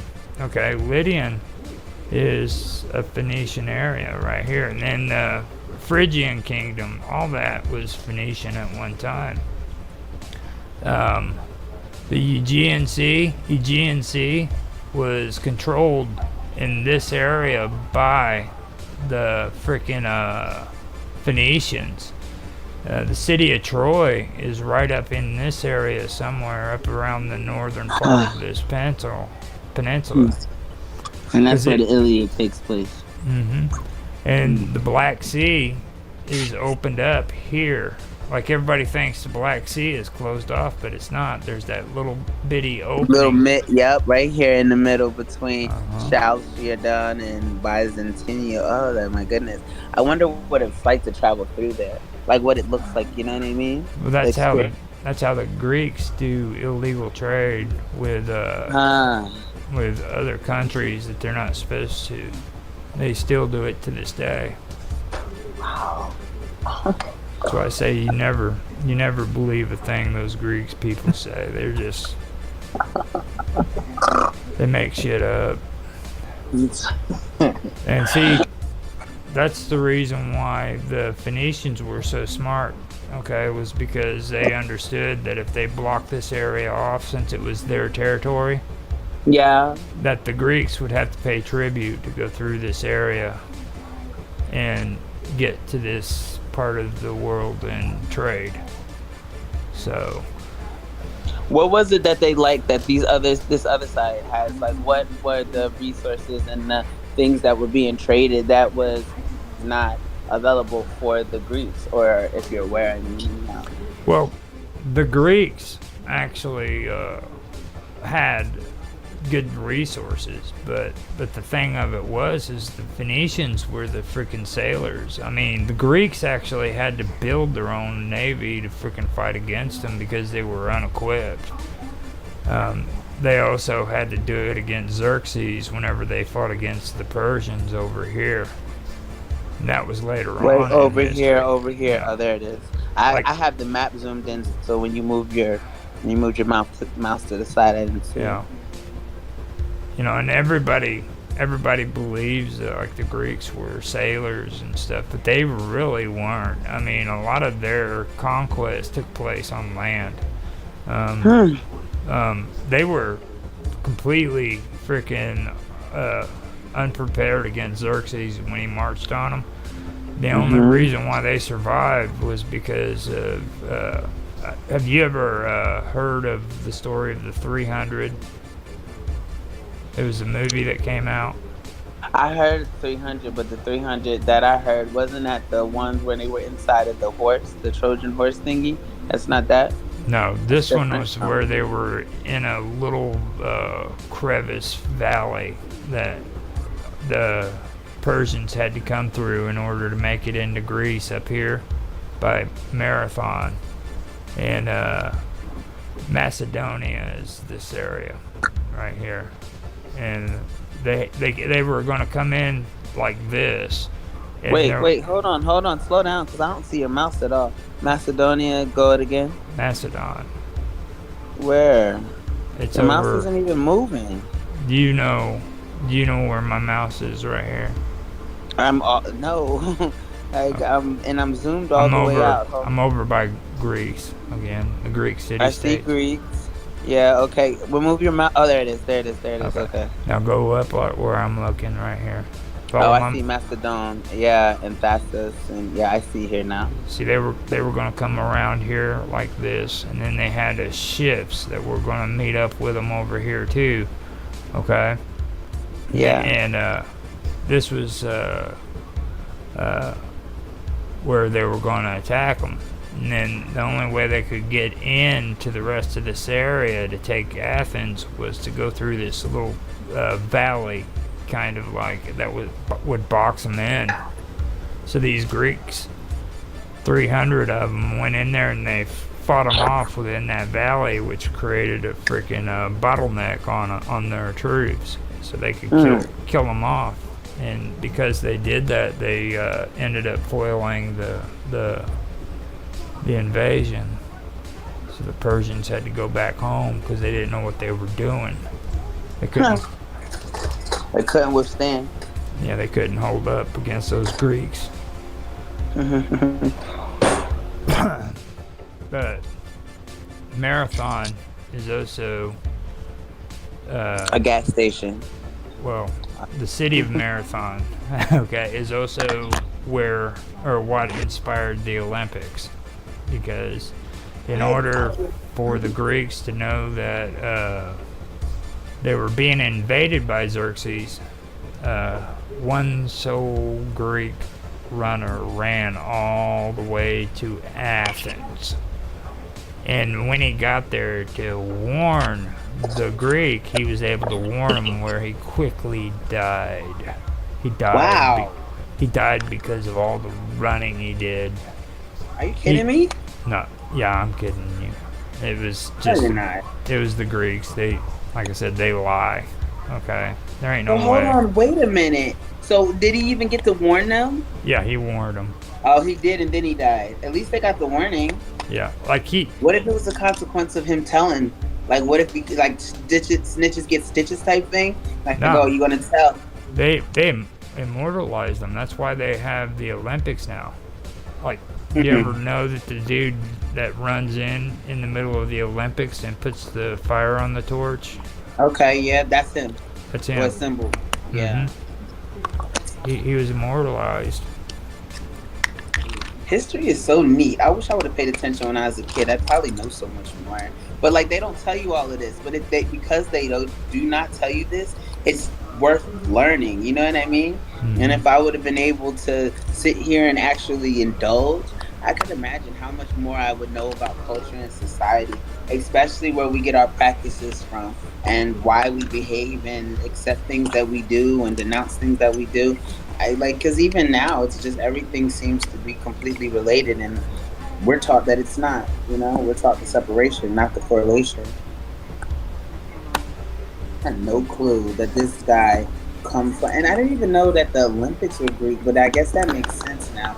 And then you see Olympia over here, so it's like I don't follow the Olympics. A lot of people do, but shout out to the people that win type of thing. It's not, sports aren't my thing. I mean, I do basketball only because though of like what has happened with sports, like the barbaricness of what they do and the exploitation. I used to play tennis, and basketball is my favorite sport out of all the sports if I have to pick. But just because of knowing like the practices and the culture behind it, it has deterred me from indulging as much, you know? Well, we actually have an hour and 10 minutes of recording and an hour and a half of streaming, so I think we need to stop here and then go into the fourth page, because I didn't think we were going to actually get this much good stuff. This is actually good information. I like how we travel while we're working. It's really good. Like, we're pulling up maps and stuff.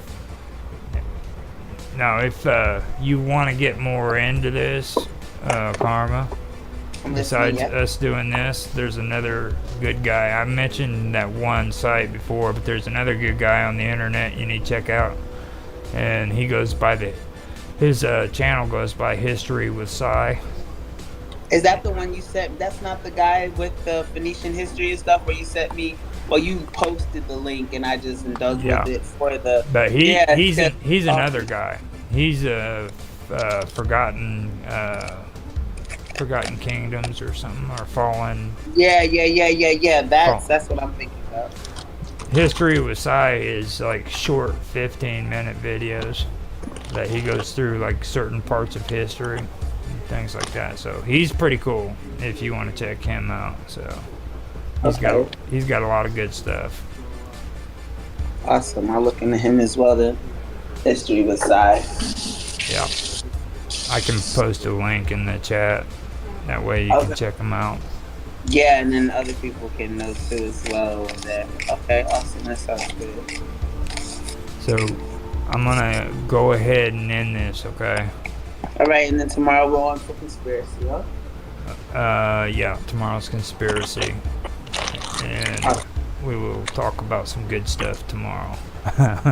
If you have any subject matter or anything, I know we don't have to, but if there's anything specific that we're going to do or whatever, if you'd like to let me know, Ken, I'm going to attempt some organization. I stayed up all night to make sure that I did not oversleep for old John's interview. So I slept a nice bit of my day. I'm about to finish up our homeschool lessons. I have 2 more lessons to do with my boys, and then I'll be up for the night, so I'll be able to get some stuff done as long as I stay focused, which is the goal. So I'll be able to get some organization stuff done. And if you send anything, I'll be able to see it. Also, I saw that thing that you posted about, I think I was on the phone, I was like distracted, but the thing about Minecraft. So thank you. Their iPad is usually on the weekends. I let them play while I do your show. Like they had to finish their definitions during the show today, and then they got to play on iPad. So whenever you post it, I'll make sure that I share that. It'll be on the 6th, and I went through and made it kid friendly too. So nice. Thank you so much. Like they love doing new stuff in Minecraft. Like there'll be some days to where, because I have them on YouTube for kids, but I'll be able to link it to where I can allow the video, so it's no biggie. Right. And yeah, they'll sit there for hours and just watch guys play, just so that they can learn. You know what I mean? So yeah, that's awesome. Thank you. You're the greatest. Let me get this taken care of, and we'll get back to it tomorrow. All right. Yep. Have a good night. Be safe. Thank you for everything. You too.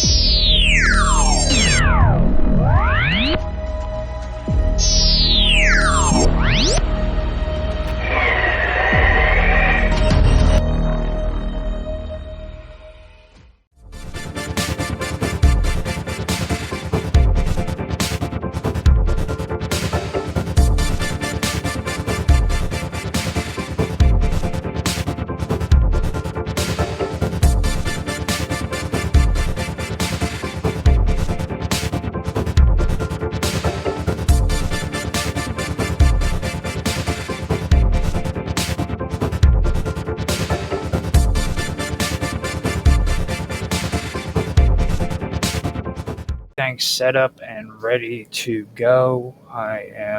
It's 5 o'clock. I usually start 15 minutes early, but today, man, I forgot that I needed to do my notes, so I'm kind of running by the skin of my teeth at the moment. So trust me that I do have some notes and everything and discussions to come up with, but it's not going to be as organized as what it has been. I'm checking the audio real quick while I am talking with you guys, so be patient with me. I'm also going. Today is actually a audio sounds good on Beam. Today is actually going to be an interesting one because today I'm doing one topic that I really do not like discussing. Audio is good on Rumble. It looks like X is kicking in. Everything's good on D-Line. Twitch is up and going. And so is Kick. So let me go and look at my live stream, see if I'm live streaming. Yeah. Oh God, they did me on Bob Dub. Duality with Bob Dub. That's ridiculous. Yeah. Okay, so I am shutting down YouTube on Beam and going back and resetting that. Shut it down.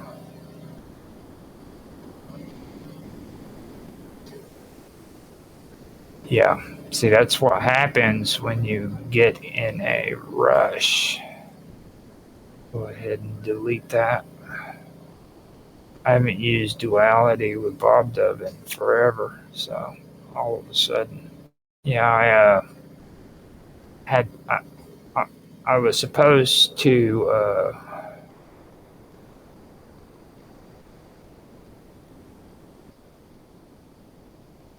manage is what I want, schedule, and now I go into ancient mysteries. Use that.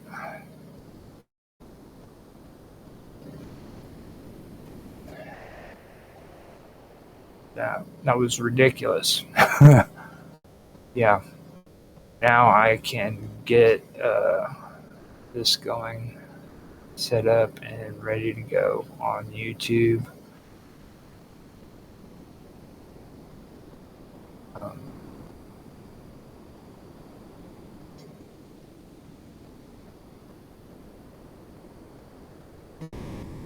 okay, so let me see if that is kicked in. All right, yeah.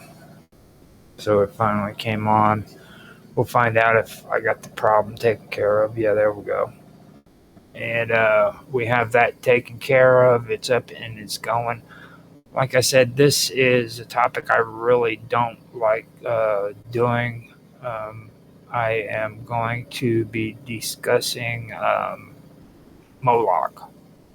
Now, last year when I did it with Karma, this caused a lot of friction between me and Karma. It almost messed up our friendship, and I really don't like having the conversation too much about it. But it's something that looks like something that I possibly I can't freaking avoid because a lot of the information that I have been pulling when it comes to this stuff um, comes off of Philo and his writings, and he was a early Christian founder that wrote against the pagans because well not yeah well he used Sennacherib's writings basically in order to have or for his arguments against paganism because there was a big debate going on between the Christians and the pagans back then and how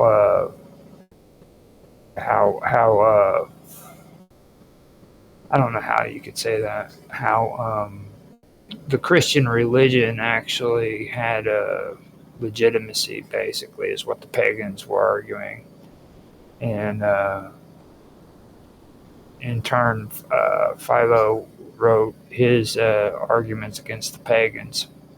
They wrote their arguments against the Christians. And a lot of the information that I've gathered and I've been working with has to do with those writings. So it's pretty interesting. It really is. So today, what I've done is this is actually where a lot of the derailment that took place freaking happened. You know what I mean? Like we're finally all caught up. I've finally gotten everything, but we've come to this point. So I am going to put, first of all, some cool music on because I need to recover from this. And come back and get my head together and smoke a cigarette and get some coffee. But this is going to be an interesting conversation. I think it's kind of weird considering yesterday's stream. On top of that, that was a pretty strange one. Now I'm going into another stream talking about Moloch. So And it's like I said, I've been wanting to avoid this one, but apparently this is something that I'm going to have to go over and discuss. Maybe doing it myself this time will be a better situation than what it was. I almost forgot to test the audio on X, but you know what? I've already tested the other ones, so I don't see a reason. Yeah, there we go. There we go. It's actually working. I ended up muting it. So what I am going to do is put some music on and let you guys listen to it and come back and we can start the episode. I'm running a few minutes late, which is better than yesterday. I actually had to freaking put or I had to do it really late in the afternoon. So let me put this on and then some music. Nope, just background. Actually, you know what? I got a new picture too that I can put on there. Because the moment I put music on that slideshow right there is going to stop. So, and since, let's see here, find the longest one so that it takes up more time. I'll do Echoes of Atlantis for you guys.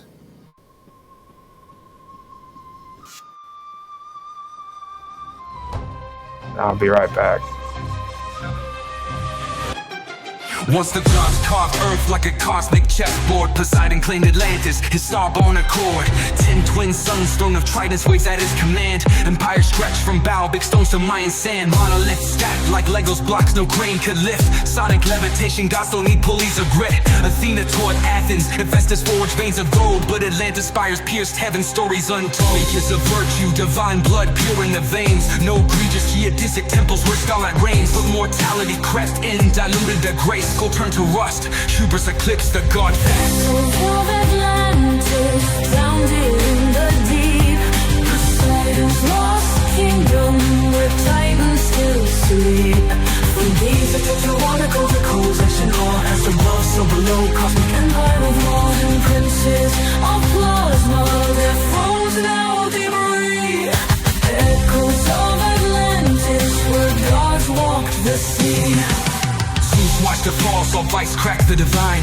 Pyramids hummed warnings, but they ignored the signs. Sky split with fury, tsunami swallowed their pride. Atlantis sang screaming, but blueprints survived. Baalbek's foundation, stones that defy modern math. 1,000-ton puzzle, gravity's aftermath. Scholars still baffled how they align the stars. They rode cosmic currents, breaching space-time's bars. Now divers chase shadows, where crystal cities gleamed. AI scans the ocean, but truth a half-dream. Dream free misses whisper maps in their lodges of lore. Plato's Critias, a metaphor or a war. Echoes of Atlantis, drowned in the deep. Poseidon's lost kingdom, where titans still sleep. From Giza to Tijuana, the co-attention all as above, so below. Cosmic empire of laws and princes of plasma, their thrones now debris. Echoes of Atlantis, where gods walk the sea.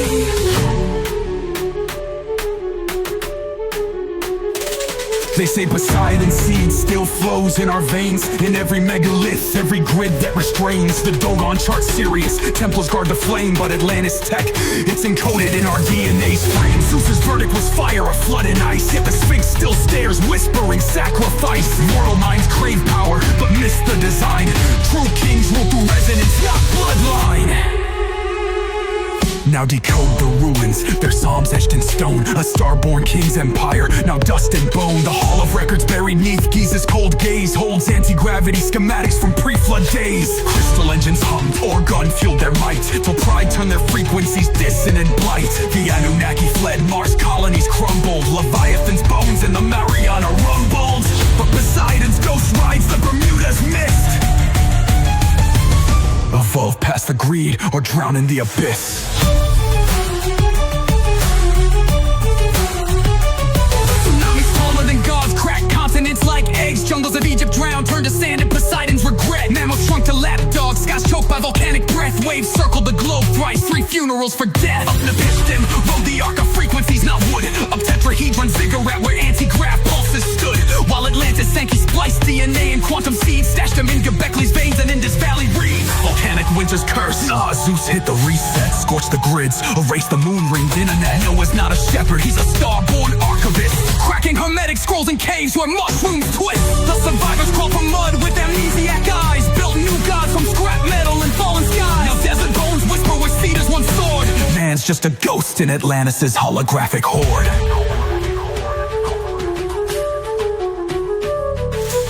Blood wasn't water, it was math. A codex purge, Enoch's nightmares digitized in the cosmic surge. As above, so below, the blueprint stays true. Rise from the ashes or drown in what's new. The flood wasn't water, it was math. A codex purge, Enoch's nightmares digitized in the cosmic surge.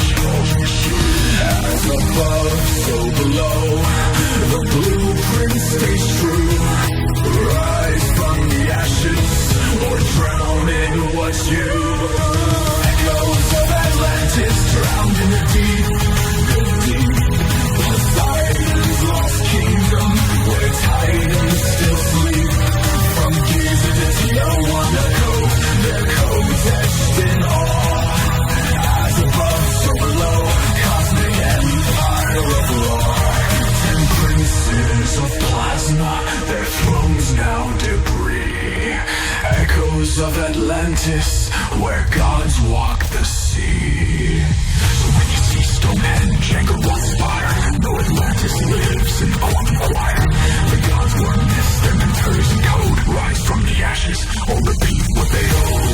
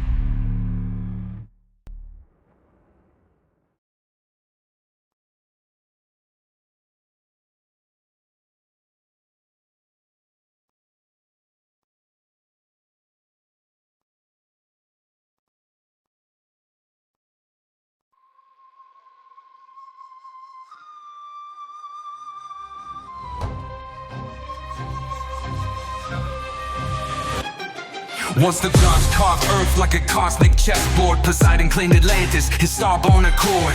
10 twin suns, throne of tridents waves at his command. Empire stretched from bow, big stones to Mayan sand. Monolith stacked like Legos blocks no crane could lift. Sonic levitation, gods don't need pulleys or grit. Athena taught Athens, Hephaestus forged veins of gold, but Atlantis spires pierced heaven, stories untold. Is of virtue, divine blood pure in the veins. No egregious geodesic temples where starlight reigns, but mortality crept in, diluted the grace. Gold turned to rust, hubris eclipsed the god fast. Of Atlantis, drowned in the deep.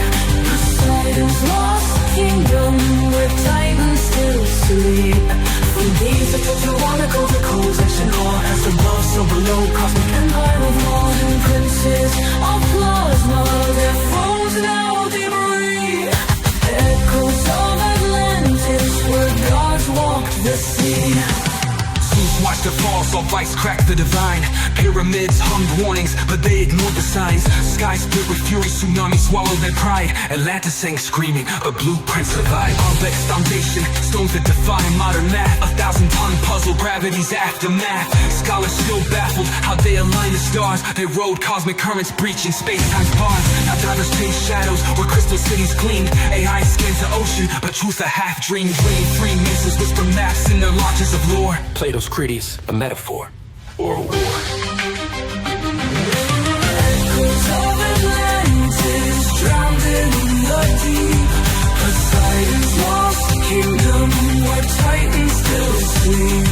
From Giza to Tijuana, cold attention, all as above, so below. Cosmic empire of law, 10 princes of plasma, their thrones now debris. Echoes of Atlantis where gods walk the sea. They say Poseidon's seed still flows in our veins. In every megalith, every grid that restrains. The Dogon chart Sirius, temples guard the flame. But Atlantis tech, it's encoded in our DNA's frame. Zeus's verdict was fire, a flood in ice. Yet the Sphinx still stares, whispering sacrifice. Mortal minds crave power, but miss the design. True kings rule through resonance, not bloodline. Now decode the ruins, their psalms etched in stone. A star-born king's empire, now dust and bone. The hall of records buried neath Giza's cold gaze holds anti-gravity schematics from pre-flood days. Crystal engines hummed, organ fueled their might, till pride turned their frequencies dissonant blight. The Anunnaki fled, Mars colonies crumbled. Leviathan's bones and the Mariana rumbled. But Poseidon's ghost rides the Bermuda's mist. Evolve past the greed or drown in the abyss. Tsunamis taller than gods, crack continents like eggs. Jungles of Egypt drowned, turned to sand in Poseidon's regret. Mammals shrunk to lapdogs, skies choked by volcanic breath. Waves circled the globe thrice, 3 funerals for death. Up Nepistim, rode the arc of frequencies, not wood. Up tetrahedron ziggurat where anti-grav pulses stood. While Atlantis sank, he spliced DNA and quantum seeds. Stashed them in Göbekley's veins and Indus Valley reeds. Volcanic winter's curse, Zeus hit the reset. Scorched the grids, erased the moon ringed internet. Noah's not a shepherd, he's a star-born archivist. Cracking hermetic scrolls in caves where mushrooms twist. The survivors crawl from mud with amnesiac eyes. Built new gods from scrap metal and fallen skies. Now desert bones whisper where cedars once soared. Man's just a ghost in Atlantis' holographic horde. The flood wasn't water, it was math. A codex purge, Enoch's nightmares digitized in the cosmic surge. As above, so below, the blueprint stays true. Rise from the ashes or drown in what's new. The flood wasn't water, it was math. A codex purge, Enoch's nightmares digitized in the cosmic surge. As above, so below, the blueprint stays true. Rise from the ashes or drown in what's you. Echoes of Atlantis drowned in the deep, the deep. Poseidon's lost kingdom where titans still sleep. From Giza to Tijuana, their codes etched in awe. As above, so below, cosmic empire of lore. 10 princes of plasma, their thrones now debris. Echoes of Atlantis, where gods walk the sea. So when you see Stonehenge and Garot's fire, know Atlantis lives in quantum choir. The gods were myths, their mentors in code. Rise from the ashes, or repeat what they owe.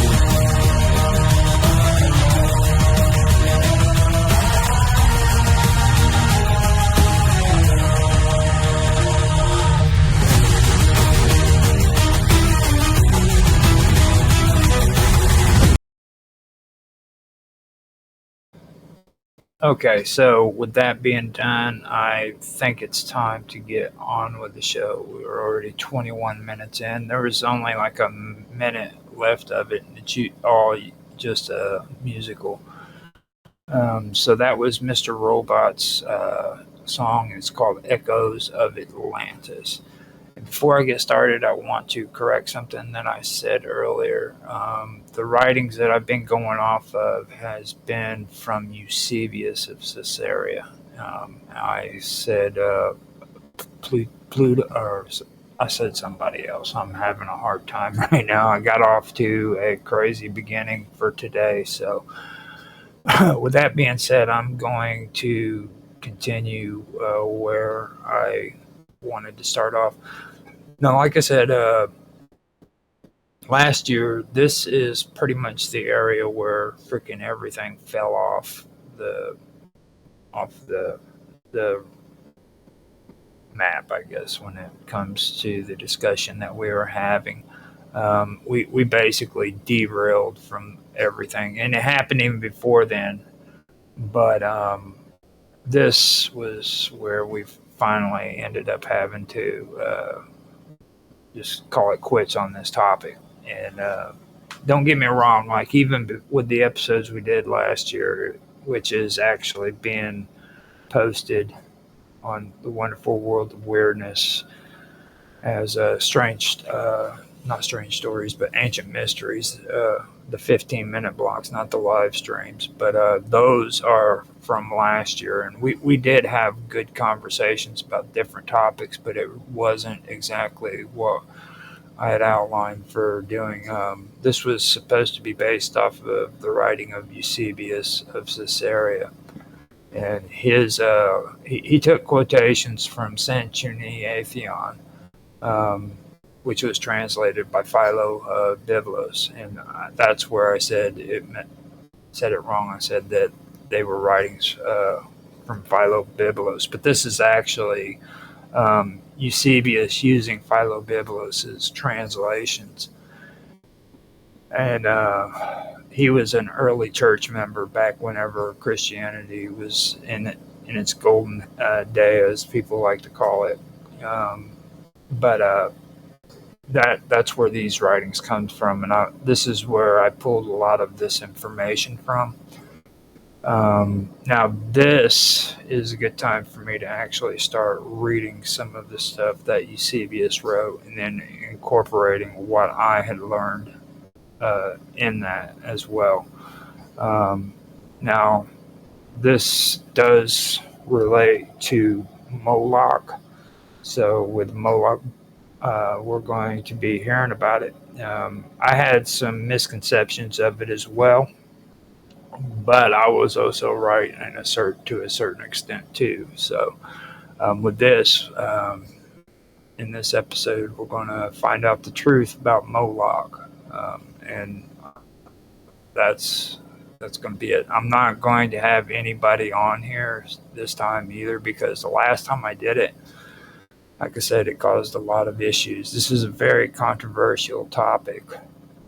A lot of people have a lot of hateful beliefs that go behind this topic, and it's caused a lot of death through the centuries for the last 1,500 years because of what I'll be discussing right now. But I'm not going to get into all of that.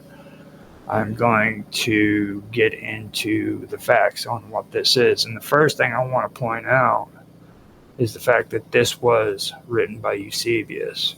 It was also written by Philo of Byblos. These were people who were born, lived, and died hundreds of years after or even thousands of years after the Phoenicians were long gone. Okay, Carthaginians, these people had absolutely no knowledge of what actually took place there. So just keep that in mind. By the time these people were born, everything that was pertaining to the Phoenicians was pretty much destroyed and hidden away. The only real evidence we had for the longest time that the Phoenicians existed was Greek myth and Greek lore, which up until the time that the city of Troy was discovered, people didn't even know if it was real or not. You know what I mean? People didn't even know that the city of Troy existed until it was finally unearthed.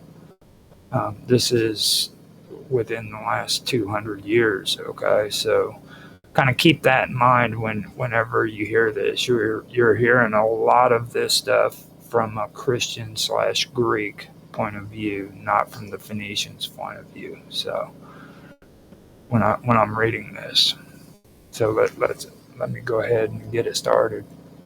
Now let these suffice as quotations from the writings of Senenchunathion, translated by Philo of Byblos, and approved as true by the testimony of Porphyry the philosopher. The same author, in his History of the Jews, further writes thus concerning Chronos: Tuathis, whom the Egyptians called Thoith, excelled in wisdom among the Phoenicians, and was the first to rescue the worship of the gods from the ignorance of the vulgar, and arrange it in the order of intelligent experience. Many generations after him, a god, Sermobelos and Thoros, whose name was changed to Isarthus, brought to light the theology of Tuathis, which has been hidden and overshadowed by allegories. Now, Tuathis is Toith or Thoith or Thoth. I call him Both, but there's different ways that you can say it, Tuathis or Tuatis. You can pronounce it any way you want. They really don't know the appropriate name for him, so just so you know, I mean, you don't have to be like precise on it. Now, from that, I want to go into the Ithothoi and its associations. Now, what that really means is the good daemon, or the good demon. Daemon, Daemon, is what that is. That's Agathodamon in Phoenician and Hellenistic traditions. This was often associated with the practice with a protective spirit or divine force, similar to the Egyptian Kneph, Kneph, or Cneph, whichever way. And that's a deity that was linked to creative energy, self-existence in the cosmic order. Now, it also has to do with the hawk-headed form, which connects this being to the solar principles, reminiscent of like Horus in Egyptian mythology, reinforcing the idea of divine vision, celestial power, and perpetual renewal.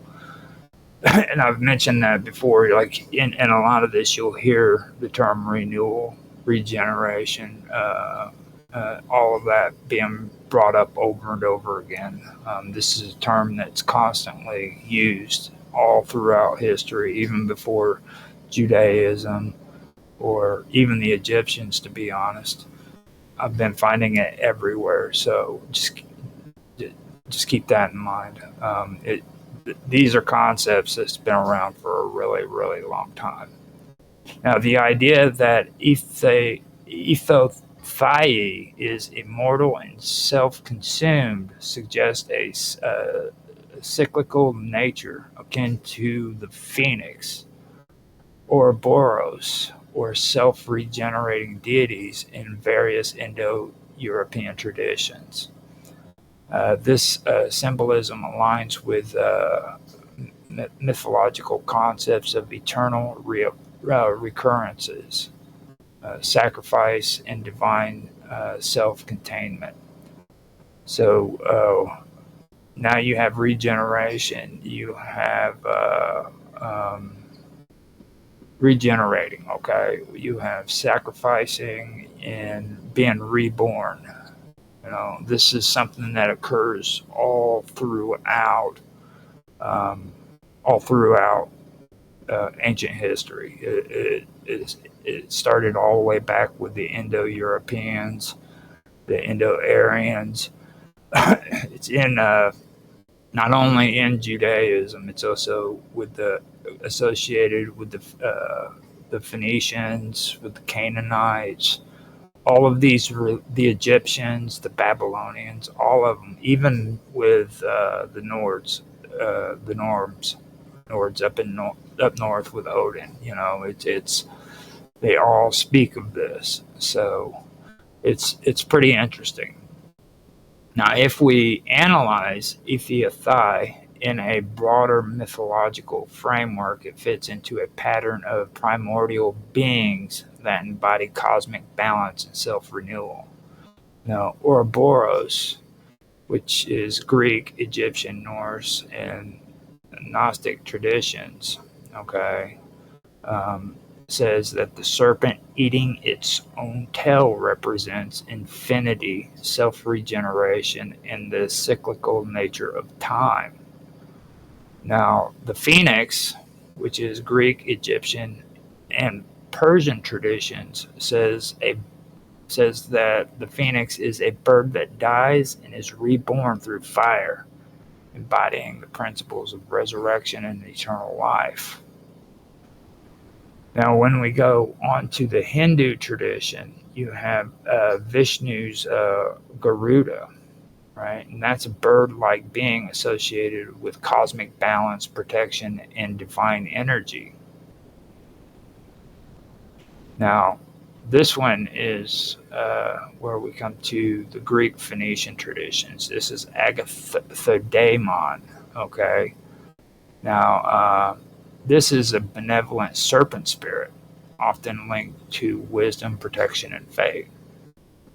So right here, you see this connection that I'm always talking about between the serpent and the bird. And it's a reoccurring theme that goes all the way back to the Sumerians. It goes back to the Sumerians, the Babylonians, into the Assyrians, the Hittites. You've got the freaking, now I'm having a brain fart, Hittites, the Phoenicians, the Canaanites, even Judaism, you know what I mean? They even talk about the serpents and then the Egyptians as well. It's everywhere, and in Hindu tradition as well. So you have the bird and the reptilians. Now, from my research, okay, into Proto-Indo-European mythology, ancient deities, temple structures, and subterranean realms are a big thing that is a reoccurring theme that emerges from all the stuff that I do, okay? Now, a lot of it has to do with cosmic duality and balance. The idea of forces that are both self-contained and yet eternally renewing. And that is that has to do with things like Ithothai and Ouroboros and Phoenix and Shiva lingams and drainage into the underworld and things like that. You if you've been watching my videos, you'll see that I have a lot of that stuff. That has to do with cosmic duality and balance. So just keep that in mind too. I also get into like the subterranean realms, okay? And the reason why I do that is because many of the temples and the caves and myths that I investigated connect divine energies to the underground spaces, I also am fascinated with the Nagas and the ancient stories behind all of that. That suggests that ancient people saw the earth as a reservoir of divine power, and that's one of the things, okay? And then that also brings up what I was talking about, the serpent and the bird symbolism. Many of the beings that I've acquired about, and I've done my research about, take forms associated with serpents like Naga, and then the Agathodamon, and then you have the Ouroboros, or the birds, the Garuda, the Horus, and then you have hawk-headed gods, things of that nature. And this often signifies wisdom, rebirth, and transcendence. Now, all of this has to do with stuff that has to do with hidden knowledge, and it's an esoteric legacy. Okay, you have to understand. Like right now, I'm sitting here on the internet and I'm discussing it openly, and people are able to get on here and hear this stuff. Okay, but at one time, nobody could hear this stuff. This stuff was banned. I mean, it was hidden away. If you even discussed it in public and other people heard it, you would most likely be put to death for it. It was not acceptable in society because of the religions that were around, and it all depended, or no, it didn't depend. You did not discuss this stuff. This was very, very sacrilegious to these people, and you would have been put to death for it. So that's the one thing that I do want to point out, that this was hidden knowledge, and it was an esoteric legacy. My research, it draws together the Phoenicians, the Egyptians, the Hindus, and the Indo-European elements, and it suggests that certain mythological structures persist across civilizations. But you have to understand they manifest in culturally unique ways. Like they aren't like all the same. There's different variants of it. You know what I mean? Now, Sir Mobilis and Pharaoh is interpreting. It has a lot to do with the interpretation. So let me make sure that I am where I want to be whenever I start this, because I don't want to get too far ahead before I continue my readings from Eusebius. So the name I have a hard time with it, Sir Mobilis, and the word Theros, they don't appear in widely known mythological sources, just to let you know. But they have been given in the Phoenician and the Hellenistic influences, mostly in Senecio accounts. Now, I went through and I attempted to analyze this within that framework, you know what I mean? So this is what I basically came up with. Sourmoubelus, which is Sourmoubelos, is a name that might be a corruption or variant of a Phoenician deity, or an epithet linked to Baal, and Baal means Lord, okay, or Belos, and that's a title of Baal Bel. Now, Bel is actually a Babylonian deity. I'm pretty sure that Bel is actually Enki. Now, I've heard a lot of people argue about that, if Bel was Enki or Enlil, but I'm pretty sure it's Enki. Enki was the father of Marduk. And with his battle with Tiamat, I remember Bel was the one who drew the gods together so that they could decide for Marduk to fight against Tiamat. So I'm pretty sure that it's actually Enki who was renamed into Bel. I can go over that later on to make sure, but I wanted to point that out. But anyhow, Belos is a title of Baal Bel, and when you say Baal Bel, you're talking Canaanite, Baal and then Bel together.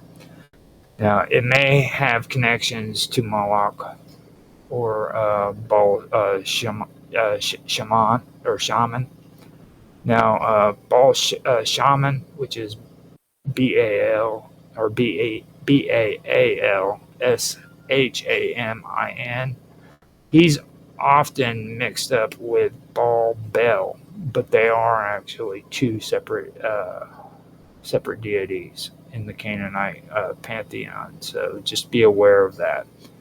And a lot of people do that too. They clump them together as one deity, and they're not. They're actually two separate deities that were probably incorporated together at one point or another, because they did that too. But just understand that Baal Bel and Baal Shaman are two separate deities. Like I said, Sir Mobellus could have connections to Moloch or Baal Shaman, who were prominent sky gods in the Phoenician theology. So yeah, it's Phoenician as well as Canaanite. Now, if the names contain Mobilis, it could relate to Belus. Okay, so just keep that aware. And Belus is Bel Baal, potentially meaning something like exalted Baal, or a divine figure associated with celestial authority. Now, with that, I want to focus on Thuro, Thuro. And then there is also Eusarthus. Eusarthus is another name that is interesting, because Thoros was actually, his name was changed to Eusarthus, and that is something that I wanted to go over.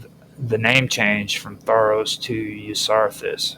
It suggests a transformation of religious doctrine, possibly influenced by Hellenization or some kind of esoteric interpretation. Now, the prefix EU in Greek often means good or well, implying a refined or purified version of a deity or theological concept. Now, if Thuro is linked to an older deity, it could be a reference to Thor or Tharhud, and that would be the Hittite storm god, or even a Phoenician storm deity. The transition to Eusarthus might indicate a shift towards a more intellectual or mystical interpretation of an older god, basically. Now, the connection to Tuatis, which is Thoth Hermes, and when it goes into like the hidden theology, you got to understand that the passage that I just spoke about states that Sura Mobilis and Thoro or Eusarthus brought to light the theology of Tuatis, okay, which had previously been hidden by allegories. Now, this implies that these figures were seen as reformers or restorers of ancient wisdom, uncovering lost or obscured theological truths. Now, Tuatis, often equated with Thoth or Hermes Trismegistus, was considered the god of wisdom, language, and secret knowledge. The idea of hidden wisdom and revelation aligns with Hermetic, Gnostic, and even early Phoenician theological traditions, where sacred knowledge was often concealed in allegories, symbols, and esoteric traditions. You can also find that like in biblical passages and stuff. It's everywhere. It's not just refined or confined, actually, to just the Phoenicians or or the Greek or anything. You can even find it in biblical passages where they use allegory quite a bit. So now with all that, if I do like a comparative analysis with this on other myths, I also come up with this pattern of forgotten wisdom rediscovered by later figures, which appears in multiple traditions. You have Hermeticism. That's the teaching of Hermes Trismegistus. And that was said to have had like hidden and later rediscovered information that was rediscovered by initiates, because they had mystery schools, you know what I mean, and things of that nature. So you had that going on.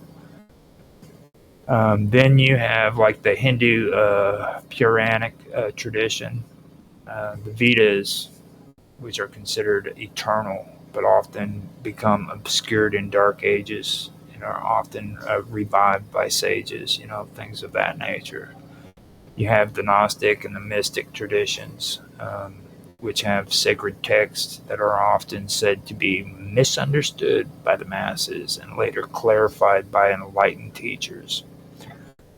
So, my references to Ceramobilis and Eusarthus, it does suggest the theological transformation where older Phoenician doctrines were reinterpreted or rediscovered.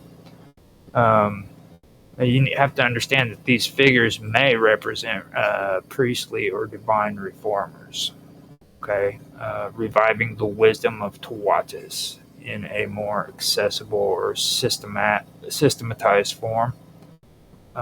Their stories fits with like a broader Indo-European or Near Eastern pattern of what would be determined as hidden wisdom, which is supposed to be uncovered through divine or semi-divine figures.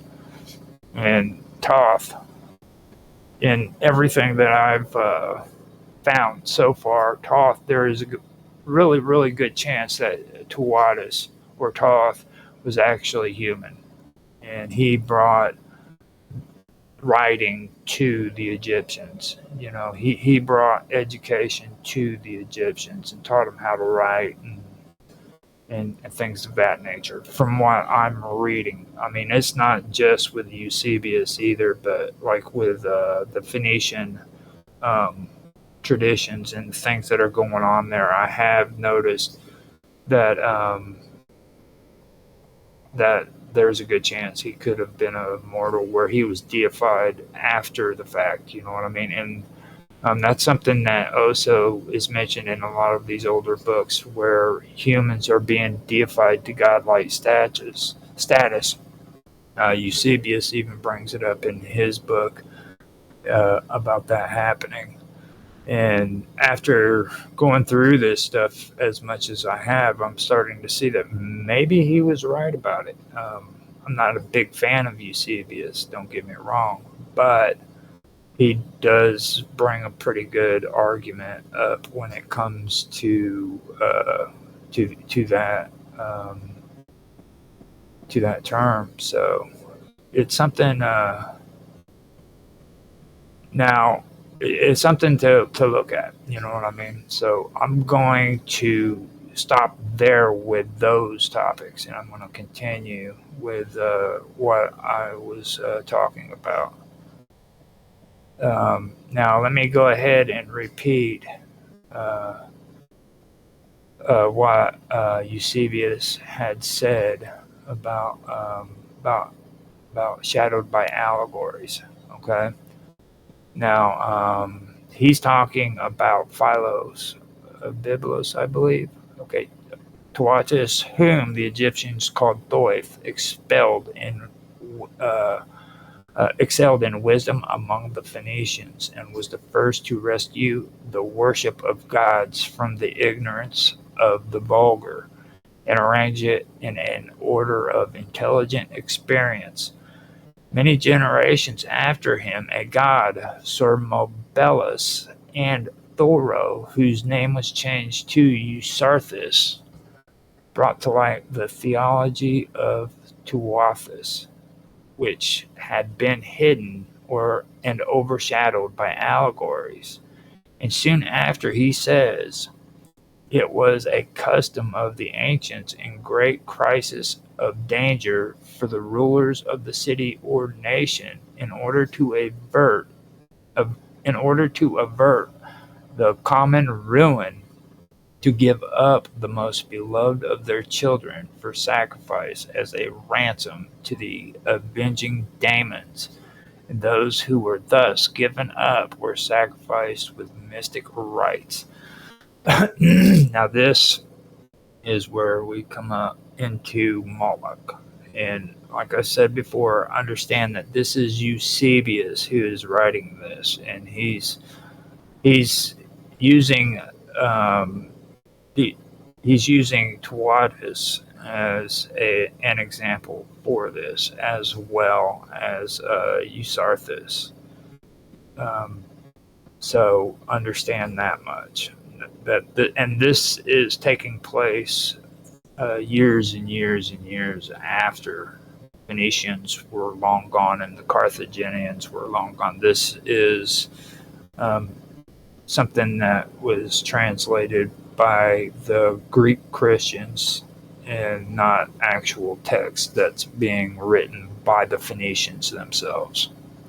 So, Cronos then, whom the Phoenicians called Elis, who was the king of the country and subsequently, after his decease, was deified as the star Saturn, had by a nymph of the country named Anabred, an only begotten son, whom they on this account called Ledud, or Ledud, the only begotten being still so called among the Phoenicians. And when very great dangers from war had beset the country, he arrayed his son in royal apparel and prepared an altar and sacrificed him. So this is where Cronos, who is the Phoenicians called Elis, had sacrificed his son Ledud. Okay. Again, see what the same author in his translation from Senectunatheon about the Phoenician alphabet says concerning the reptiles and venomous beasts, which contribute no good service to mankind, but work death and destruction to any in whom they inject their incurable and fatal poisons. This also he describes, saying word for word as follows: the nature then of the dragon and of serpents Tuathus himself regarded as divine, and so again after him did the Phoenicians and Egyptians, for this animal was declared by him to be of all reptiles most full of breath and fury, in consequence of which it also exerts an unsurpassable swiftness by means of its breath, without feet and hands or any other of the external members by which the other animals make their movements. It also exhibits forms of various shapes, and in its progress makes spiral leaps as swift as it chooses. It is also most long-lived, and its nature is to put off its old skin, and so not only to grow young again, but also to assume a larger growth. And after it has fulfilled its appointed measure of age, it is self-consumed. in like manner as Tawathis himself has set down in his sacred books, for which reason this animal has also been adopted in temples and in mystic rites.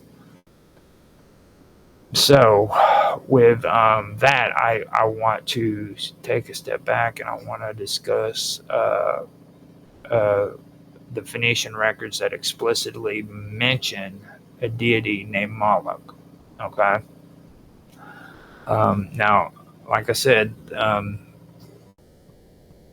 Phoenician records that explicitly mention the deity Moloch, and those records are scarce. Now, there are claims that archaeological findings and inscriptions provide like insights into related practices and deities within the Phoenician and Carthaginian cultures. All right, that a good example would be the Phoenician inscription and the term MLK, which I call Milky, but MLK is an inscription. In the Punic Carthaginian inscriptions, the term MLK it frequently appears. Um, it's been subject to a lot of scholarly debate. Some interpretations suggest that MLK refers to a specific type of sacrifice rather than a deity. Now, this perspective was notably proposed by Otto Eisfeld in 1935, who argued that MLK denoted a sacrificial rite, possibly involving children, rather than the name of a god. Now, these inscriptions often associate MLK with terms like MR, which is lamb, or BL, which is citizen, and DM, which means human being, indicating the nature of the offering. Okay.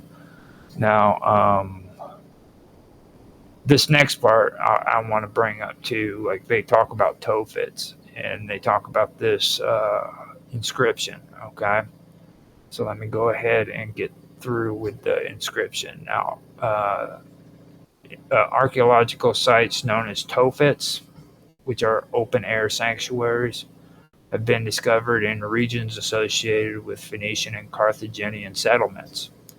Now, these sites contain urns with the cremated remains of infants and animals, accompanied with stela-bearing inscriptions. The inscriptions typically record dedications to deities such as Tanit, which is Tanit, and Baal-Haman, but do not explicitly mention Moloch. Now, the presence of the term MLK in these contexts have led some scholars to connect it with the sacrificial practices evidence at these sites. Now, I've seen video and I've also seen photos of these sites, and I've listened to a lot of the archaeologists talk in their interviews and stuff about them. A lot of the guys who are against the idea of these being sacrificial sites bring up a good point. Now, what they don't bother to tell you about these sites is the fact that these urns were found just right there within burial sites. I mean, there's other people that are buried within this area, and they go in and they find these urns with these animals and these babies, and they say, well, this was a sacrificial site. These were all found in areas that were actually burial sites for everybody, not just babies and not just animals. And Tophets have been used for burial by all of the cultures during the time period of the Phoenicians. Like Tophets are kind of expected. Even the Persians used Tophets, which is open air, well, not temples but altars. As a matter of fact, the Phoenicians thought that it was sacrilege to make offerings in sheltered areas, that it had to be outside under the sky. You know what I mean? And a lot of cultures back then believed in that. So that is one thing that I wanted to bring up, because I have actually seen a lot of pros and cons on this. Now, other than that, they have MLK, and MLK is just an insignia that they find at these sites. And they don't know for sure if this is actually a deity or if it's just a marking saying that this was a ritual that took place. And that was something that was very important for me to bring up. Now, getting back into the interpretations and the scholarly debates, you have to understand that the lack of direct references to Moloch in Phoenician texts, they have led to like various interpretations. If you look at Moloch as a sacrificial term, you'll see that some scholars propose that MLK refers to a type of sacrifice, possibly involving children, rather than a deity. Now, this view is supported by the context of which MLK appears in Punic inscriptions. Now, if you look at Moloch Baal as a deity, you'll find that others suggest that Moloch was a deity associated with these sacrifices, drawing parallels with deities like Baal Haman, who were venerated in Phoenician and Carthaginian cultures. Now, while direct Phoenician documentation of a deity named Moloch is limited, existing inscriptions and archaeological evidence is supposed to be providing valuable insights into the sacrificial practices and deities of Phoenician and Carthaginian societies. Now, the term MLK, that plays a central role in this discussion, okay? Though its exact interpretation, whether a type of sacrifice or the name of a deity, remains a topic of scholarly debate, it still remains like central.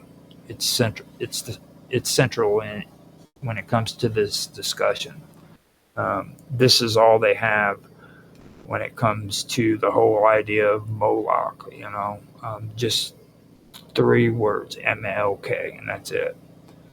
Now, there are very few direct references to a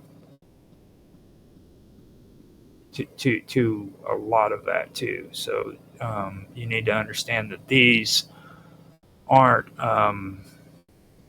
these aren't abundant. Like, you don't go all over the Middle East and find these sacrificial sites with MLK written everywhere. They're very few and far between. They're not as popular as what everybody tries to make them out to be. So just realize that when you hear this stuff. So let's see here. I'm gonna go and check and see if we got any comments so far. I'm surprised nobody's badmouthed me by now, especially my friends. They love to badmouth me when it comes to talking about Moloch Baal. Oh, you horrible, horrible man. How dare you say that Moloch Baal didn't sacrifice babies? Well, it looks like I made it this far without any harassment. So, let me find out where I'm at. Okay, now, right here it says that Kronos then, whom the Phoenicians called Elis. Okay, so I've read all of that. Let me see. Anabret, and Ledude. Now, I went and I actually did do some research on Anobret. Now, Anobret is mentioned in Philo of Byblos' account as the mother of Ioud or Ledud. The name varies in transliteration. Okay, now, some interpretations suggest that she was a Phoenician divine figure or a symbolic representation of fertility and motherhood. Now, given Phoenician religious structures, she may have had connections to Astarte, Tenet, and Baalat, Jabal, who were important mother goddesses in the region. I also want to point out again that Astarte is Ishtar, also known as Inanna, and here in the Phoenician/Canaanite pantheon, she is considered Astarte. So that is Anobret. Okay. Now we go to Ledud or Iadud. Now Ledud is Ledud. Ioud is Ieoud. Now, Ledud is said to be the son of Anobret. Some interpretations associate his name with beloved or chosen, linking it to divine favor. In some theories, Ledud may have been a sacrificial figure, perhaps connected to rituals of royal or divine consecration. His name does not appear widely outside of Philo's fragments, so it remains uncertain whether he was a mythological figure, a human ancestor hero, or a title given to certain sacred individuals.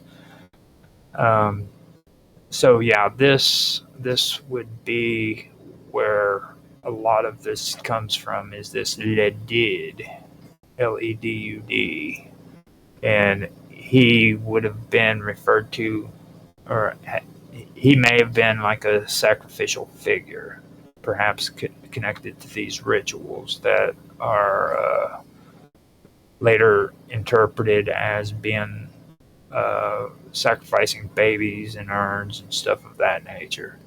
But let me also point out his name does not appear widely outside of Philo's fragments. So you have to take that into consideration as well. It's not mentioned at all. Very, very little. The figures appear in passages discussing ancient Phoenician theogony, the succession of gods and their interaction with humans. Now, if Anobret is indeed a mother goddess, her role may be tied to the lineage of divine or semi-divine kings, reflecting the Phoenician tendency to mix mythology with a dynastic rule. Now, that brings us into stuff like sacred bloodline. Now, if Anobret was considered a divine ancestor, Ledud may have represented a semi-divine ruler or priestly lineage. Then you have sacrificial rite. Some scholars have linked Ledud to the firstborn sacrifices. And that was found in Phoenician and Carthaginian traditions, where elite families were supposed to have offered their children in rites to Baal Haman or Tanit. Now, this is an area that I can look deeper into, but I mean, I probably should. I probably should go back through and do a deeper dive on Haman, because even though I don't want to, and Tanit, see what's going on there. Now, also Ledud shares similarities with Hebrew D-O-D, which is beloved, which might indicate an honorific title rather than a personal name. So Ladid could be like, it has similarities with the Hebrew word God, basically. So, and that's one thing that a lot of people who are Christian and Jew, who are Judaic, they have a hard time with the idea that the Jewish people were Canaanites, and you can find evidence in the Bible where there's parts that just don't fit, and if you take a look at the older Canaanite stories, you'll find out that they fit in there. But what it was is somehow they slipped through the cracks. You know what I mean? Like the War of the Lords of the Gods or something like that, which is in the Old Testament, is still there, and it doesn't relate to anything else. And people are sitting there saying, "What is this all about?" Well, if you go back and you look at the older texts of El, and you look at a lot of the things that were going on within the Canaanite pantheon, you'd see where that comes from. You know what I mean? But you have to have an open mind and be able to see it. As time went by, the Hebrews decided that they were going to break away from it. Everybody always talks about the Christian canon, but they don't realize that kind of stuff was going on beforehand. Okay, the Jewish were going through and taking stuff out of the Torah way before Christianity was around. They revised the Old Testament or the Torah, I think 2 or 3 times before Christianity even came around. So, and for me, I believe that what it was is they started realizing that they didn't want those pagan writings in their stories anymore. So they started taking them out because they wanted to separate themselves from what they were to what they wanted to be. So that's just me, though. I mean, and if you guys want to cuss at me and say dirty words, you can. You're in chat, so I'll forgive you this time. As long as you're not saying it to my face and being all mean, I'm fine. Which now it looks like I am in a position where I have to delete another comment on Kick from a person trying to solicit. So I have that taken care of. Checking the stream, seeing if anybody has any comments so far, and I have found nothing. So we're all good. All right. So, and like I said, I don't have my notes put together very well tonight. And this is probably the one area where I really wish I did have them put together a lot better than what I've got them. So I do apologize to you guys for that. It's like I said, this whole week has just been outrageous. But that is something that I have to put up with. Now, I did cover that. Now, I could go through and talk about Santa Chinathion or Tawatis, but me and Karma, we really covered Tawatis very well. I think we did an excellent job of that, It was just sad that we had to get into this topic and, an argument had to have been started, which, by the way, I took them out of the 15-minute videos because I still think of her as a good friend, and I hope she still thinks of me as a good friend too, but it's something that I don't want to revisit, and I don't want people to freaking have to visit either, because like I said, this is a very, very touchy situation, a very, very touchy topic. I almost lost her as a friend, and even today we barely talk like we used to, and that was all because of this. That's one reason why I'm doing this on my own. Nobody else is coming in. Nobody else is having a conversation with me about it, because this stems off into a lot of other hateful, hateful stuff. That's the only way I can say it. It's propagated a lot of death. There's things that happen in the freaking Middle Ages, which has directly resulted because of this. And not too many people want to talk about that. I don't really want to talk about it either, because it causes a lot of emotions inside of me. So I try to stay away from that. Now, I believe that I've covered everything on there. I've discussed what Eusebius has said about the serpent.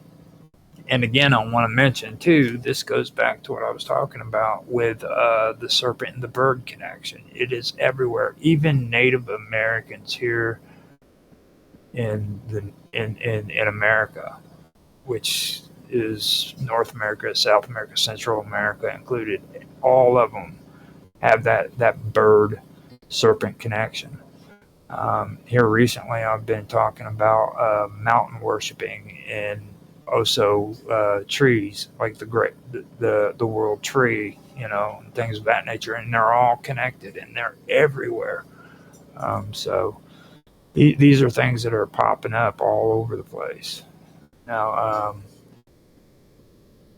with that being said, I'm going to continue my reading, and hopefully I can cover enough time to cover an hour and a half, because it took like a half an hour just to start this, and we can get a good hour's worth of content in.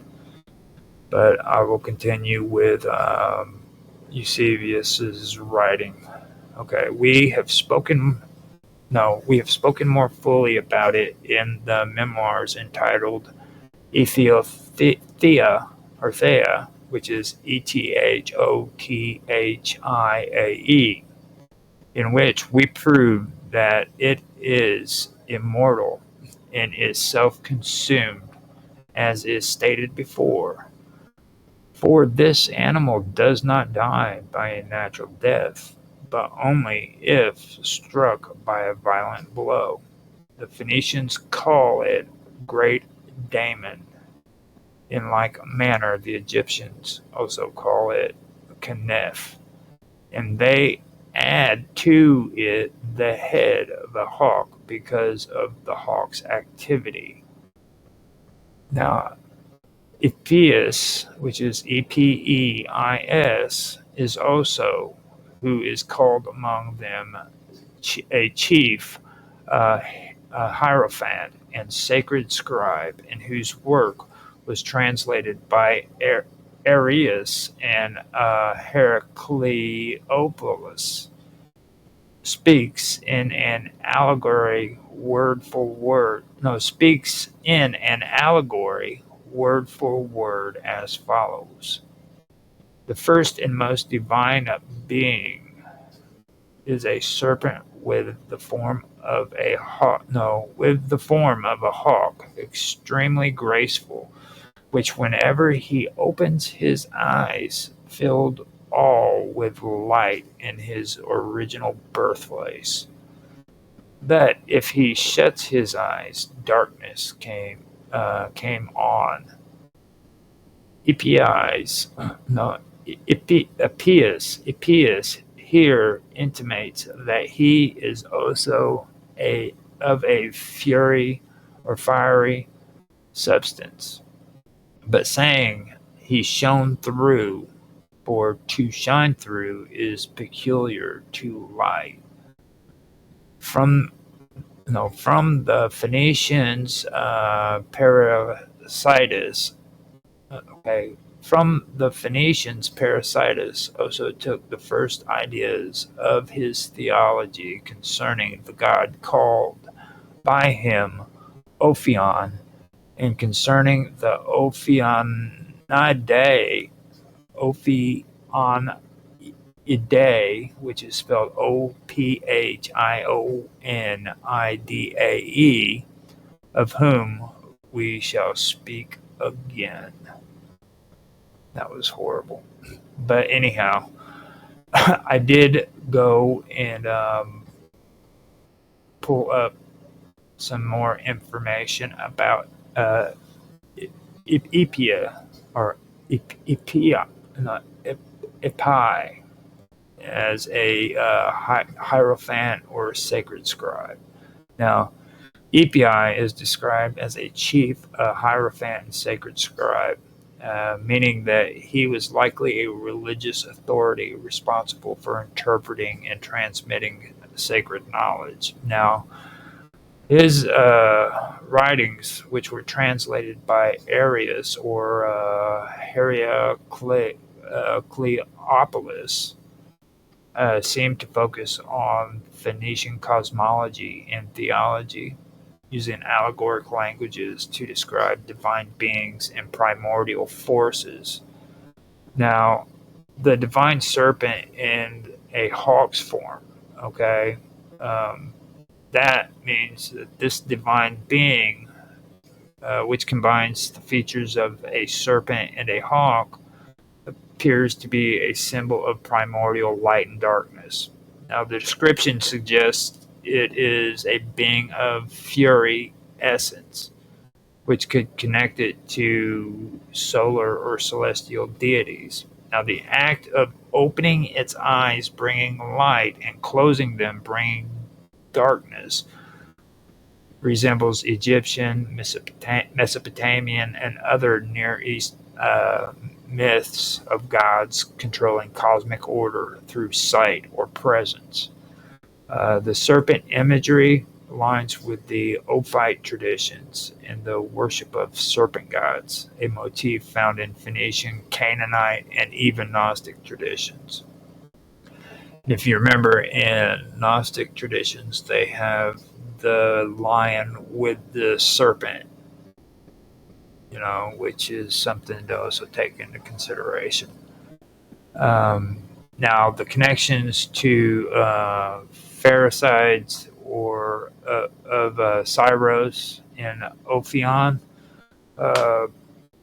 that's something that I want to get into, okay, too. The text claims that Pherasides of Syros in 6th century BCE,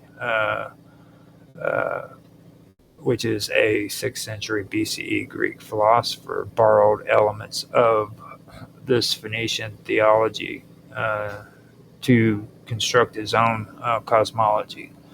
Now, Pherasides' mythology, Ophion, is a serpent-like primordial deity, and the Ophionidae, they played roles in the creation of the cosmos. Now, this suggests that early Phoenician beliefs heavily influenced Greek religious thought, especially in the realm of primordial creation myths. Now, there could be possible connections to Egyptian and Phoenician thoughts, which I've believed for quite some time, because the Phoenicians actually, up in the northern part, comes from the Hittite areas, and I've always noticed from the stuff that I've read that even though they did have great battles, some of the greatest battles in all of history, the Hittites and the Egyptians had a very close bond with one another, and that's something that always stuck out to me, even with just other topics besides what we're talking about here. They called themselves brothers, when their rulers wrote to one another. They were always referring to one another as brothers. So that's something that did stick out to me. So for me, I've seen possible connections between the Egyptians and the Phoenicians as well as the Canaanites. Now, the serpent with a hawk's form strongly resembles the Egyptian god Kneph, often depicted as a serpent-associated creator deity. It also recalls Ra and Horus, both associated with light, vision, and solar power. The connection between fire, sight, and creation in Epius's account suggests that this might be an early Phoenician conceptualization of a creator god akin to El or Baal, or an unknown cosmic force. Epius appears to be a Phoenician priest or scribe, like I said, who recorded in early cosmology, later referenced in Greek and Phoenician theological traditions. His description of a serpent hawk deity as the first and most divine being reflects a Phoenician understanding of cosmic order, light, and divine power, one that influenced later Greco-Roman and even Gnostic thought. The association with Pherecydes and Ophion further suggests that elements of Phoenician theology spread into the Mediterranean world, shaping broader mythological traditions. And with that, what I'm saying is that I believe that it was the other way around. I don't believe like Egyptian thought came up and influenced Greeks like I did in the beginning of this stream, actually, and like even when I first started streaming, I always thought that the Greeks came down to Egypt and they basically incorporated the Egyptian ideas into their mythos. But now, after doing a lot of this, I'm starting to realize that it wasn't that at all. A lot of it had to do with all of these cultures kind of like blending into one another, because as you can hear while I'm reading this, we've got Babylonian traditions that are being influenced or that are being incorporated into Canaanite and Phoenician traditions. You can also find it in the Hittites traditions as well as the Assyrians and Egyptians as well, So they were kind of like incorporating their belief systems together. They were doing that. And I actually am glad that I did this. I'm even happier with the idea that I did it on my own without anybody else, because I did not want any kind of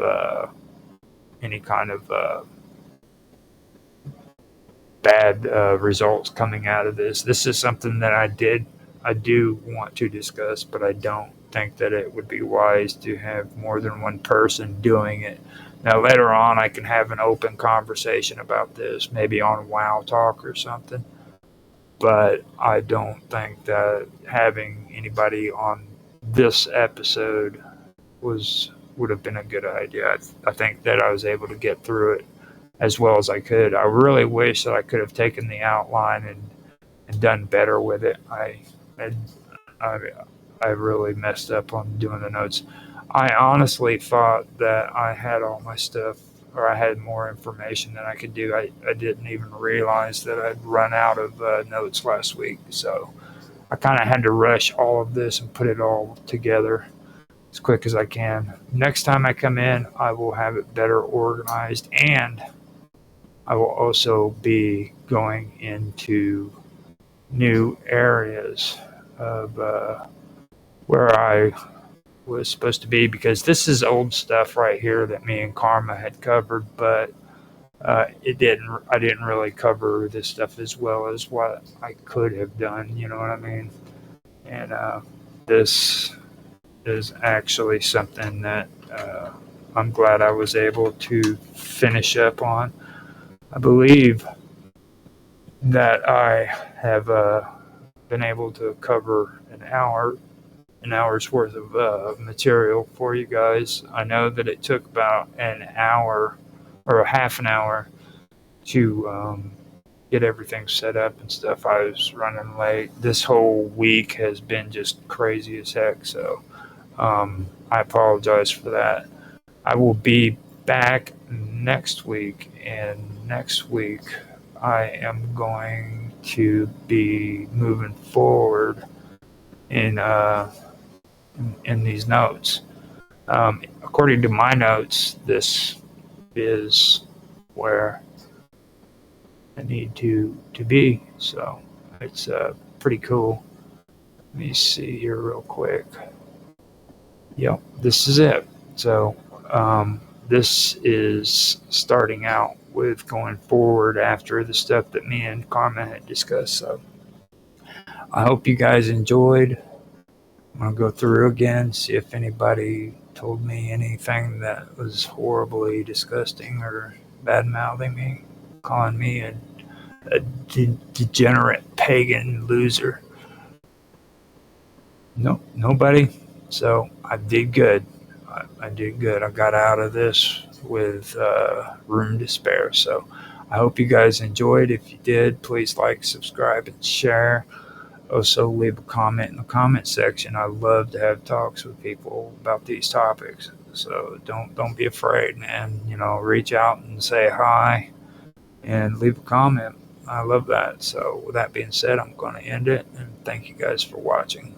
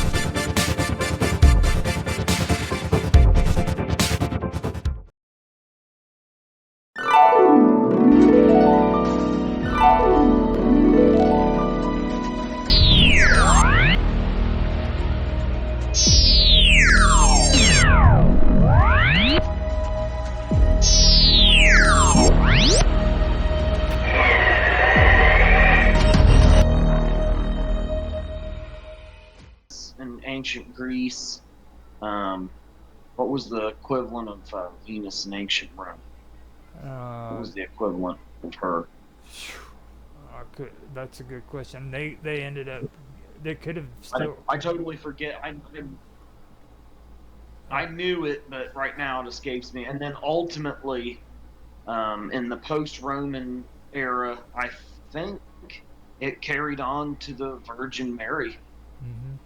Yeah. In all honesty, I think because you see that feminine divine aspect carry through all these religious traditions down through the ages. That's my take on it in a nutshell. And you said she was the mother of heaven. Well, I mean, technically we could say Mother Mary was the mother of heaven if Jesus was heaven upon earth, if we're talking about at least as far as a Christian tradition goes. But yeah, in a nutshell, that feminine divine aspect that you're describing, that's carried down through every major religious tradition and every culture throughout the ages. So that's my take on it in a nutshell.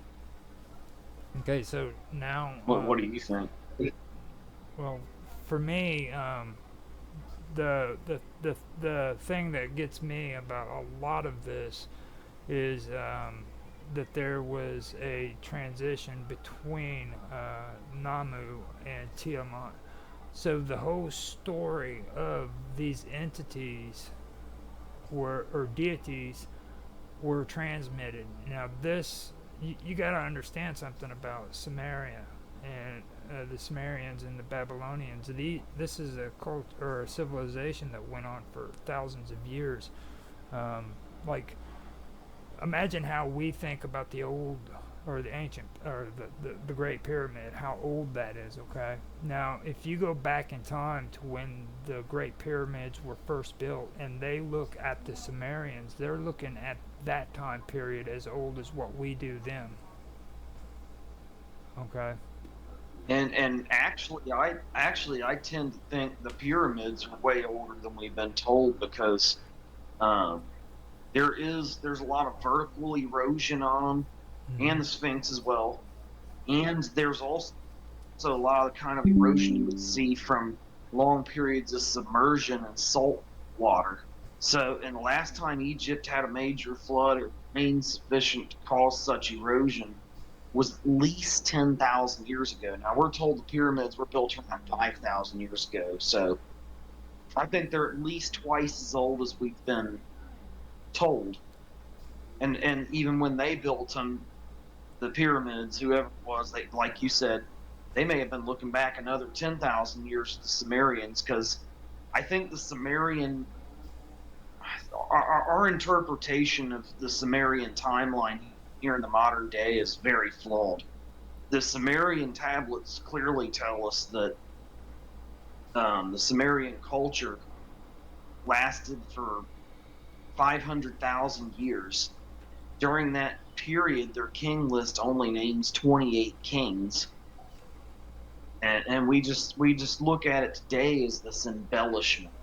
Oh, they were just this is just a tall tale, you know. That this we're just look they're just embellishing everything. But I don't really, when you look at how Samaria was the first, we had, humans appear from the archaeological record to have just been a bunch of cave dwellers banging rocks together, and then out of the blue, here's Samaria, first first culture with a government and law and order, record keeping, and mathematics and the arts and the sciences and everything that we look at the building blocks of a civilization today, and we're supposed to believe that everything they were telling us, this first building block of what has become our culture all over the world today, civilization as we know, we're supposed to just believe they just embellished everything. Yeah. I mean, I think I think we're kind of putting ourselves up on a pedestal above them because we think we've came such a long way, Now, and we're so since above where they were at. But really, since you brought all that up, let me go on with the rest of this reading because it kind of goes along with what you've just said. Okay. So let me just read this and see what let me see what your take is on it. Okay. Now, here it goes. In the old Babylonian myth, Enki and Ninmah, Nimmu is one of the deities involved in the creation of mankind along the eponymous pair and a group of 7 minor goddesses.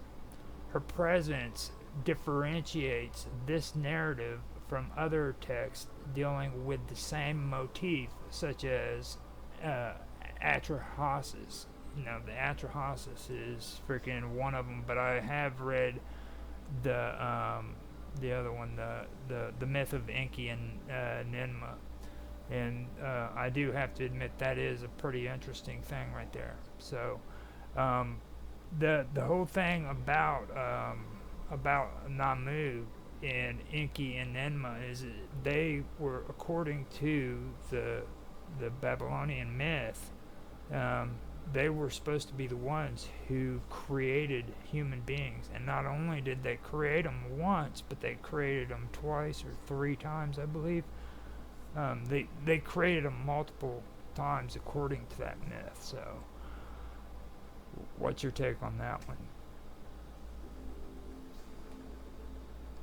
So you're saying they created the humans multiple times? Maybe the cave dwellers, people banging rocks together, they took them It's possible they took them and created a more superior form of human out of them. Is kind of what I'm gathering. And from this superior form of human, they may have gotten um, they may have gotten what we call the Sumerian culture. Mm-hmm. Now, too, from the superior form of human, we may have very well had humans, who lived many thousands of years as compared to our average lifespan of 70, 80 some odd years today. Because like I said, that 500,000 year span of time the Sumerian culture supposedly existed, they only named 28 kings, I think it is. So Mm-hmm. each king would have had to rule roughly 15 to 20,000 years average. I mean, so either we're dealing with something extraterrestrial or a superior form of human that lived that long. It's hard to say. That's something I'm still kind of not sure about myself, but that's my take on it. Now, up on. I think she's getting ready to come back, maybe. Okay.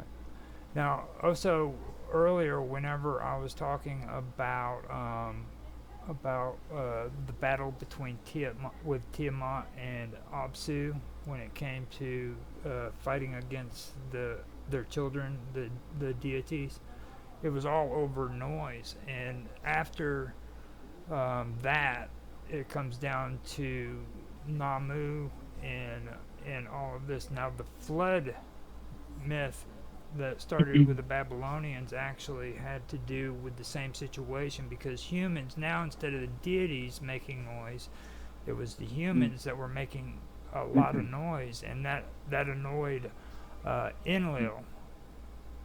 I don't know so much that it's noise. Sorry to cut in. I don't know that it's so much noise as is frequency. Um, you can manipulate matter with different resonance of sound. Everything is sound and light. Okay, so different harmonics will have these very beautiful but different oh, what's the word? I'm so sorry I'm doing this to you guys again. That's fine. It has like a geometric pattern. You can expose water to different sounds, and you can see the frequent resonant from it. And I believe, just like that, the flower of life. If you guys know, are you aware of the flower of life? Okay, and how everybody's been Oh, trying to solve absolutely. this. I'm sorry.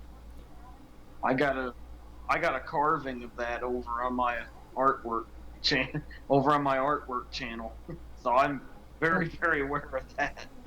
You also will see them on like hieroglyphs, like in Egypt and stuff. Like, for example, it's been like seared into some of the walls there. And I believe the thing, if you look at um some of the Egyptians and the hieroglyphs, you'll see they're wearing this wristwatch looking type deal, and it looks almost like they're holding a bag. Now, I think with the Enlil and Inky thing is one, I forget which of the two, one of them wanted to keep humanity enslaved, and one of them wanted to keep or let them free. And there's these things, and if I'm not mistaken, they're called um word. It starts with an S. But I'll think about it. It will pop in my brain at like 2 o'clock in the morning, and I'll be like, "Oh, that's the word." Hey. But it's something like stigna or something like that. But it's basically it's you have to have these two different things to be able to open stargates, and I think one of them is the frequency, and it's on like a disc, which is what's on the wrist. And then you have the separate piece that they're holding the bag, which I is probably the key. It's like the key, and then you have the frequency, and And that's, I think that's how they had them hairline carved out of the like limestone and some of the. Do you guys know anything about the Coral Castle? It's in Florida. The one It's in called. Florida, Yeah. Yes, it's called the Coral Castle, and it was and they don't built know by how, I'm sorry. they don't know how the guy built it. Yeah. Yeah, It's a it's just mystery this how he man. built it. Out of like some of the heaviest material on earth, and he did it all by himself, this little old man. And he said he figured out like magnetic and frequency. They go hand in hand. But back to what you were saying about the noise, I believe maybe that may be misinterpreted because, the noise, the resonance, the frequencies, same thing with like shamans. They can lift these big boulders when they all home together and they make this certain resonancy, and these big boulders will levitate off of the ground in midair.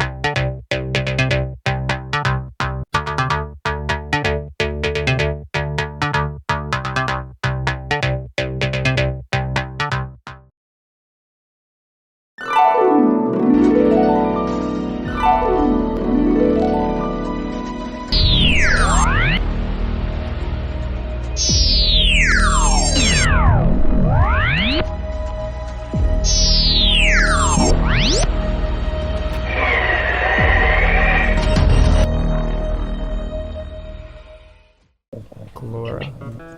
Yeah, that's it. What does it say? Hold on 1 second, because you definitely have to have Wi-Fi. And there you go. Yeah, how about you catch up to my brain? Thank you. Thank you so much. Technology, exactly on point. Down at the bottom where it shows where you leave the meeting and you join the meeting and stuff. Yeah. You see that little emblem right there that shows the computer screen with the inner sign on it? It's the third one. Oh, start sharing my. Okay, hold on. Then let me look it up on here. If you want. So the thing is, I always look up on my iPad because I take my notes. Remember I told you I have now it's up to 71 tabs open. The other day it was 56, I think, and we got to 60. Okay, so I'm going to share now. Stay tuned. Start sharing screen. I'm sure. What do you see? There we go. We got something. Okie dokie. Okay. And so, a bacterial disease causing severe diarrhea and dehydration. So I imagine maybe he became septic if it says that he was near death from it. I was septic before. It's in water, contaminated water. And where he lived in Croatia. Well, he didn't live in Croatia. He was in Syria or something. And then, but of Croatian heritage, a part of. I think you're right. I think it was Croatia because they got a museum there for all the stuff that he has. I actually watched the video on it. I think it is Croatia. Okay, I know rare. He is read Croatian. Read that. Go back up. Extremely rare. Extremely rare. fewer than 1,000 U.S. cases per year, treatable by medical professional, spreads through contaminated food or water, requires a medical diagnosis, lab tests or imaging always required, short term, resolves within days to week, critical needs emergency care. But I wonder, can we find out how many people die from it? Do they have an Those option scores, for too. history?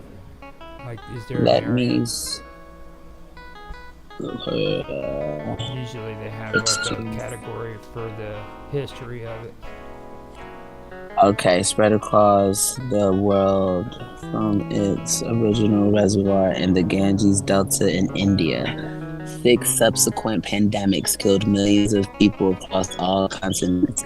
The current 7th pandemic started in South Asia in 1961, reached Africa in 1971, and wow, are you kidding me? And in America is 1991. So it's not as small as what that article made it out to be, I guess. Yeah, at first it made it seem like it's no big deal. You can have it and then, just go to a doctor and stuff like that. But if you can't do that, then that's crazy. If it's a pandemic. And this is what the WHO is saying. So we have a little basic Google nonsense. But they like to put stuff more than it is. But I doubt they would if it was. Look, a global roadmap to 2030 will end in. From 2030, that's when they hope to end it. A global strategy on cholera control. Most of the infected will have no or mild symptoms. Wow, and can be successfully treated with oil. So, how would you know you have it? Then, if you have no symptoms, here we go. A virulent disease that can cause severe. Okay. Now, see, they even classify it though as rare, and I mean, okay, let's just say, for example, that freaking he had it. Okay, that's fine. But what if he didn't have it? You know what I mean? Yeah, and they just said that that's what it was in order for them to be able to make it. See, that's why I was saying about with him being sick and die. Like, what if he was being poisoned? He died from a freaking hit and run accident. He walked outside in front of his hotel room and he was ran down by a car. Well, but that was ultimately. But you see, he didn't die from the accident. He stayed he didn't die from the accident. He thought the injuries were not that severe, and so he kind of just brushed it off. Yeah. And he died. I don't know how long. I don't say weeks. Within a week or two, a few days later, something like that. Within a week or so. But I don't like to do the time thing because I really do not recall the exact time frame they said. But I do remember it was because they and I have a book. Okay, well we can do that separate. But they were just talking. But they were talking about. He thought he was fine. The car accident is not what killed him. Contrary to popular belief, everyone thinks the car accident killed him, but he got up from the car accident, was fine.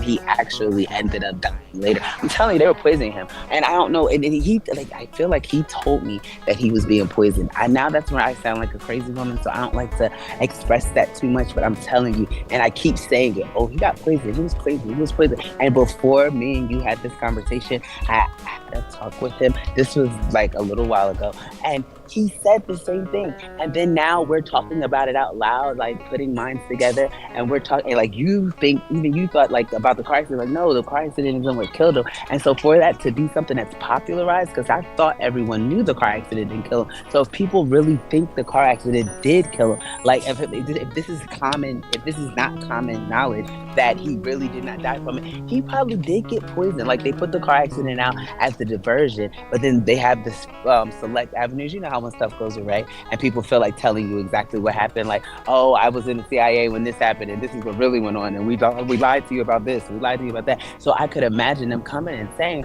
no, he actually died from this, or just having the documentation from the hospitals if they're no longer being suppressed. He got poisoned. I want to know who poisoned him. Yeah. Like who was who was around him? Because like, and there's no way to go back. Well, you can go back there, but it causes. The issue for me is like the basic fact that they're trying to say that this guy was desolate and alone, poor, living in a hotel room by himself. Okay, couldn't even pay his rent. Freaking, what was his Bell? Wasn't that who it was? The guy that hit his competitor. No, Edison. Well, Edison. Yeah, because it was his predecessor first, and it was his mentor, and then his mentor, he kind of shunned him. He turned away from him because he wanted to freaking create free energy. Well, yeah, so he introduced the AC current, and Edison had just developed the DC current. He was like, no, I think this, and he was an apprentice for Edison at the time. And he's like, hey, I think this would be a better idea. And they kind of like, oh, you lowly poor boy. They tried to play with him like he just broke lane and he doesn't know anything. Is this man paid his hotel fees up until his death because he was penniless and couldn't pay his own freaking rent. Because he had a gambling issue, like, but it wasn't even a big gambling issue. No, it wasn't. He only did it in school. The only time that he got kicked out of school because he stopped going to class, and so when he stopped going to class, he dropped out. But where he was at going to school,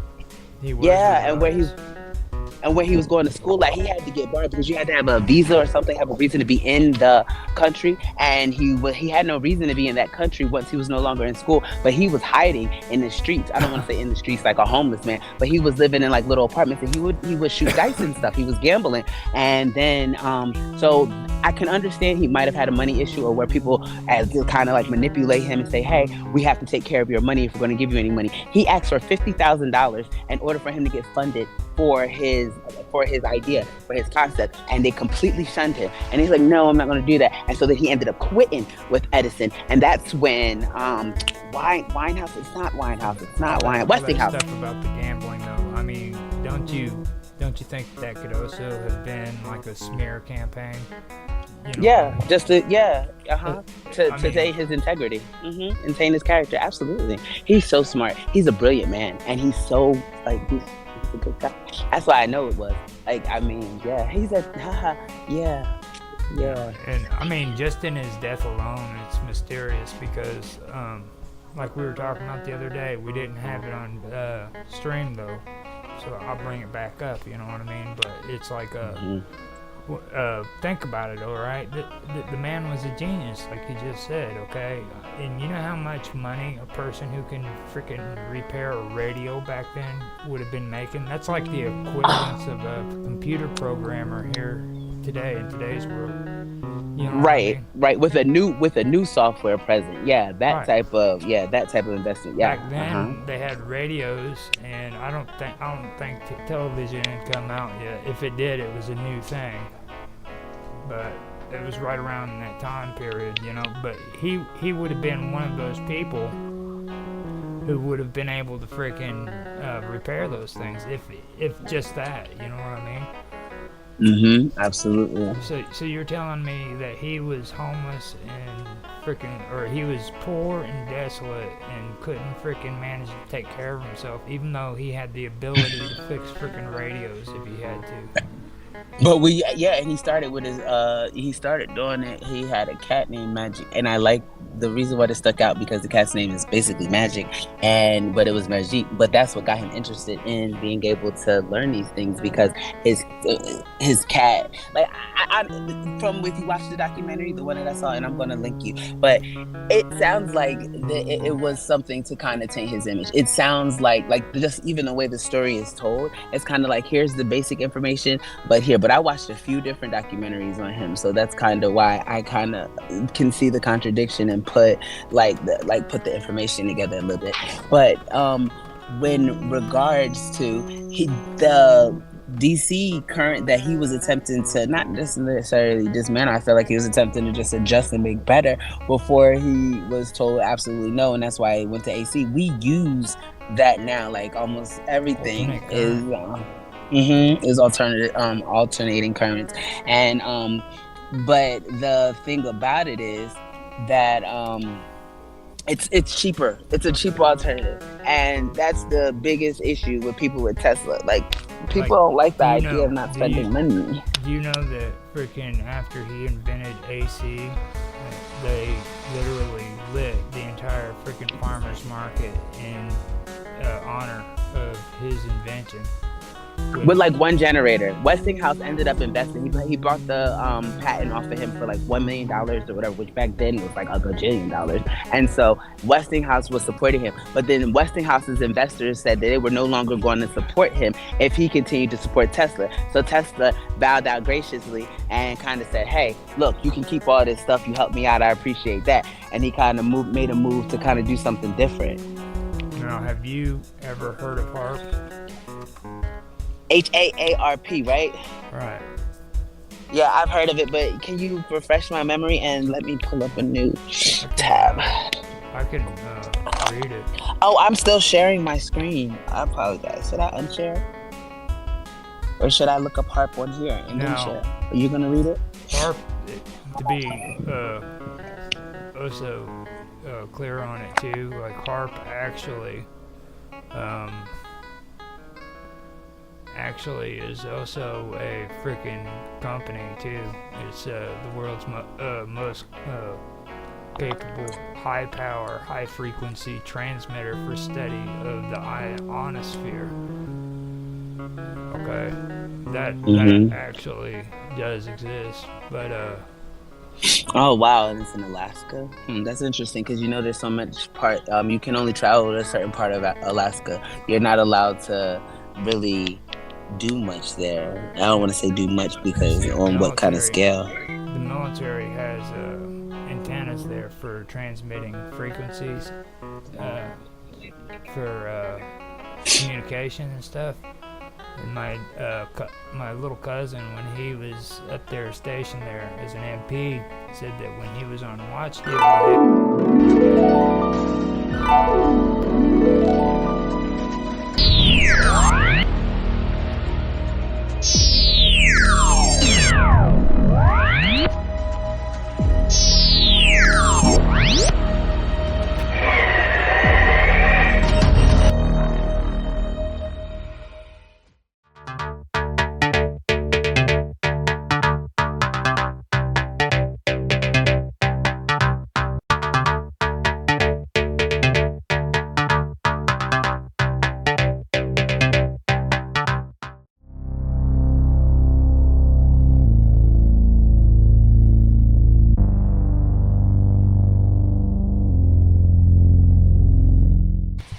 Look at this thing. This looks just like disabled advances. I'm about to put it in the chat.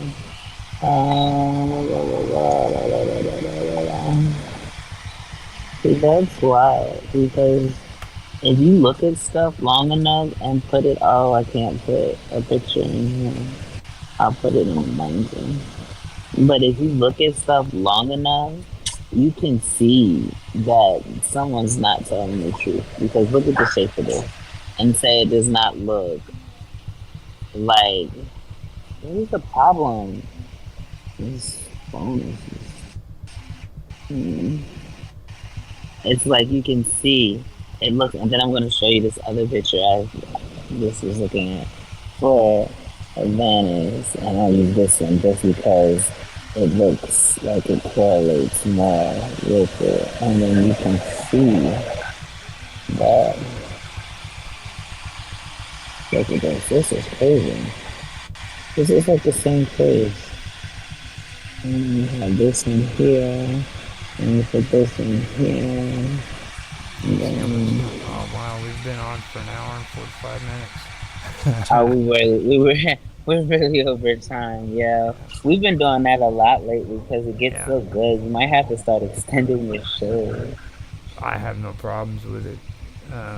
Being honest with you, it's alright. We can do it. But I just didn't realize it was that far over, heck. We've gotten into a lot of good stuff.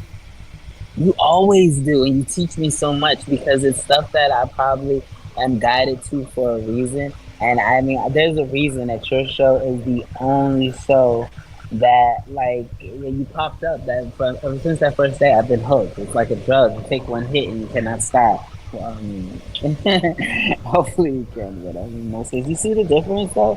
Look at You see what I'm saying? If you look at that's the obelisk, right? That's a picture of the obelisk, but then look underneath it and look at the picture of what Atlantis is to look like. Yeah. That's crazy. That's mad wild. Oh my gosh. Now, the whole thing behind all that is this outline is described in Plato's description of what Atlantis looks like. That actually is true. Yeah, but okie dokie, and that's what you're saying about the obelisk because we kind of discarding that. What if it's all connected? Like, what if that is Atlantis, or if it's not Atlantis, It's a matter something like it? of coming up with evidence, okay? And my Yeah, whole point that is part. like okay, let's go back to Graham Hancock, okay? He loves to talk. That's all he does. He's just a news reporter. He loves to talk. And when he talks about having evidence, you know what that consists of? That consists of him being in a freaking pair of shorts, in a scuba freaking outfit, diving off the side of a boat, and showing that on video. That's all the evidence he got. Look at me, I'm diving in the water. That's all you get from him. And he's a British writer. He has never produced any kind of freaking solid evidence. He's never produced any tablets. He's never produced anything whatsoever that confirms any of his ideas are true. Nothing, ever. I never even heard of him until today. Now I'm gonna have to do some more research. You know, and he's the one that pushes these ancient civilizations theories. And before that, he was doing the freaking Planet X catastrophe back in the early 2000s, where people believed that a freaking planet was going to crash into Earth, and like. But isn't that end up being serious, V? Like, isn't that what they regarded as Planet X ultimately, or no? Am I confused? It never happened. Okay, and when it never happened, Graham Hancock disappeared from the freaking scene with that group of people. You see what I mean? He just vanished. Yeah. And then he came back, and that's when he started discussing freaking lost civilizations, and then he started getting in with Randall and doing the early Dryas and everything. But even then, I still believe that the reason why he wants to hook up with Randall is because if Randall proves his theory, then freaking it makes his ancient civilizations theory more reliable. You know what I mean? More reliable, yeah. Because Randall is the actual scientist. He's the Explorer. one. You know, he's the one that goes out and he does all the freaking hard work. And it's Randall who? What's his last name? Carl Randall. Randall Carlson. I keep getting the name mixed up. Let me make sure I get it right.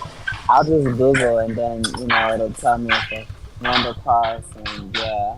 Home of the renegade scholar and master builder. Okay.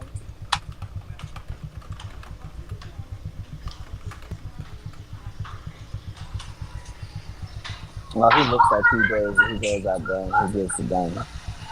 I don't know why I can believe a man in a beard as an architect or explorer before I can be. Yeah, Carl Randall. Randall Carlson. Randall Carlson. Yeah. Okay. He is 100%. I mean, he's damn good. Now I'm having a hard time. I'd like to say biologist, but he's more into. Isn't an archaeologist? No, he is freaking into.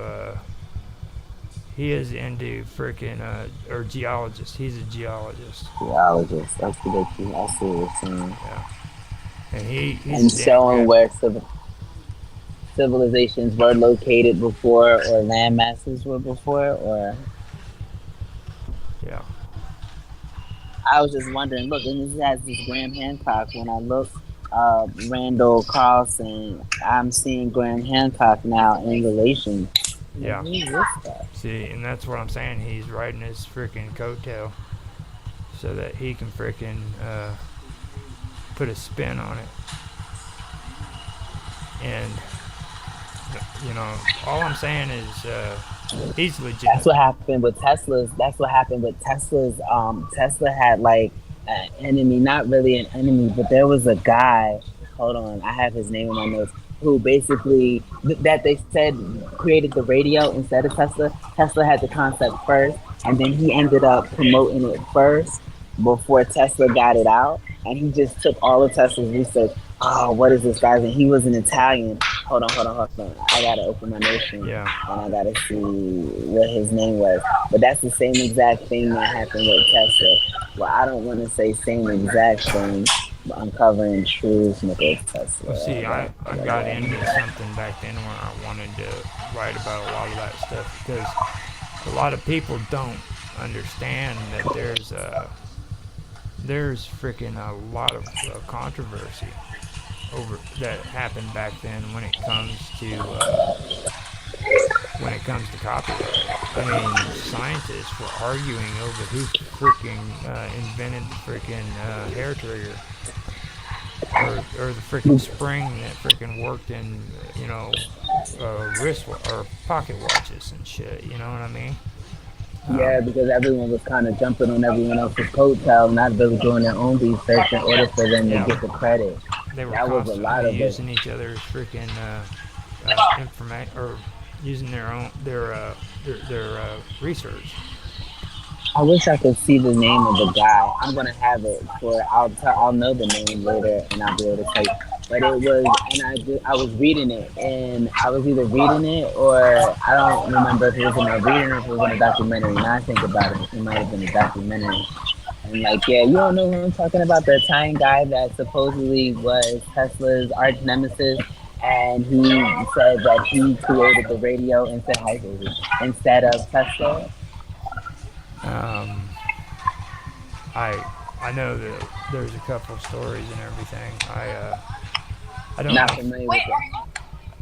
I can go through that. We could actually start talking about that. That would be something we could pull up and start talking about. Yeah, like because I'll have it if you wanna go further in with our conspiracy, and if you want to do that, I mean, like, because I'm going to look it up tonight because I'm frustrated that I've done research into freaking the Royal Society, and are you kidding? Yes, look, New World Order. I have it right here in my New World Order tab, and then holds the title to the worldwide crown land as private corporation, state of London, council of 12 members ruled by the Lord Mayor. 13 ruling families, including Rothschild, Warburg, Oppenheimer, and Schiff, holds the title Canada, Australia, and New Zealand, which is wild because we're talking about Australia and New Zealand now. And that's the worldwide crown land. And Empire of the City, Lexforia. Then, hold on. And it's Washington, D.C., separation, Vatican, blah, blah, blah, blah, blah. Executive members of the Council on Foreign Relations. Present power began 1921. CFR does not confirm the government policies. Does not conform to government policies. Government conforms to the CFR. Blah, blah, blah, blah, blah, blah. Dominates the press. The Brotherhood of the Snake, the Brotherhood of the Dragon. That's talking about the 13th Amendment, where it's not in the Constitution anymore, which is another thing that we should discuss because the 13th Amendment is the title of nobility amendment, and it makes it to where the United States president is subject to the British king and is no longer included in the most recent documents of the Constitution. Yeah, hold on, let me just see here. Well, don't be sneaking out information on the wrong freaking day, man. I mean, you got right. I know. They're like handing out the goodies before I'm freaking heading up it's to time to do it. Yeah, okay. I'll calm down. Relax. It's like data dumping, you know. I mean, shit. I already said I don't like data dumping, man. Much less. Right. And I'm just like, oh, listen, I got this. Got my Right. buddy Okay. Detective Let me Fallen. formulate my thought in a more. Got my buddy Detective Fallen. More He's one of structured. these young guys, you know, and he shares his gaming videos with me on Discord. And he doesn't understand the concept about schedule amount to where they freaking post on a daily, on a manageable, fashion or in a manageable fashion. So one day I'll be sitting there and all of a sudden freaking 20 freaking uploads just pop up on Discord and it's freaking Detective Fallen. He just puts that shit on there like freaking it's a good thing. And I finally told him, I was like, you don't freaking data dump. People don't In his like defense, sometimes it takes forever to upload because like I'll upload my videos for a scheduled time and it'll all of a sudden they'll both be coming at the same time. I've done that recently. Like I'm about giving up on YouTube. Like it just never works the way I like it to. See, that relates to what we're talking about here then, because it's like you're just wanting to give all the information within a freaking few minutes. Right. Just, we said one thing about the Royal Society and I went off. Yeah. It went off. No. Well, at least we understand We can I'm at get that with it. going. I think that would be Well, a I'll good have that topic. for tomorrow. Yeah, so obviously I'll have notes. Yeah. Well, that sounds good then, I guess. Yeah, I think it's like 3 minutes before, or 2.5 minutes before freaking 2 hours, so we better call it quits for today and come back and do this again. Okay, yeah, I'm here tomorrow, got you. Okay. Alright. I will see you later then, okay, Karma? Yes, have a good day. Thank you for everything. Be safe, okay? You too. Thanks. Bye-bye. Alright, so I am going to end the stream and the recording, and I will see you guys tomorrow. I hope you enjoyed. If you did, freaking hit us up. Let me know that you did enjoy it. So with that, I am going to stop the stream and say goodbye.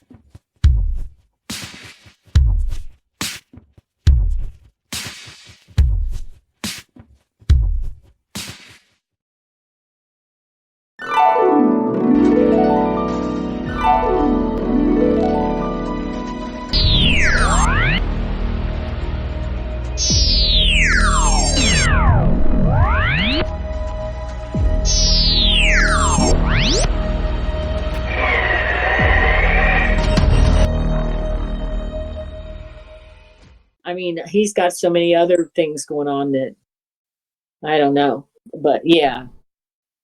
I was amazed when he married Jennifer Lopez. Who? He did. Did they get married? Well, actually, I think they were in a relationship. They might not have been married. That was weird. Yeah, and well, there's people that say she knew a lot about what was going on. And actually, I heard something about her. Now, I'm not sure if this is true. Ben Affleck, you know how they separated pretty quickly. And I always thought it was because this thing was coming out with P. Diddy, and maybe Ben thought he just wanted to get away from it, kind of, because she dated him around that time. But supposedly, and this might not be true either, but Ben Affleck came home one day and Jennifer Lopez was doing something called, I can't remember. It's a black magic from New Orleans. It's called Sweden or something like that. I think so. And that she was practicing it on something like Ben Affleck's picture or something. And he got freaked out and he was like, I don't want to have anything to do with you anymore. So that supposedly is what happened. But he's not confirming it. But I do know their divorce happened pretty quickly. I thought that was kind of interesting. Like one day they seemed like okay, and the next they were, You noticed that Mark Edworthy has like a candle lit and burning in the background. You can't I see. thought about that. Actually, no, it's my backlight that's flickering. Oh, is I've it? got a LED light to the top here and it's flickering And see, very badly, actually. that's something they've talked We about. take a bulb. And J-Lo and some of them being into the what is it, the Illuminati.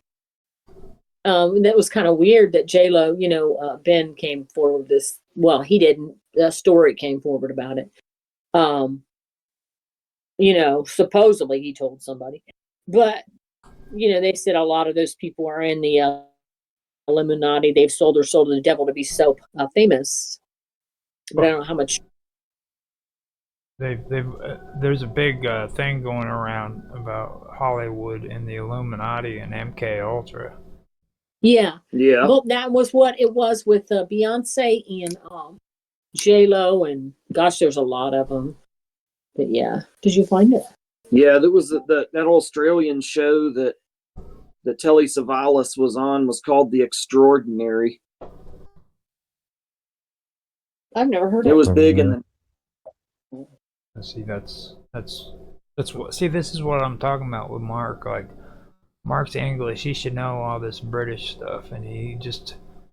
Well, I know. Well, yeah, I know the connection with him and Christopher Lee, but again, and some of these other American films, but yeah, as far as these Australian activities. So is Telly Savalas actually British? Is he English? Oh, is he? I think he's from California or something. I think He was Greek. yeah, actually. He's of Greek descent. Yeah, he was. Actually, I think he was. He was the Greek Cypriot. He was from Cyprus, wasn't he? His parents were Greek immigrants, I think, and he grew. I believe he grew up in New York. Okay. Okay. So I don't want to say anything that's inappropriate because, well, I mean, you know how I feel about Greek. Those No, I don't. How come you feel about that's so what's wrong with that? How do you feel about Greeks are like all homosexuals. They run around in funny looking clothes and stuff. Oh, he was a man. I don't think he was gay though. Actually, he was. Yeah, he saw the ghost. He was coming home from a date. He said. Yeah, he was. Okay. He was in.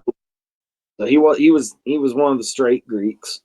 Well, think about it, okay? You gotta really be realistic here. You know how Greek people are, okay? No. How are they? They always have to look and act masculine. So even if they are gay, you're not gonna know unless they tell you. Well, I mean, the possibility. I mean, That's Rock possible, Rock Hudson was gay, and who would have ever thought that? I'll be right My back. God. He wore suits. Yeah. You know, he was a suit wearer. He But he was a man too. yeah, exactly. You know what I mean? He was. Well, he could have been Greek. I don't think he was. So I think, of course, back then he had to kind of hide it. It wasn't popular. Yeah. And people were more judgmental than they are today. I mean, it wouldn't probably mess him up. Well, it might have the way he was back then. Well, he was also a sex object. You got to remember that. Like, whenever everybody thinks sex objects, they think women were just sex objects. But like, yeah, and that can ruin.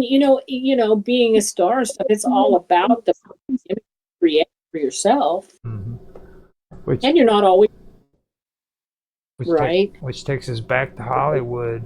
MK Ultra and and the Illuminati, and we were talking about it recently about look at Marilyn Monroe. Yeah. Okay. A lot of people freaking think that she was possibly MK Ultra too. She was brainwashed because of the stuff.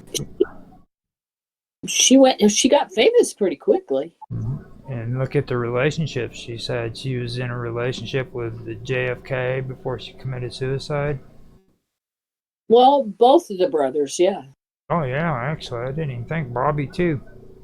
Uh-huh. Yeah. I mean, that everybody's kind of thinking that they killed her, so, Yeah. make it look like a suicide. And if you go even deeper, look at Jacqueline Kennedy. I mean, she handled JFK's assassination pretty well. You know what I mean? Yeah, and then she went and married the richest was he an oil magnate? Who was that she married? Oh my gosh. Oh my gosh. He was a Greek dude. He was Greek. And oh my gosh, he was so wealthy. Yeah. Yeah. That's my. I always thought that was kind of weird how she married him and yeah. Oh, Onassis, Aristotle Onassis. Yeah. Yes. That was so strange. The whole thing about JFK was weird. Yeah. The whole thing. All about the Kennedys and everything. Both of the brothers, But I mean, there actually could be some truth in that whole thing with Hollywood, though, because you remember the little girl that played on what was it? It's a Wonderful Life. It's the one about Santa Claus where he was on in that Macy's Day Parade. Oh. Miracle on 31st Street. The one with Jimmy Stewart in it? Yeah. Yeah. Yeah.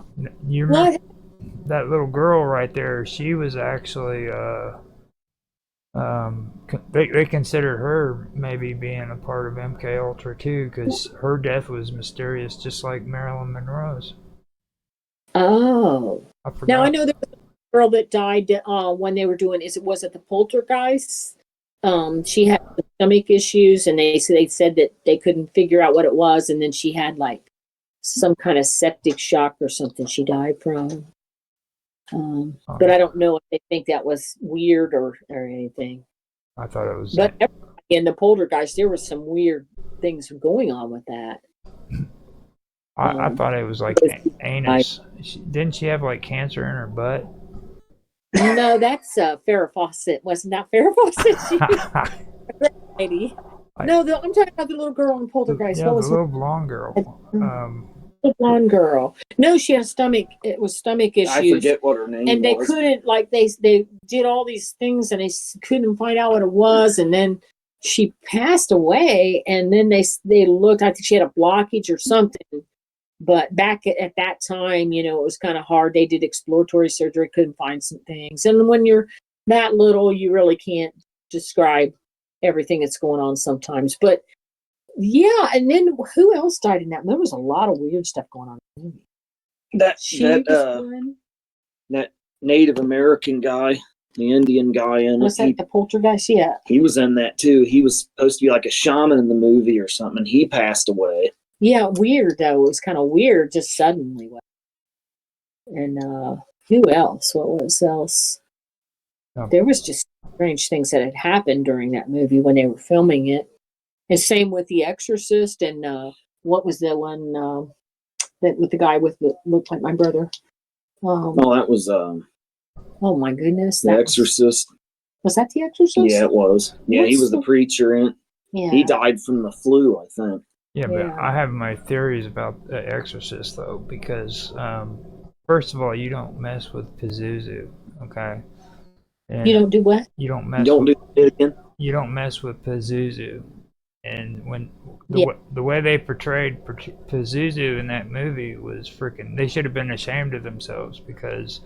Yeah, a Catholic priest... Yeah, you don't mess with that, and I'm not even going to repeat it. I'm not going to say its name. I'm not going to do that. And there's this Catholic priest. I won't even speak its name. There's a Catholic priest I've watched before. Actually, I saw him. It was kind of a paranormal interview because he's one of the few exorcists in America. And he's talking about how he's so busy now. And he does talk about that movie. And he does talk about how it's not realistic, really. And a bit bad just to even be in movies like that or dabble with it.